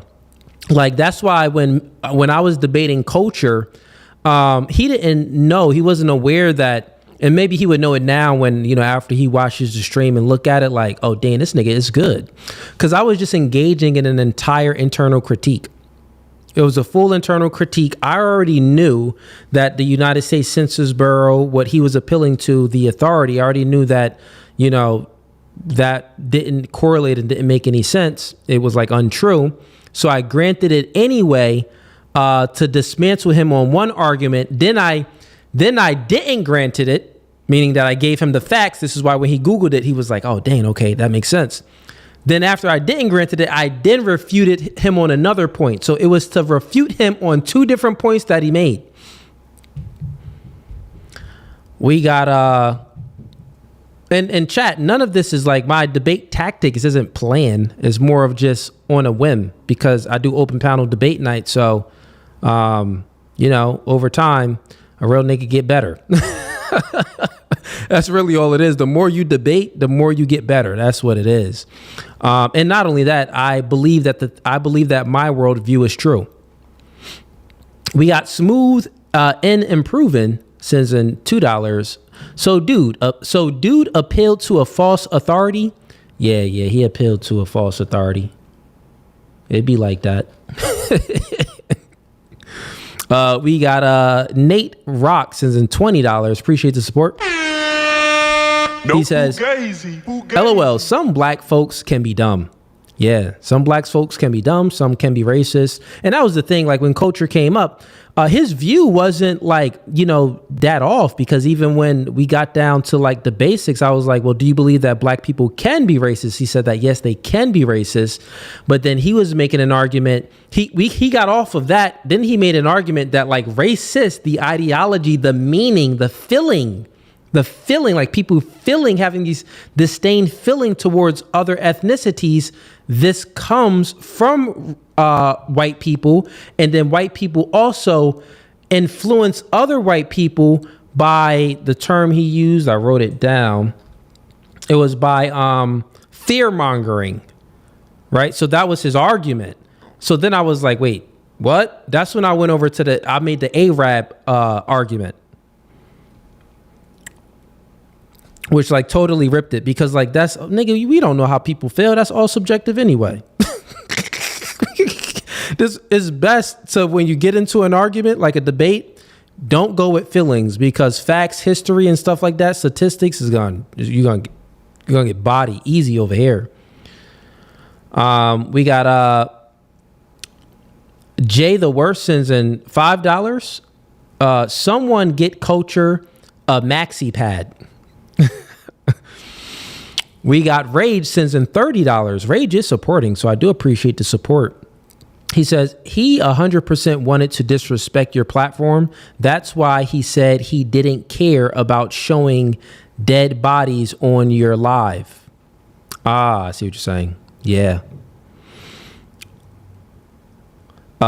We got Mr. Northumberland sends in $10. Says America got its name from the Italian explorer Amerigo Vespucci. I don't know how to read that, but yeah, it was in the 1950s. Well, no, it was in the 1500s. Okay, got you. I don't know how to read Spanish, bro. What? Can't pronounce his last name. Bro, it looked like Vespucci. I ain't gonna hold you, but who knows? I'm pronouncing it all wrong. We got Nate Rocks in $20. Appreciate the support. No Fugazee. He says that guy is definitely a Democrat. you know he's definitely supporting Tim Walz and that Somali fraud. Who do you think is a Democrat? You think Culture is a Democrat? I don't know. Culture, let me ask him real quick. Hey, Culture, are you a Democrat? This goes to show how dumb some of your followers are. I voted for Trump. Okay, fair enough. He voted for... Hey, well, yeah, he probably was talking about you. All right, fair enough. Let me go ahead and put you backstage. Now, Culture voted for Trump. Or were you speaking about someone else, Nate Rock? Let me know if you were speaking about someone else. We got DJ Sima sends in $30. Welcome to the gang. I appreciate that. I'm sorry. He didn't send in $30. He joined the membership. So it's DJ Sima 33. Join the membership. Appreciate that. And so now the people that joined the DJ Sima, you was... I believe you came up before. So I'll remember you, and the next time you come up for debate, I'll prioritize you just like I prioritize the other members like Dane, Wicked, and other people that come up that's a member. Even, are you a member? Let me see. Even, are you a member? Evan? Even? I don't think so. Oh, okay. I did just a membership at one point, and that may have been why I was put to the, or why you may thought so. Yeah. Okay. I was just making sure. Just making sure while I'm going through everything, because I want to make sure I'm prioritizing people properly and giving them their time to come up here and debate. We got Loss sends in $10. He says, it's me, Eva Rice. How us, Mr. Smiley question. Oh, okay. Rob Noor and I would like to have you on for a show sometime. Yeah, man. I'll come on Rob Noor show. Why not? I like Rob Noor. I met him. Cool guy. Let's do it. Let's set it up, man. I'll come on. We'll just, chat or whatever y'all want to do. Y'all want to do like open debates and stuff or whatever. And I'm down to have Rob Noor on the show too. He's a smart guy. Yeah, if Rob ever wants to come on stream and like join in open debates and stuff like that, for sure, man. Have him come on up. And I think I pronounced your name wrong anyway. Sorry, man. Ave Rice, something like that. But you came up last time. You're the guy that you call Ease Mr. Smiley. So I know who you are. I remember you. I met you at DebateCon. Actually, I met you twice at DebateCon 5 and DebateCon 6, I believe. All right, let's continue with open panel debate night. Appreciate all of y'all that's in here. We got over 300 people in that's still rocking with us. Let's bring up some more people, see what they want to debate about. Let's see who we got. We got oh wait, real quick. Let me hey Juan, was that you that joined up for the membership? Yes, sir, it was. Oh, that is you. Okay, got it, man. So I'm gonna have you up here. When I bring up the next people, I'm gonna have you up here as well to debate as well, man. Appreciate the support. For sure. Let's bring up this guy. We got Mick Victoria. Mick Victory. I'm sorry. Mike Victory. Not Mick. Okay, Mike Victory. Let me go ahead and get what you want to debate about. Well, let me turn this television down a little. No, this is my first time coming up, man. I'm not sure what I want to debate, but recently I've been listening to you. You've been talking a lot about Christianity, and I've actually been working my way back towards the church a little bit, only with a Gnostic flavor to it all. The concept of, has the traditional church kind of lied to us? Are you familiar with Gnosticism? Nah, not really. You know what agnostic is? You know what that means? Yeah. Agnostic means that you don't know. Gnosticism means that you do know. And the history of Gnosticism basically is that, how do I describe it very quickly? There are books that were not included in the final version of the Bible. Yeah. I know. after some of the councils. So those Okay. books are part of the Gnostic belief. Okay. The Gnostic belief is basically that there's a different understanding of Jesus Christ and the role that he played as far as divinity is concerned and the Father, But God the Father is concerned. correct me, wouldn't there be many different beliefs as far as Gnosticism then? There would be different sectors of beliefs as far as that then? I'm not familiar with that. First of all, let me say I don't claim to be an expert as far as Gnosticism is concerned. Okay. So I don't think that that's the case. What you just posited there. Basically, is it possible that these books and these particular beliefs were excluded from these councils? Like the final determination, it's possible that these books were excluded for the sake of being able to create a hierarchy and an order, if you will, an order of leadership, starting with the Pope and working its way down. So Gnosticism, basically, they include these books, and the argument is that there is no heaven, there is no hell. The belief that heaven and hell is right here on earth is what we create. So we don't need a church in order to find God. God is within us. Oh yeah. And- Okay. So yeah. Now, the thing is, you said a term which I just wasn't familiar with, but now since you explain what it means, the meaning behind the term, I am very familiar with that type of belief because I debate people all the time. That is Gnosticism, I guess, right? I debate people all the time that believe that. Gnostics. Okay. Yeah. So I do many of those type of debates. So now, what's your question? I guess I don't have a question, man. I've really enjoyed. Like I said, this is my first time tuning into one of these open debates that you've been hosting. I just thought I can introduce that. But if we're gonna debate something, well, does the debate necessarily have to be with your ideas or some of the ideas of some of the people that you had brought up before? Well, no, it can be with some of the ideas that people I brought up before. They just have to be backstage. Who in particular? Because I can bring them up. I just tuned in, man. So listen, I won't hold you for long, man. I think I probably should have paid a little bit more of my dues as far as tuning in a little bit sooner and getting a better idea of this. I'll leave you with this ultimately, because when I tuned in, we were talking about the blame game as far as the black and white divide as far as race is concerned.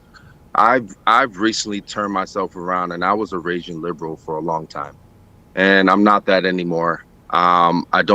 I don't view people. I'm not basing people's value. I don't value people based on their race as much as I used to. A lot of people, they want to harp on. They want to claim identity as far as their values are concerned and what's important to them. I don't do that anymore. That's good, man. You overcame the victim mindset. You overcame the indoctrination. That's good. I appreciate that, because I had to go through the same process. Oh, you heard? I myself had to go through the same process. So that's good. I spoke as a victim, and I didn't realize I was speaking as a victim because I was a man who actually owned a barbershop, and I couldn't blame any of my failures based on my race. I couldn't do any of that until finally I had to actually, think, make it real for yourself. Think for yourself. That's what you had to do. You had to think for yourself. I had to think for myself, and I actually had to go against the grain as far as a lot of my my acquaintances were concerned, and even some of my friends. But ultimately, it's just, I'll leave it at this. Listen, white people were the ones who actually ended slavery in this country. And just for context, I am first generation born here. My parents are Dominican. They emigrated from the Dominican Republic to this country. I was born and raised here. So some people say that I'm not really black, or that I actually cannot speak on black issues. I don't care what they say. I came up in this country, and when they looked at me as a black man. So I have that going for myself. But ultimately, white people, they actually fought each other in order to liberate the black man in this country. It was white people throughout the world that actually ended slavery. But besides that, first of all, I'm an American, and I feel that as an American, that's where my loyalty lies, and we come in all shapes, colors, and sizes, and Yeah, ultimately, it I was think that's it was that's It what's was going to get us to American the people. promised land. This Yeah, man. country is not irredeemable. Even the Honorable Elijah Muhammad wrote in The Fall of America that America has the opportunity to redeem itself. And I'm not a fatalist, and I think we need more people to stop thinking as fatalists. And we just got to do the work, and we got to do the work in order to make this country better, not only for ourselves, but for the people that we love, especially for our children if we have children. Fair enough, man. Appreciate the words, and yeah, man.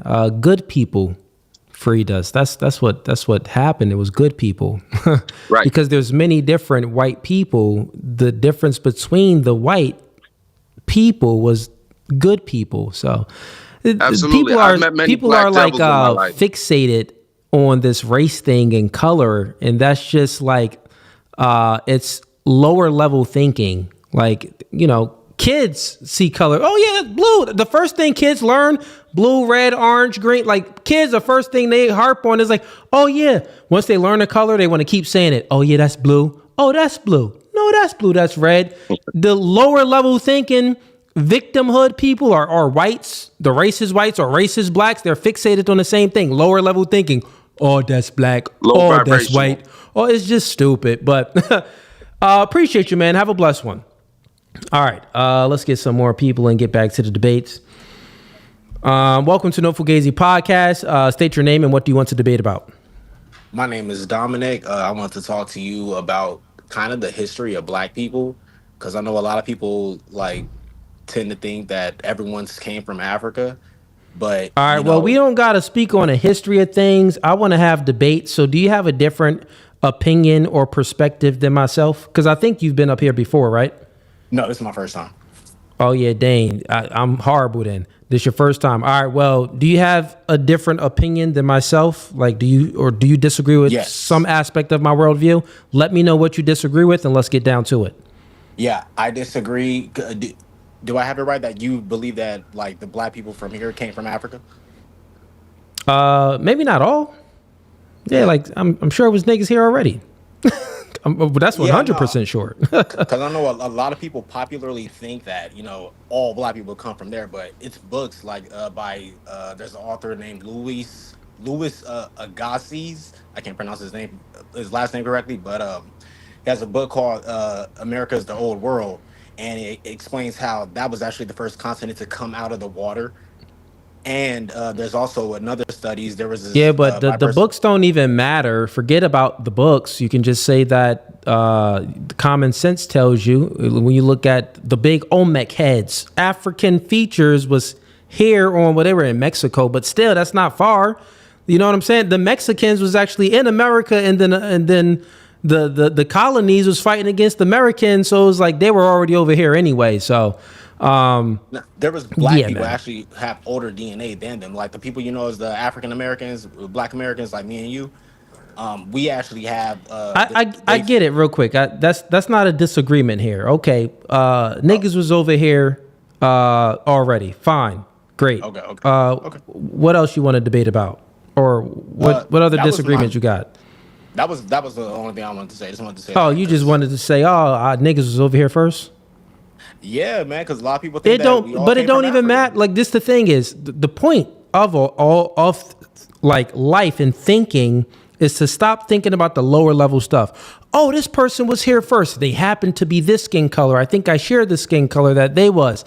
That don't even matter anyway. I don't give a freak. Like, if they was here or wasn't, does that help you out today?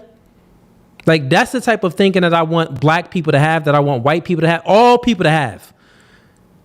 Thinking about the past, you only utilize it. The only utility for thinking about the past is to extract out lessons learned. Is not to dwell there, to think who was first and to go over that. That's useless thinking. It doesn't get you anything. What you do is, if you're going to think about the past, extract out lessons learned so the past doesn't repeat itself. So that's something good to utilize the past, but you don't want to always be thinking about the past, harping on the past, because it does nothing. It brings zero utility for your life, generally speaking. But I'll leave you with that. Since we don't have any other disagreements, have a blessed one, man. A happy New Year to you as well. Happy New Year. All right. We got Jesus. Welcome How's to it No going, man? Welcome to No Fugazi podcast. What you want to debate about? I really wanted to take on KZ 1994 Abel. I think it was in the chat saying that All Jesus was a right. myth. So you can put me on the side burner for now. Are they? Let me see if they're backstage. All right. Well, KZ, whatever your name is, Jesus just called you out. So come up backstage.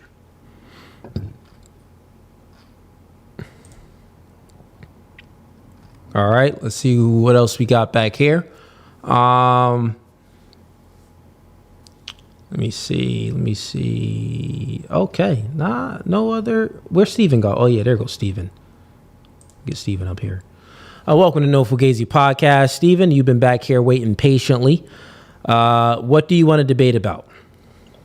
Sorry, man. I've been quiet. I want to debate about how we're going to. So last time we talked about objective morality versus whether it's like real or not. I think it's real, but I don't think we can use the Bible as an objective morality. And I think all of the conversations we've had tonight with all of these different people about all these different subjects proves that very clearly, that we interpret it. You even said that you do the same thing that ATAP guy does, like we're all just interpreting it subjectively and then calling it objective. I didn't say that. No, that wasn't my argument.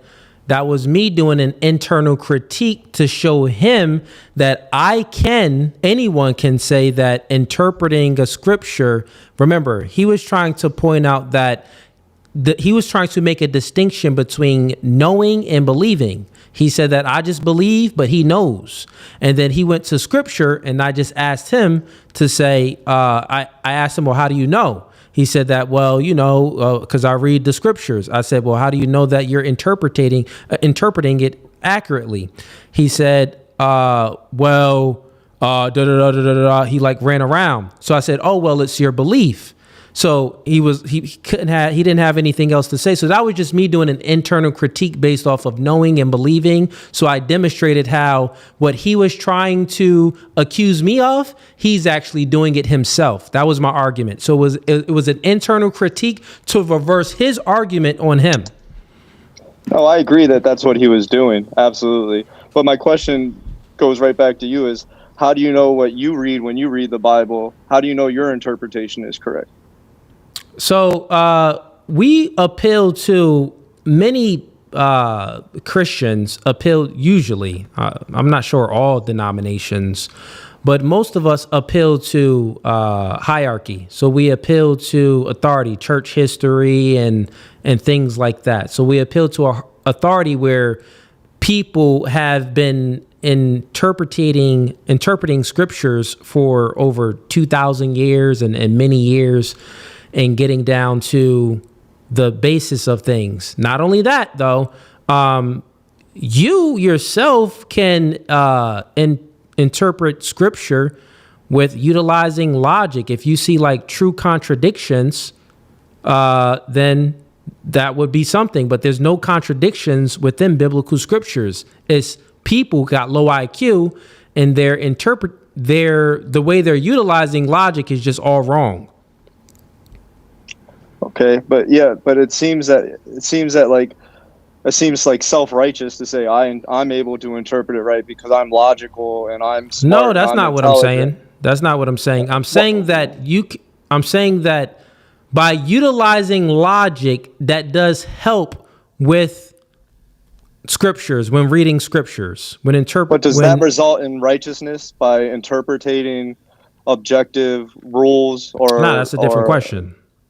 Yeah, that's what, because like I want to get to the point where like the most objective morality that exists in the Bible would be the 10 Commandments, right? Just written in stone, straight from God. That's about as objective as we can imagine it being. And they had that, and they had logic back then. They had the objective morality, and they were completely incapable of using their logic in that completely objective morality to produce righteousness. And it seems like Andrew Wilson and a lot of us, including me, dude, like I've been to many churches, I've been studying scripture for a long time, but I've never seen Logic does I not think, stop. Logic doesn't. You're thinking about it wrong. Logic does not stop you from committing sin. and it doesn't help you stop committing sin either. Yeah, it doesn't do anything. It doesn't stop. It doesn't help. That's not okay. So you're asking now. You put in another statement there because you're speaking about morality. Right. Prior to this, I was just answering your questions as far as someone having the ability to interpret scriptures by utilizing, one, they can do it on an individual basis by utilizing logic, but they would still need some type of authority, some church authority, some, authority there. Now you bring in morality and you're saying that, well, morality, logic doesn't, equal morals, of you being moral. I would agree. People commit a lot of heinous acts and they utilize logic. Bank robbers, they utilize logic. Serial killers, they definitely utilize logic because they done mapped it out, constructed it properly. So yeah, what's your point though?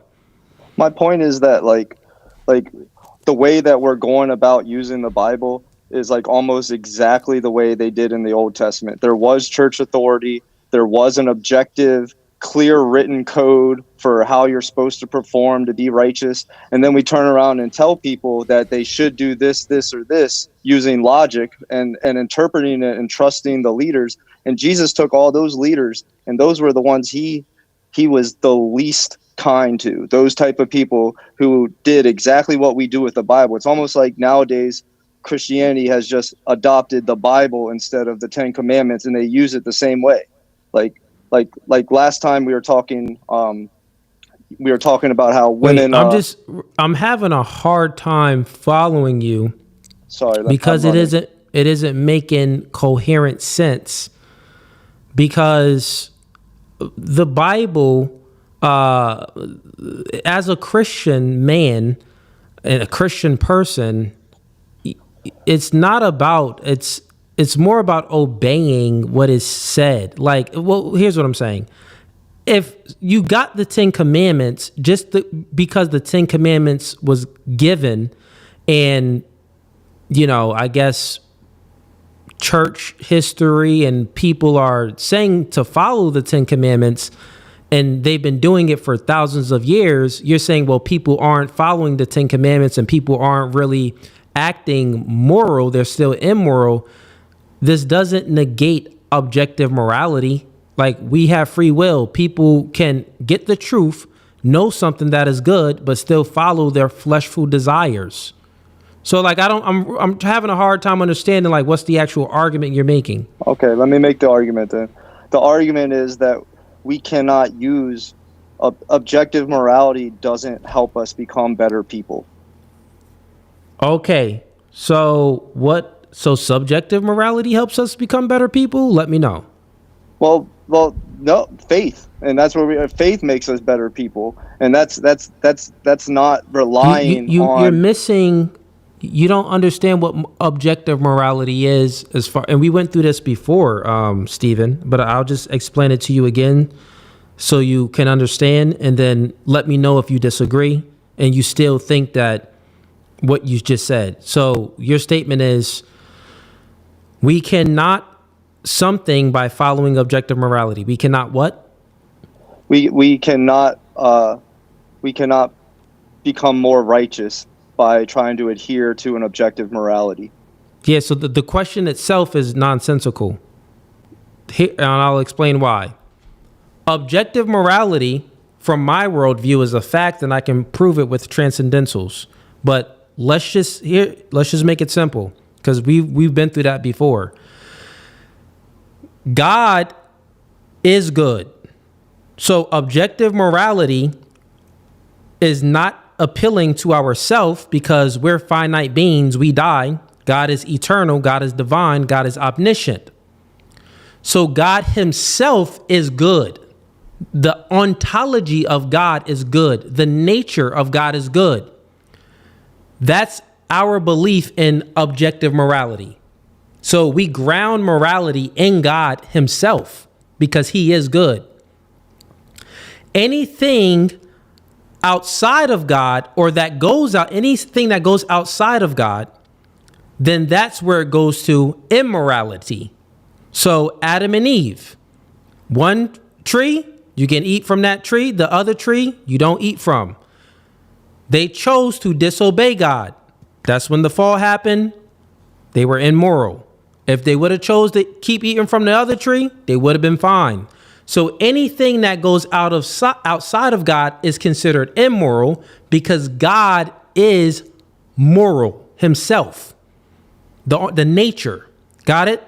So therefore, we can't separate the two. You can't say, well, your statement was, what was it again?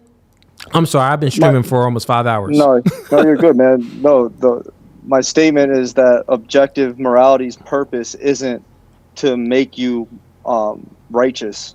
So the statement itself is nonsensical because we have free will. So God being can't make us do anything because if it makes us, is controlling us, that would be we won't have any free will, right? But God gives us a choice to follow him, which then we do have the ability to be moral beings, right? We do have the ability to do the will of God. But since we got free will, we have the ability to do the opposite of God's will. Make sense? So the question itself or your statement is not a good statement. It doesn't adhere to at least my beliefs and Christian then beliefs. Why weren't the Pharisees righteous in the Old Testament? Why weren't the Pharisees righteous in the Old Testament? Because are they human beings? Let me just ask you questions instead of answering. Yeah, they're human beings. Okay. Do human beings have free will? Not while they're slaves to sin. Wait, what? Human beings do have free will.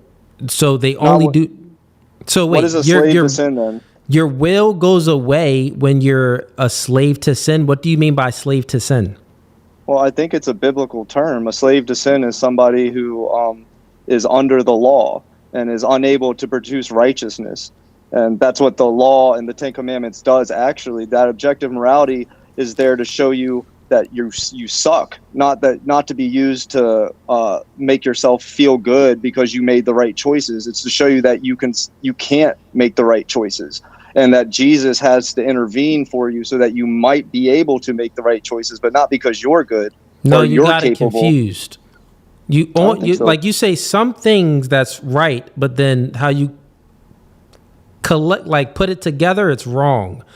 It's not that Jesus came to sacrifice himself for our sins.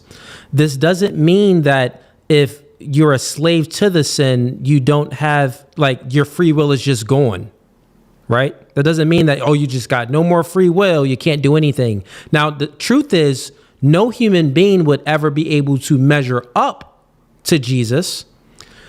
Adam was the only one that really could measure up, but Adam chose not to measure up. So basically Adam was like the first, some people would say like that, first, not Jesus himself, but like the first son. You know what I mean? That's false too, because he didn't have knowledge of good and evil. Jesus has always had knowledge of good and evil, man. But I don't care about that. Adam was created good, nothing but good, and he had no other. It was nothing else. The world wasn't in a fallen state like the world is that we're living in. Him at that point. Yeah, Jesus of course, Jesus. I'm not saying the same. he wasn't at but I'm the saying level that of him. I never said the level though. But what I'm saying is, it's like, that he had the ability to stop it all, but he still chose. But human beings, yes, we're in a fallen state, man. So we're always gonna sin. This still means that we should still strive not to sin. Also, we also should repent for our sins.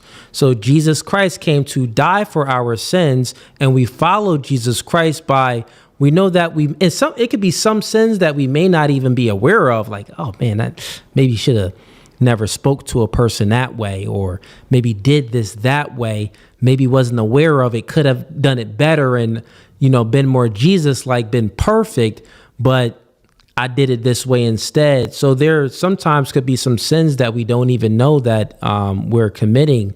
But this is why we repent, we pray, and we thank Jesus and things like that. So it's a process, and a process doesn't stop. You have to, you wake up every day, and it's you working, and you also repenting, and you're reflecting so you can repent. So it's a process. But what's your real point? Because do you believe in objective morality or do you not?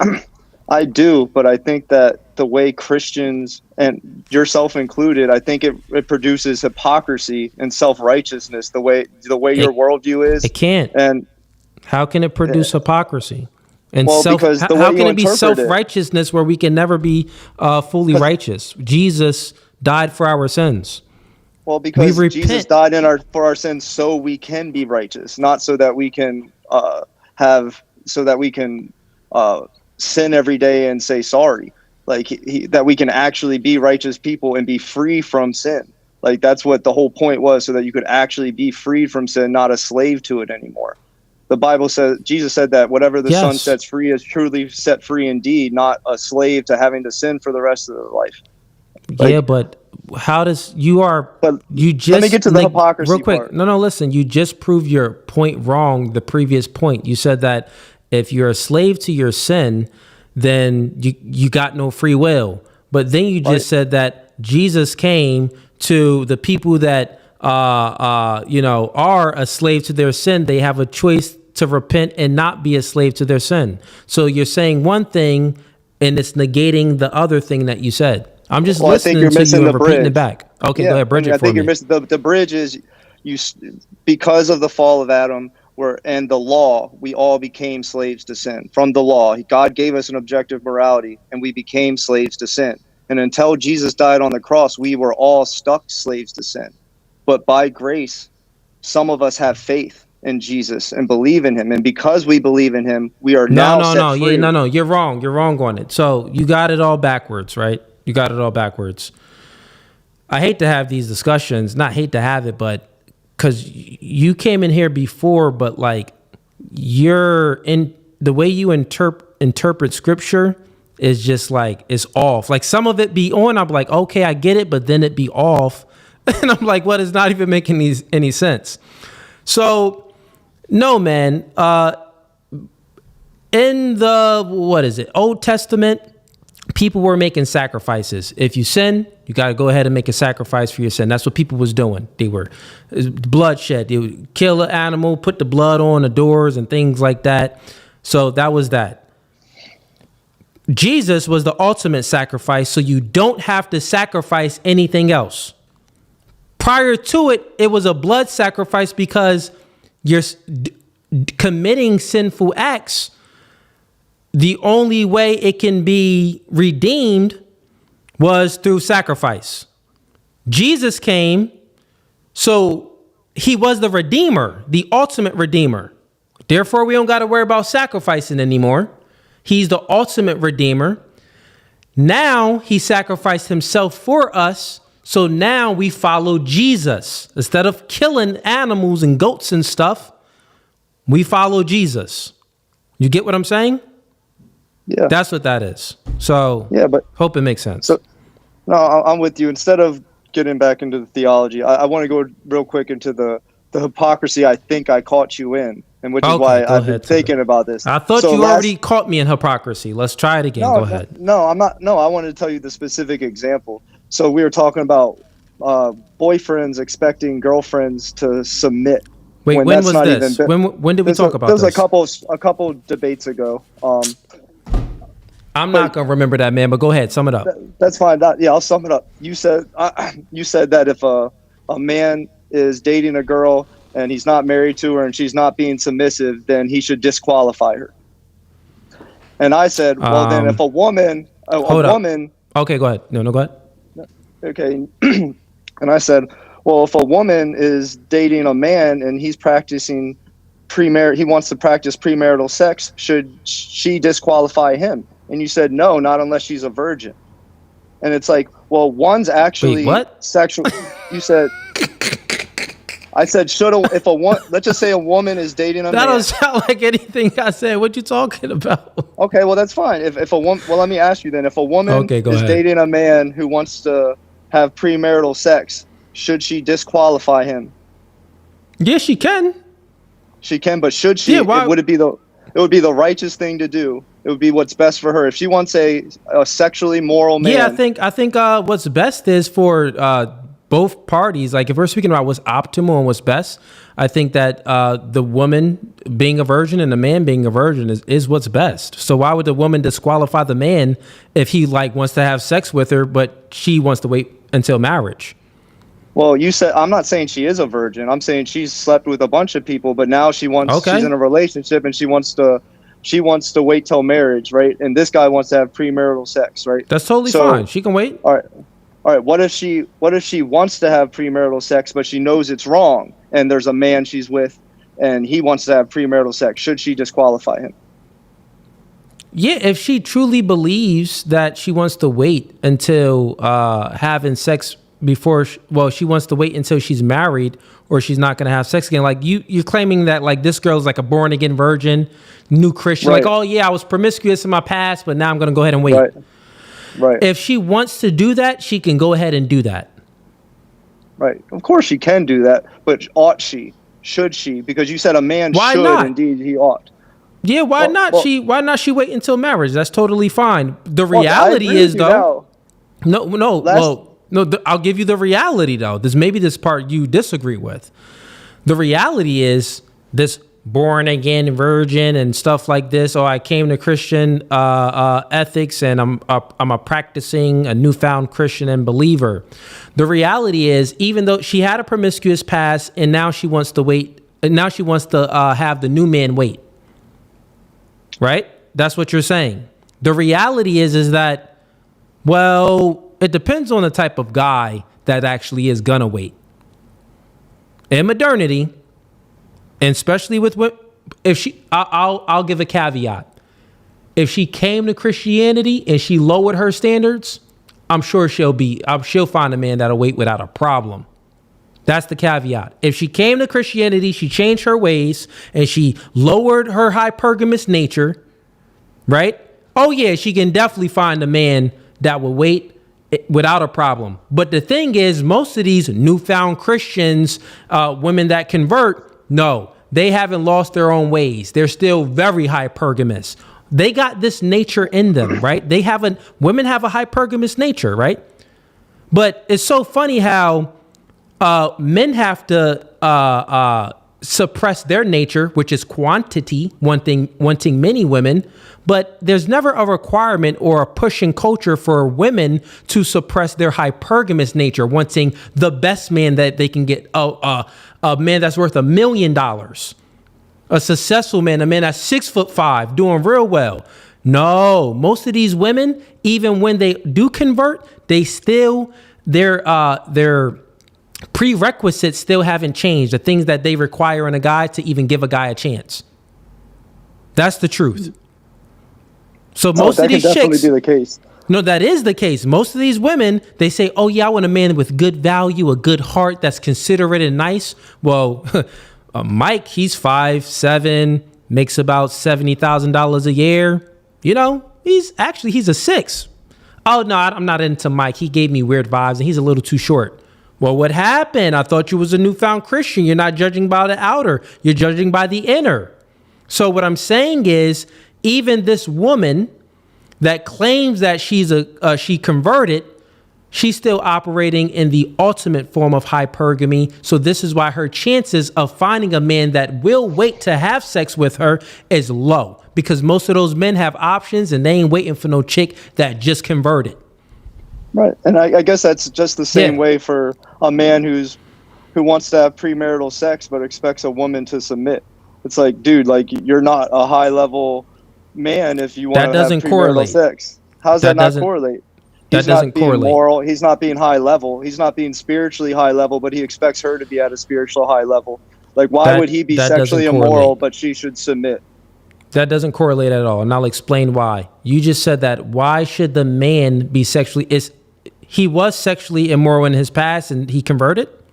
No, he's still being sexually immoral. Most men that want women to submit, that follow you on your podcast, that Okay, want well women then that's to be not. that way. Then it's different. Then so I thought you were saying. I thought you Oh, I were apologize. the same stipulations that you put on the woman. I thought you were putting on the man. So like the man. No. Okay, then that's different. Then well, yeah, if the man is still wants to sleep with multiple women, but he wants the woman to like follow his lead, well, most women isn't gonna even tolerate that anyway. So that'd be nonsensical to think. But what if he just wants to sleep? But most men that want are like dating a girl want to have premarital sex with her, but he still expects her to submit. She's supposed to be submissive and holy in that way. Most women, but he's not supposed to be holy. Well, what I'm saying is, bro, most women, if they knew the truth, his value would have to be really high for her to accept it. Because most women don't accept that. Most women want just one man and they're stingy. They want that one man to be for themselves. So women would just want that one man for themselves. But if he's high value enough, yeah, there are some women that would share that man with other women without a problem. Right, and I'm not talking about quantities of women. I'm just talking about one man dating one woman. And he, like, let's just say I'm dating my girlfriend, right? And I want to have premarital sex all the time, right? Because I'm not having sex with a bunch of women. So, but still, I want to have my cake and eat it too. I want to practice sexual immorality, but I want her to follow the biblical value of submission, and that's hypocrisy. Oh, I see what you're saying now. So you're saying that a man that's in a monogamous relationship with a woman, he wants the woman to submit to him and follow his lead. Let me ask you a question. What's the most ultimate form of submission for a woman? I would say we will have to go with having sex, I guess. So if she already had sex, right? She already did the most ultimate form of submission with him, then why wouldn't she follow his lead and listen to him? So it's nonsensical on the woman's end. The thing is this, man, Stephen. Women don't value sex like they used to.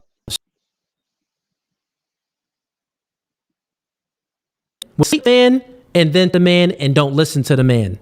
Well, you listen to the man and fully give your body and your will to the man.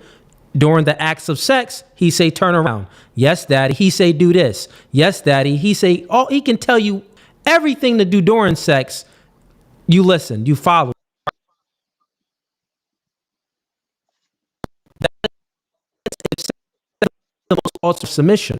So it's not a question for the man would question the woman is like, well, I'm smashing, but like, why aren't you following my lead? Because it don't make any sense. Well, it's probably because you're not supposed to be smashing. So listen, yeah, I know from a moral perspective, we can say you're not supposed to be doing that, but we're having two different conversations. We're having a conversation how it is, and we're having a conversation how it ought be, right? I already gave you already know my oughts. But as far as how it is, I'm just demonstrating how it is. Oh, fair enough. I'll let you. Yeah, and I'm demonstrating that, like, if she's being a better Christian than you are if she's having sex and not listening to you, because she's fulfilling her role of submission. You're not leading her well by continuing to have sex with her without marrying her. Like, as a leader, you should not be having sex Stephen. with her. What you talking it does, about, man? You shouldn't be. That doesn't if you're follow. the leader, why are you? If you're the leader and you're still choosing to lead her into sexual immorality and making her do it with you, right? You're inviting her into your own sexual immorality. You're inviting her in. You're the leader, right? That don't follow. You're Steven. responsible because you're the leader. Stephen, let me explain how that doesn't follow. Do men hold the key to sex? Apparently, if they're high level enough. No, man. No man can have sex with a woman or that would be considered rape. No man can have sex with a woman without her permission, or it's considered rape. So already, if the man is having sex, it's because the woman chose to. What you are trying to do is put the accountability. You're trying to transfer accountability from the woman and put it on the man. But the truth is, the woman she's responsible because she has all of the authority. Right, but the man has of free who will has to sex. engage in sex. The leader has free will whether to engage in sexual immorality or not. The leader of the relationship has free will to decide whether to engage in sexual immorality as well. So he can say no to her if she wants to have sex, because he can say, "Hey, this is actually sexually immoral." That Even doesn't if, and refute my point, Stephen. That don't refute the it, point. it does refute my point. No, it refutes your own go ahead. point, not my point. What I'm saying is this: since women grant access to sex, they hold the key to sex. Therefore, a man can't have sex with them unless she grants access. So it doesn't matter if the man wants sex. You think we ever gonna stop wanting sex? The thing is, it isn't about the want. Like, the want not really going nowhere. Men are gonna want sex. It's the fact that the woman granted access to sex. Now, men, we've already constructed a society in a very benevolent way that protects women. And actually, we granted women the key to sex by creating consequences for men that step out of bounds and have sex with women without their permission. We call it rape. You go to prison, right? Men created the structure to protect women, to give them the key.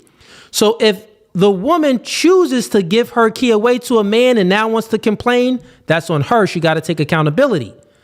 Even if the man wants to have sex, let's say you're talking to a girl and you want to have sex with her. You're like, dang, and you are going to want to have sex with her. You're like, man, hopefully I can get it this day.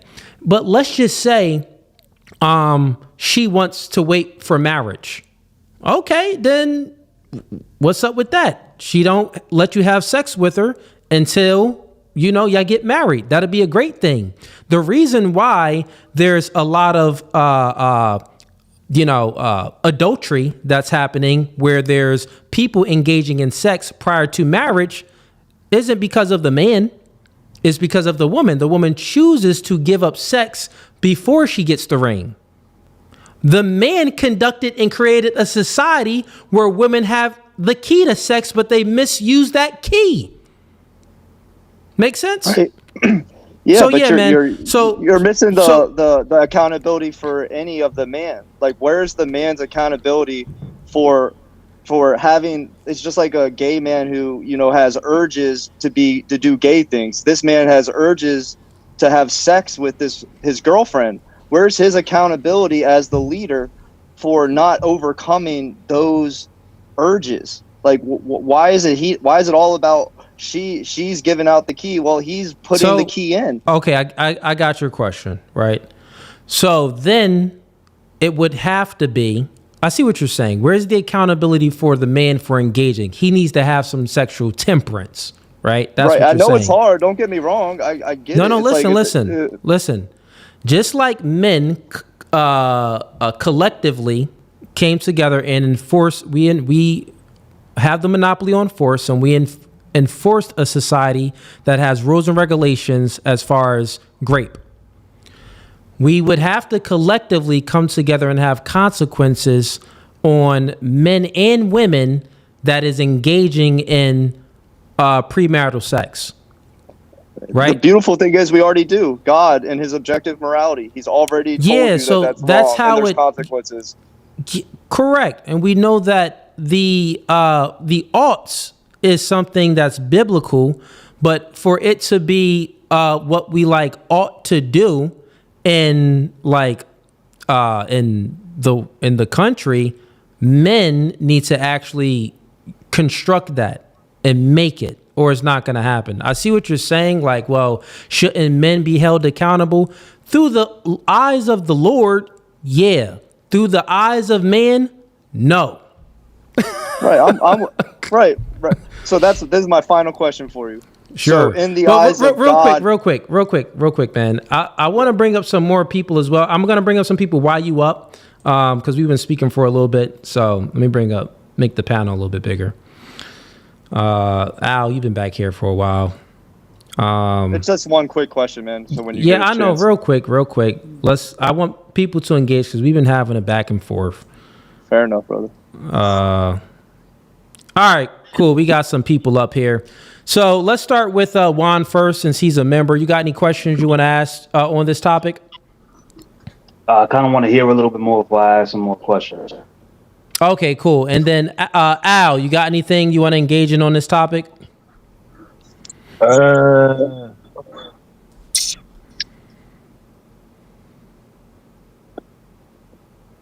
Nah, I don't got too much on this one.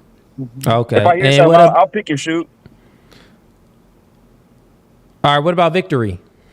Hey, the only thing that I will say is that I don't think there's any judgment in the ultimate scheme of things, right? But I do think that things do apply in this dimension. So I think it's in the best interest of the woman to remain chaste. I don't know if it's necessarily in the right. I don't think it's the right road for the man to be promiscuous, but ultimately, yeah, the woman has to hold her place, and I don't think that casts judgment necessarily against either or. I hope I'm staying on task. I mean, I see what you're saying. Okay, real quick. Let me just do some super chats real quick. We got Dane Snyder says in $2. Do you believe in Black Santa Claus? Who is this to? Oh, it had to have been to either myself or Steven. Steven, you believe in Black Santa Claus? No. I don't believe in Santa Claus at all. Yeah, me Doesn't matter neither. if he's black or white. All right, man. I hear an echo from somebody. Let me see where it's coming from. That's coming from me. I'm sorry. The neighbors are. Yeah, the echo is coming. I had to mute you. Okay, it's coming from you. All right. Who else we got back here? Man, that is about it. All right. Well, listen, man. We're gonna go ahead and wrap up shop. You know, I've been streaming for 5 hours. I'm done. But appreciate y'all, man. I'm gonna get to the rest of the super chats and wrap up, man. All right, chat. We got Sky Black Santa Claus. Get the likes up. We still got almost 300 people in here. 299 people. Been rocking for 5 hours, so I appreciate that.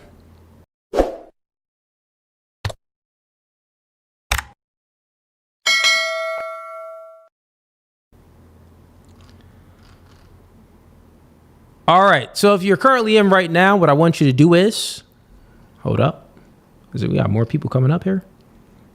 Dell, come on, Dell. You came up here late. I see you in here, Dell. Dell, listen, man, we gotta do another day, bro. I've been streaming for 5 hours, man. We gotta do another day. I see you back here, Dell. Trust me, next time. Let me see. Man, probably Wednesday. Next week on Wednesday. Yeah, I'm not gonna do an open debate Sunday because I got a debate Monday that I'm gonna prepare for. So yeah, I'm gonna take like Friday, Saturday, and Sunday off from streaming, and we're gonna come back Monday. I got a 1v1 debate on can we ground morality without God. I'll be debating this atheist, and then Tuesday I got an interview on another channel. Wednesday, open panel debate. So Dell, come in Wednesday, man.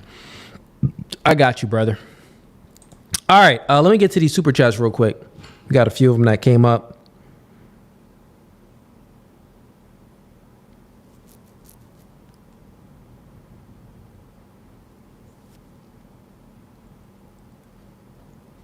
Okay, we got DJ Sima says in $2. Just join. Can you explain the tiers again? Yeah, so a gang is the $5 tier. Hitman is the $10 tier. Mob Ties is the $25 tier. Mob Ties, you get special access and privilege If you join the Mob Ties tier, you get a shirt for free. I'll go ahead and send you a shirt. You join that tier, so you get merch for free. And then all of the tiers though, when you join the membership, prioritize you as far as open panel debates, meaning that normally if you became a member, you like share my worldview. So if you have a disagreement in anything that I say, I'll prioritize you before anyone. You hit me up like, Cooley, I got a disagreement. You the first one up, even if it's people backstage, because I want to have the back and forth. I want to have the debate. But if you share the same perspective that I share, I'm going to bring other people up so we can, get a debate started. And then I'll bring you up when other people is up, how I did today and how you guys see me do before. So that's how we pretty much run it. And then also on Mob Ties, if you join that tier, we chop it up on the phone. You could call me and stuff you can hit me up like, hey, Cooley, I just want your perspective on this. I'll engage with you privately. You don't got to sign up for no one-on-one consultations. I'll engage with you privately if you just want some advice on maybe setting up a podcast or dating and relationships, whatever it may be. We can speak about that privately. So that's that tier. That's what that gets you. And then the other tiers, it also, when you sign up, it shows you the special perks and privileges that you get as well. So we got Mr. North, and also you get access to all of the background footage as well. So you get to see a lot of the background footage for the dating shows. We got to do more background footage. That's what I am going to do for the members. So in 2026, when we do our dating and relationship shows, we'll put more of the background footage of that for the members to see. We got Mr. Northumberland says in $10. The term African American has been in use since a sermon of the capture of Lord Cornwallis, published in April of 1782, and the term appeared in English Oxford Dictionary in 1835. Okay, appreciate that. Giving us the history lesson on that. We got Dane Snyder, read that one. And we got Rage, since in $10. If you read this, you're gay. You know what? That was funny. I read it anyway, right? I read it anyway. Why not? So everybody know I ain't gay over here. But if you don't like the podcast, you are gay. Because you suspect if you don't like the podcast. How you going to watch me for all of these hours and then don't like the show, right? That don't even make any sense. Look at that. Look, see, he even knows. W Cooley, 5-hour stream. Yeah, W, man. W in the chat. Y'all want a Sunday debate night? Nah, man. Yo, I got to take some time off. Listen, it's the new year. I'm debating on New Year. I'm supposed to be chilling with the fam, relaxing. But I'm like, you know what? I'm going to dedicate myself to y'all folks here on the podcast. So, what else we got? We got, did I miss anything else? No, I read all the chats. Okay. All right, chat. Peace. I appreciate y'all. This podcast is No Fugazi. Appreciate everyone that's been tuning in. Like the podcast before you go. Subscribe to the YouTube channel. And also, the giveaway for the sponsorship and all of that. Once again, if you sign up for Aura, which is, they are the sponsorship of the platform. You sign up for Aura, and you get 14 days, which is 2 weeks free trial. And Aura, once again, it's identity theft protection. It's VPN access. They have many different services when you sign up, and you get free access for 14 days. And it's good. Like, even if you want to see if your, credit card numbers or debit card number or, your social security number has appeared on any of these scammer sites, bring it up. Because when I signed up for them, my stuff, like my ID, did show up on some of this. So we've been working to get certain things done, and they do provide great service. So you can just go ahead and engage and get the service for free, and they'll provide you information. But after the 14 days, then they'll charge you. So just, if you don't want to be charged, cancel. If you love the service, continue on with it, just like I am.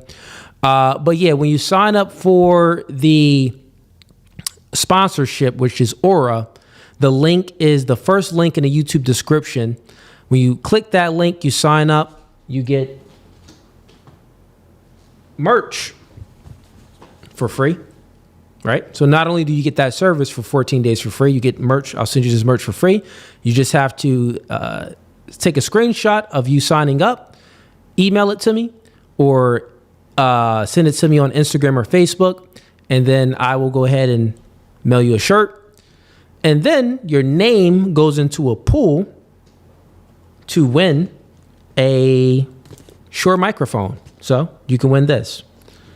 So that's what happened. And I'll be like, once we get 50 people to sign up, I'll send out 50 shirts. Then what I'm going to do is pick one person, one lucky winner. I'm going to have a bowl here with all these names on it, crumbled up in pieces of paper. I'm going to shake it up.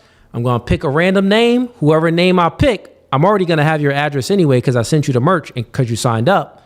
But then I'm going to send you this microphone too, so you'll be a lucky winner. But that's all I got for today. Appreciate everyone that's been supporting. Peace. I'm out of here. No Fugazee. Fugazee.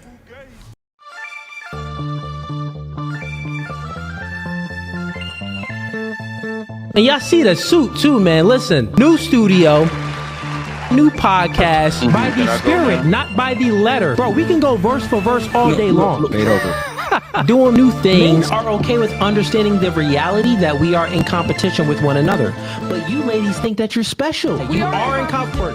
Men are men of their word. So here's my word. I'll fly you out here. We can do it in person. And after that, we can box. I'm about my business. So remember I said, when I ask you these questions, I will dismantle your entire argument. That's the end of the debate, my dog. I'm 39, but I don't look your typical 39. Belly.